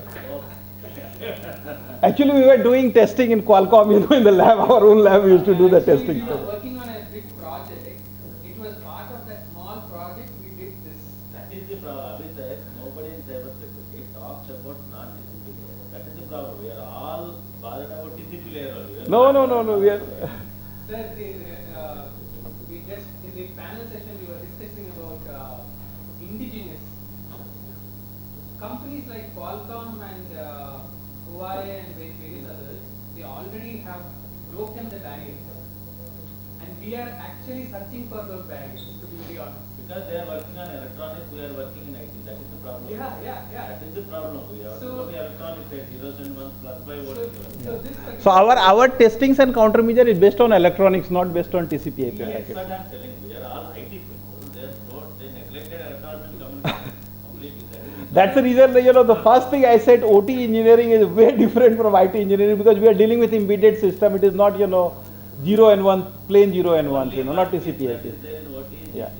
Okay, other things are still controlled by electrical environment, but here is a common thing. Sir, in So US, electrical system. one more way to see. In US, there is an article called as Article 169.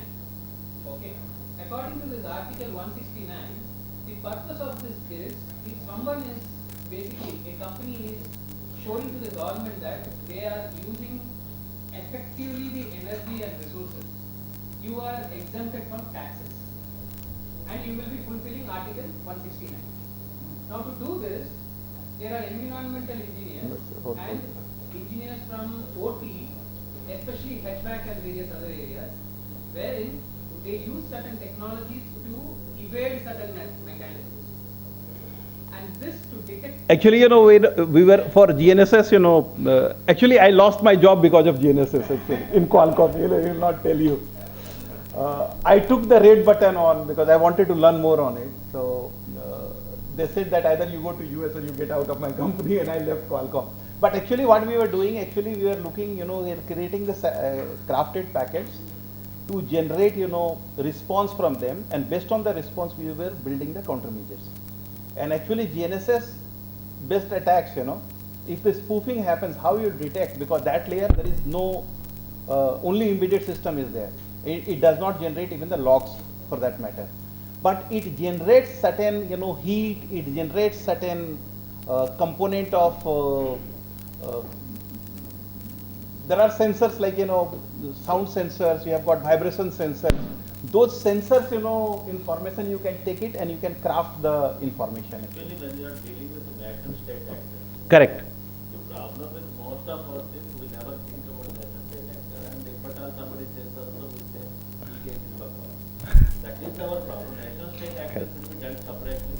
Should not be dealt with the way you are talking about normal hacking or normal. Correct. That's where you are not going into TCP layer, you are going into some other layer. Correct. Maybe power system, you are measuring the power and you are trying to understand 0 and 1. 0 and 1s, correct. You are switching DC only. Correct. 0 and 1 case. But understandable, component. You are right. So all our testing we are using oscilloscope, to find those informations out that. I think, sir, I can talk about it probably. We had to develop our own vulnerability management tool, and we replaced Tenable and tools like Qualys. We threw it out. You have to throw it out because it's a software. Finally, it's a piece of code which you are writing. So that can be written in English.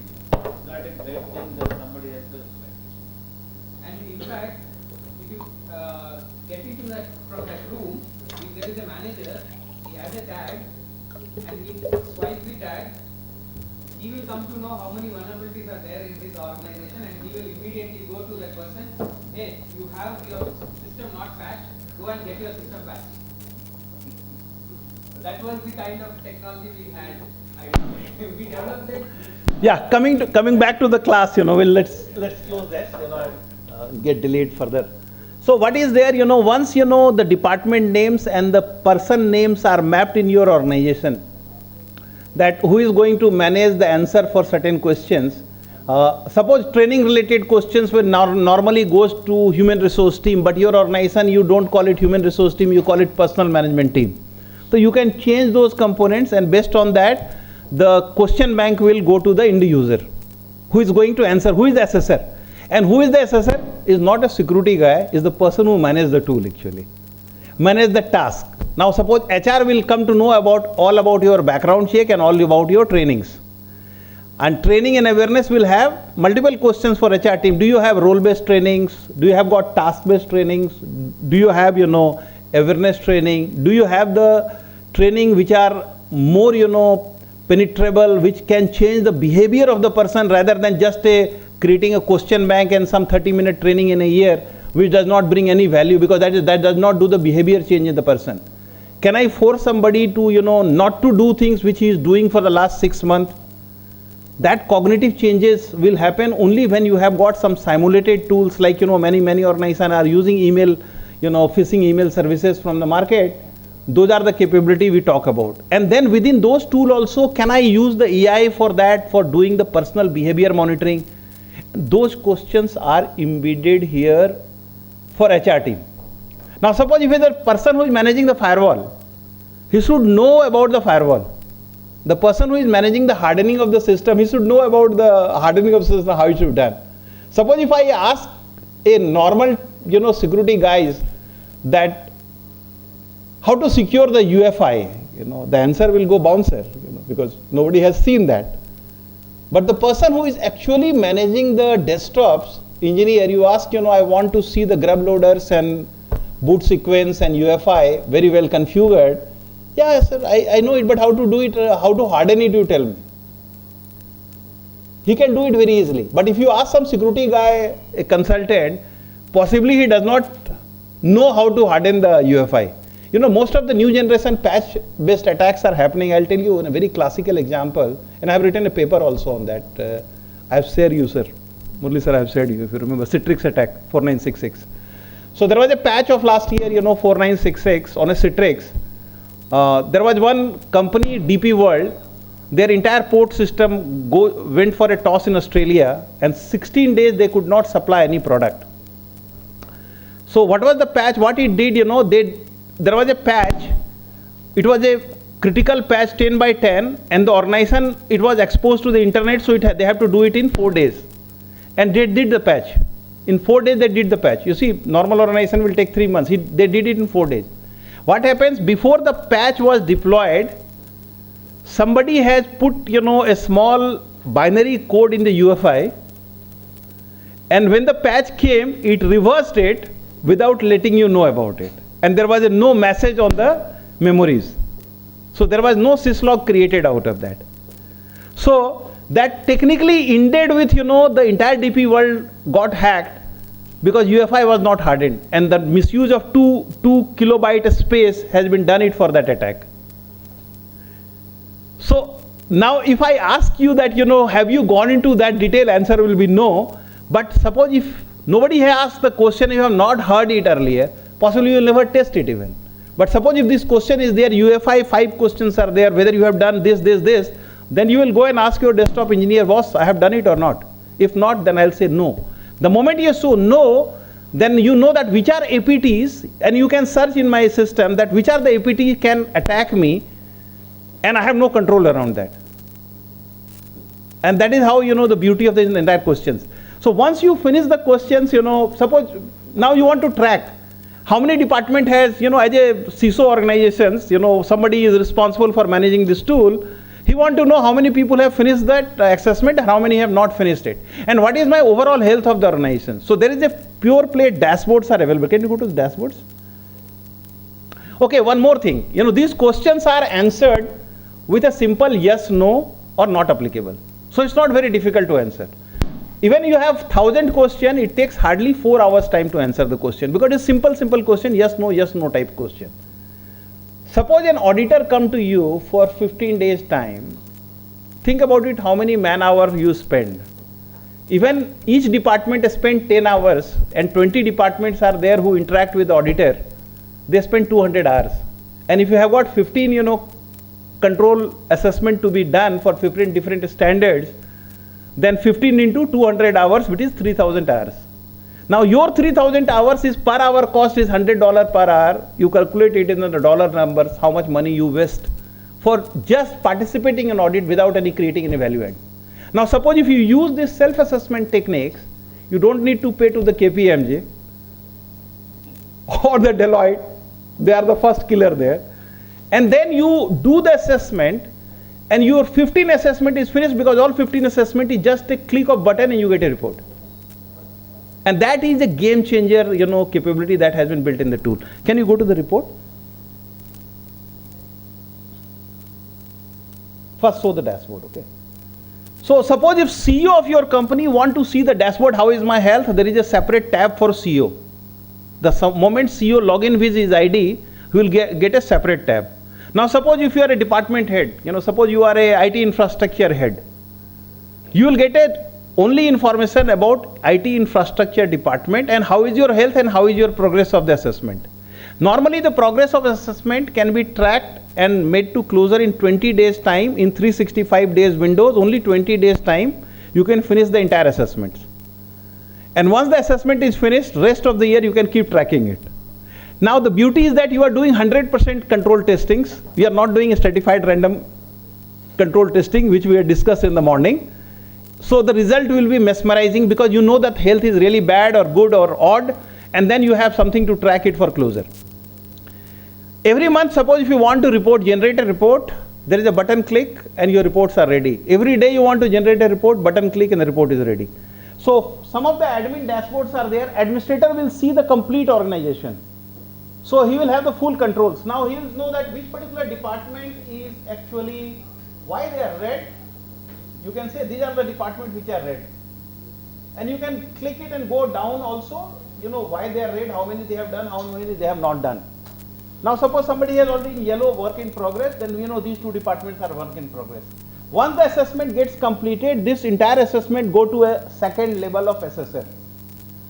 The team also provide, you know, they have enrolled some senior retired people, those who were in this space of security recently retired. Around 20 people has been enrolled in the team. So whatever you will be doing it, suppose you want them to test it for you as an independent assessor, they will check all the evidences and all the answers, and based on the answers they will check whether your audit has been done correctly or not. Or suppose if you have got internal audit department, you want to give that task to internal audit department, they will go and validate the rules, evidences and answer. Now one more thing that I have not shown you, can you go back to the question again? For any question just take it. So suppose if I ask you a question whether you have any evidence or not, then normally what happens, you know, you are looking for only binary answer. Yes, I have this control or I don't have this control. But here there is no binary answer. Let's have a look of, you know, how it looks like. Suppose if you say want to upload the evidence, you can upload click the button and a PDF file you need to upload it. You cancel. Go to the, Now suppose if you go here, you know, this is the beauty of this, you know, tool, which I don't think there is any tool on the earth, those who have done it, highly researched component, and it's based on some of the patents that I have created, okay. Now you have not just one question answer to solve, but you have got 7 answers to be given for every control. Now you can select that all controls are perfect, or you say one control is good, other controls are missing, or you have 3 controls which are good, but 4 controls are missing.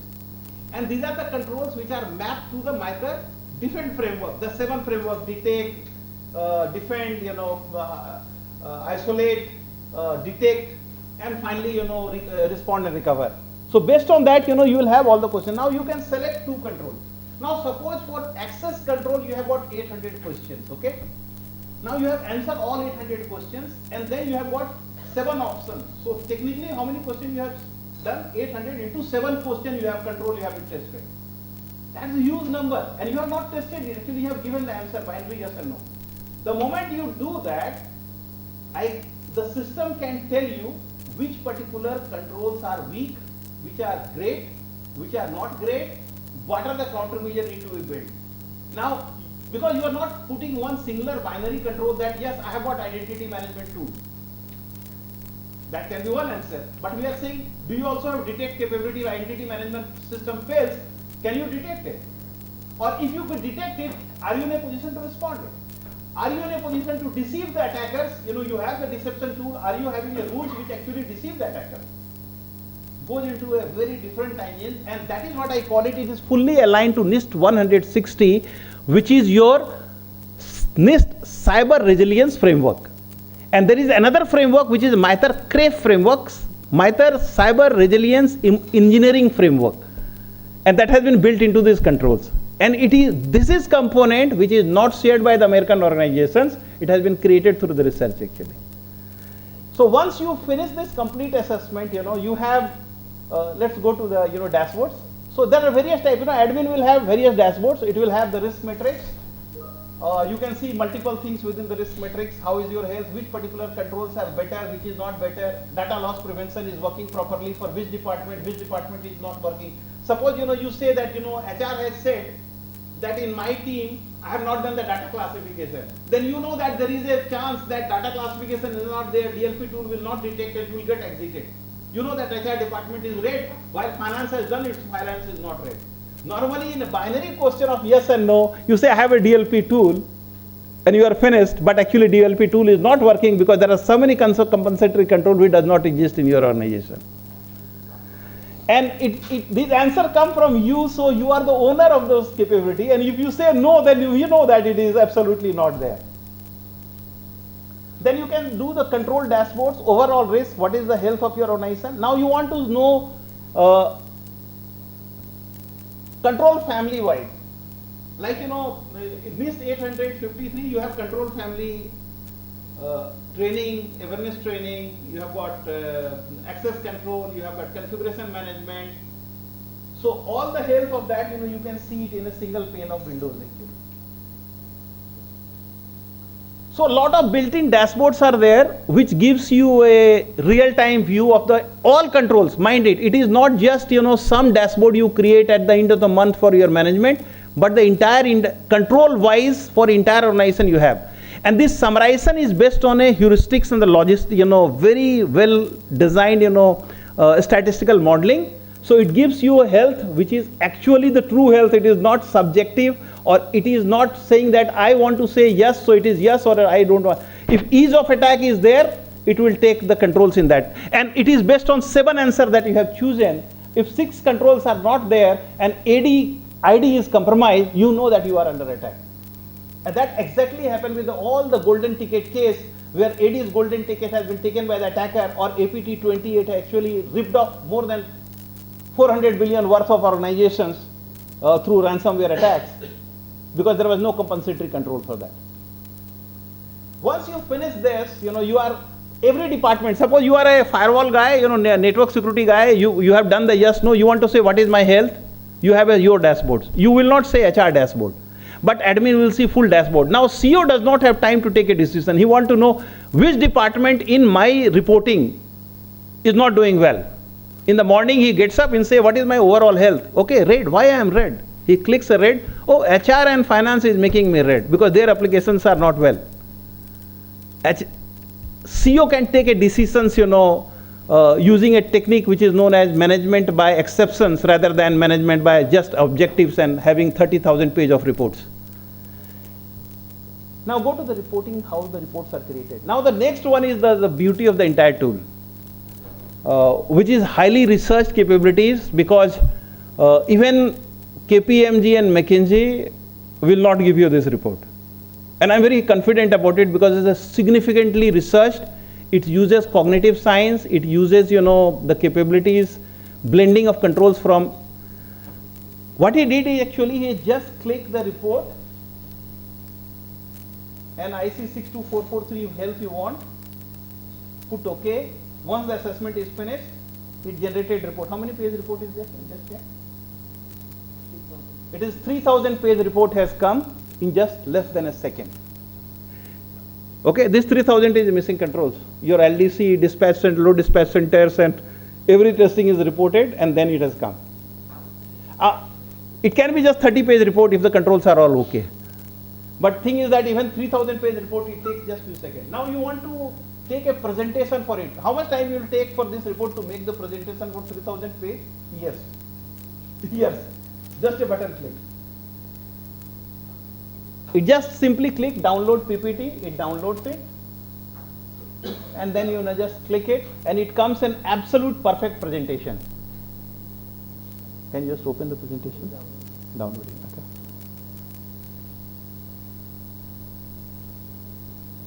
Now this one is very interesting to see. I don't know.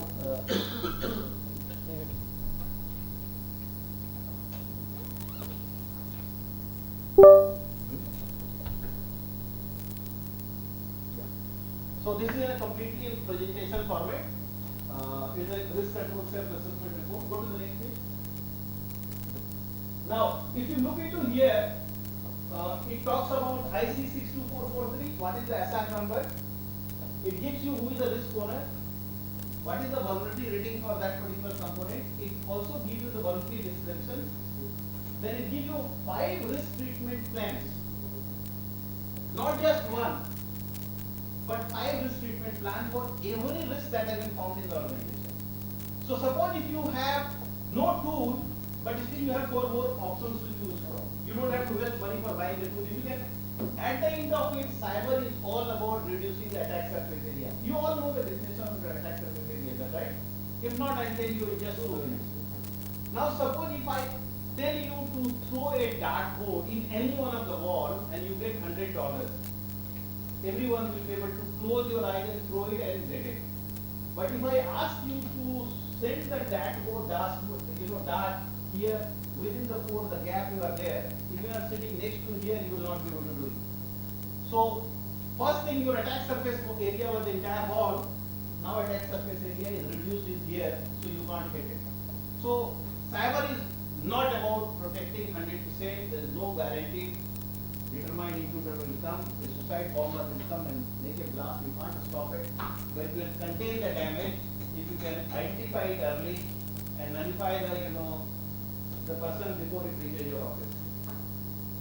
So, and then you have got risk treatment plan for every control weakness found in the organizations, and these control weaknesses, the countermeasure has been taken from my defense. So everything is defined. So more than 10,800 countermeasures have been created out of MITRE Defend, out of this 818 artifacts that we have seen in MITRE Defend, and which gives you access to this type of report. And you can track it in the system itself. Now suppose if you have closed 2 of them or 3 of them, then go and update in your department, go and update it there, and then you can just download the report at the end of the month end without any human intervention. Okay. How much time we are left with? Is over. Break ka time chayega. Chalo, we'll take it trap. We'll come back and we'll do an exercise. We'll give you access. Some of you, if you don't have, we'll use one of the systems to do the testings. Okay, and that will be learning for you also.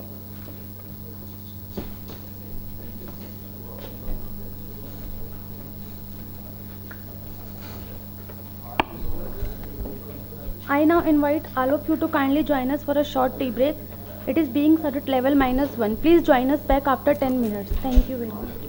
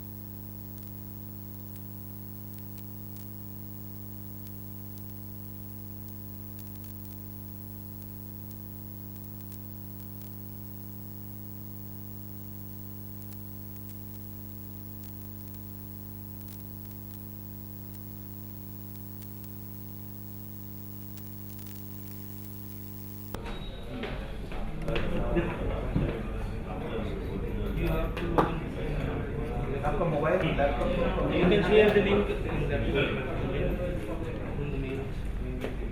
आपका mail आया mail को login कर या फिर इसमें से link उसमें share कर मेरे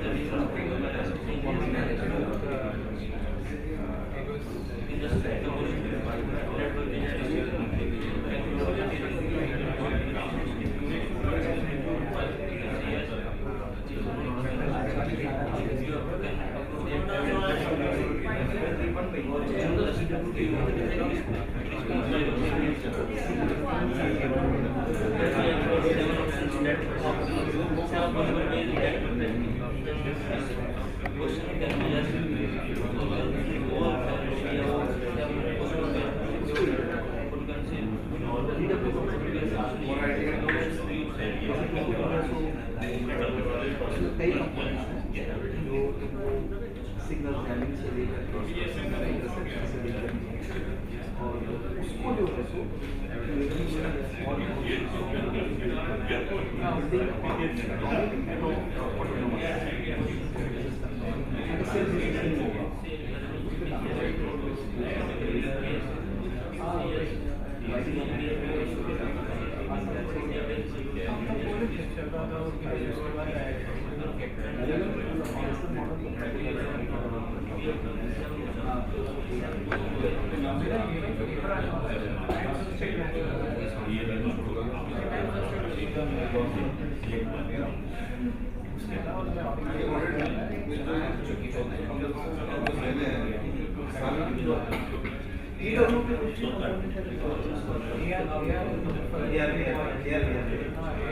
आप सिचुएशनल लेवल पे उसको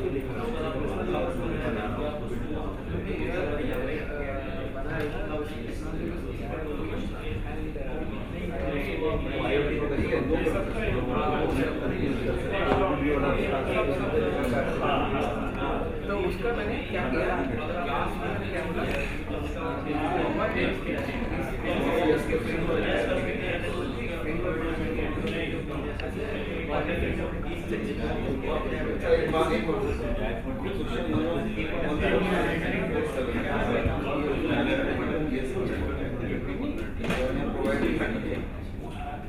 एक क्वेश्चन मैंने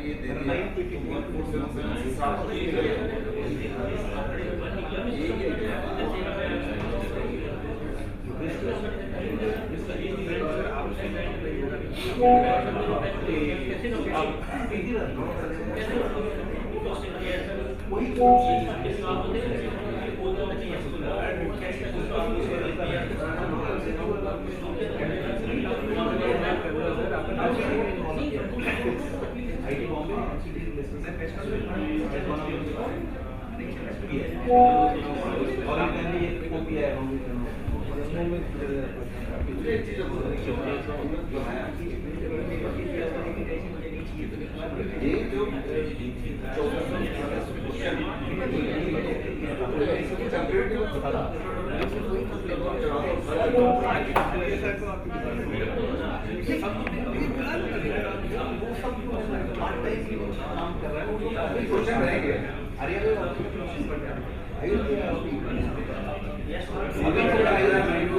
दे दिया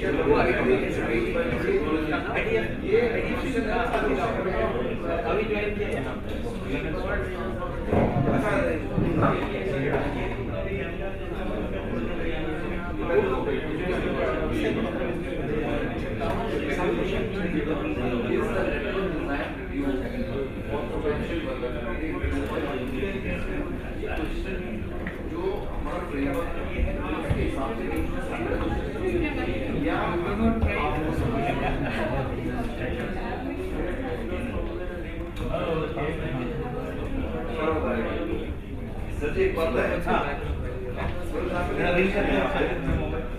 is the network design review for potential vulnerability used by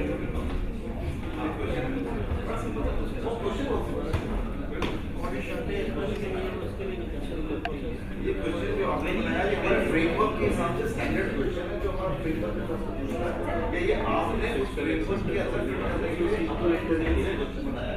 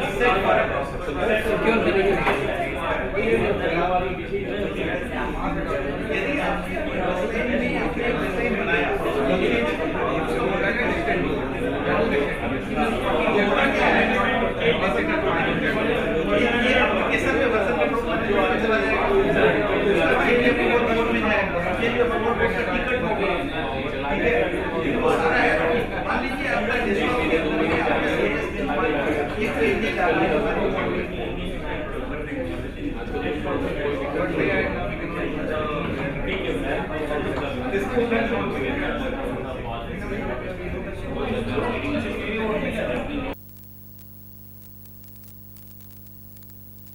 your control environment.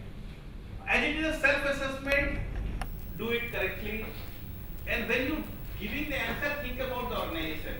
Your one department may be doing, correctly, but other departments are not doing. So if other departments are not doing, then your efficiency goes down. Your efficacy of the control goes down. So consider that it is partially compliant or not compliant. Don't put partially compliant because it's self-assessment. You have to improve that. Once you have that, then you will have a very different type of reports. So one of the report is a very interesting report. Once you do the complete assessment of 40 side, 14,000 odd questions, the moment you finish the assessment, you will get a enterprise security architecture report. And what is the gap in defense in there? Normally, if you ask, BCG and McKinsey and Big Four companies, they ask you 72 fees for that. That report automatically comes from the systems in the same, licensing models. Second thing that comes, which is very unique, it does not exist anywhere on the earth. Even the best security operation guy will never give you that. That is actually what happens. It tests you what are the telemetry data you have in the SOC. So suppose if you are having EDR in SOC, EDR data is going on SOC. Now say, syslog for all systems are going on SOC. Okay? You have clicked. Now you also say yes, AD data is also going in SOC. Okay? Now you have got only 3 data available in the SOC. Now you want to know that what are the rules which are not there in the organization. So SIEM will have some rules. Okay? So it will give you the rules that you should ideally have with these telemetry data. Okay? So now suppose you have 200 rules, you will be having around 800 or 900 rules that you must have in your SOC to be effective with these 2 components. And every rules that will come with the name of an APT or a ransomware name. Which means you want to protect, if this rule is not there, you are not detecting this type of attacks. This report nobody gives on the earth. Okay? Third thing it gives you, it is much bigger than that. Now suppose if you have got 35 tools in your organization and you are ingesting only 3 tools. Now it also gives you what is the rules you should ideally have and how much EPS you should have in your organization for manage those rules. Now normally EPS is dependent upon somebody tells you that this much EPS you require. It gives you precise EPS information, how much information EPS is required and how many such rules are mandatory for your organization to survive against APTs. I can't show you today here or I can show you with my machines, one deck. We have dissected 1 to 49 all APTs with the countermeasure that we have it. And we have also dissected all the rules which is needed in organization to detect any APT that has come up on the earth, including some of the very complex American APTs, which nobody talks about it. So those rules will come automatically to you, these 2,500 rules, and these are the telemetry data is missing. So SOC performance in CMM rating, this CMM rating is lower, is 2, not 3, not 4, not 5. Now if you do the NIST SOC assessment, maturity model assessment, it costs you almost 1 CR in India, around 3 CR it costs you in Gulf. I have done 2 assessments, and I using tool, and I finished that entire exercise in 10 days and we got around $200,000. 10 days, just 10 days. And they got, and I did send them in 10 days. I took 34 days time to send them. The tool has given me immediately. Actually, I took time to give. One more thing it gives you which nobody else will give you on the earth. It gives you a 3-year strategy for your organizations with a button application. Once you finish all your assignment, we have the gaps. We know the effort estimations behind that through a algorithm, and we'll tell you this cannot be finished in 1 year time. It will take 1.5 years or 2 years or 3 years time. That roadmap document will come automatically to you. If you want to have that roadmap document alone, it will cost you 50 lakhs rupees. which comes free to you. So there are so many things have been built in the tool to make the critical infrastructure fail safe. It does not definitely has some money, okay? It's nothing free, okay? But the amount of money you save, even if you give the 25% of money to my organization, it's going to be a game changer for you. It is not a normal tool, it's a tool with a purpose, with a mission. How to build on it. Now, suppose if you are using, SIEM tool, you don't know what are the complex rules that you should use it. You have the DNS, suppose you have got DNS, how many rules you should have it. Now DNS logs is a very huge logs, but most of the attacks cannot be detected without DNS. So if you do the DNS based anomaly, you have to procure a tool which is known as InfoBlox or Cloudflare. And the cost for that is a magical numbers. Magical numbers. It goes in 1 crore to 3 crore rupees. Now, instead of those tools, I'll give you the rules, you put it in the SIEM tools, in just the logs, you get the same result. By the way, you will get better result because Cloudflare has got 202 rules for DNS testings. InfoBlox includes around 304 rules. We'll give you 600 rules, easy to build rule, already code written in Elasticsearch in the report through the tool. So if you have Elastic guy in your organization, because most of the tools are on Elastic. If you have GuruRadar, it is Elastic. If it is Copilot, if you are using Microsoft Sentinel, it is EQL, but actually it is Elastic query language, okay? If you are having RSA, it is in same Elastic. And if you have Elastic, it is an Elastic. If you have Hexabeam, it is an Elastic. If you have Bazoo, it is an Elastic. So what we do, we even write the code for it. Only you will have to customize it for your environment. Certain IP and other things need to be written, and which can be done by SOC team very easily if you know how to write those rules. So technically, not only you safeguard. That's the reason I was saying it is countermeasures. It is not control. It is not control of it. That's it. Any question for any one of you? If not, please do connect. We are young organizations, and we are doing some business in Middle East, but in India we have just started, and power sector is the first target area where we are working. Okay, so there are interests for some large organizations to do the POC, but we are still in the nascent stage. But look forward to working with you and see how we can improve your attack surface area, reduce your attack surface area, and make India cyber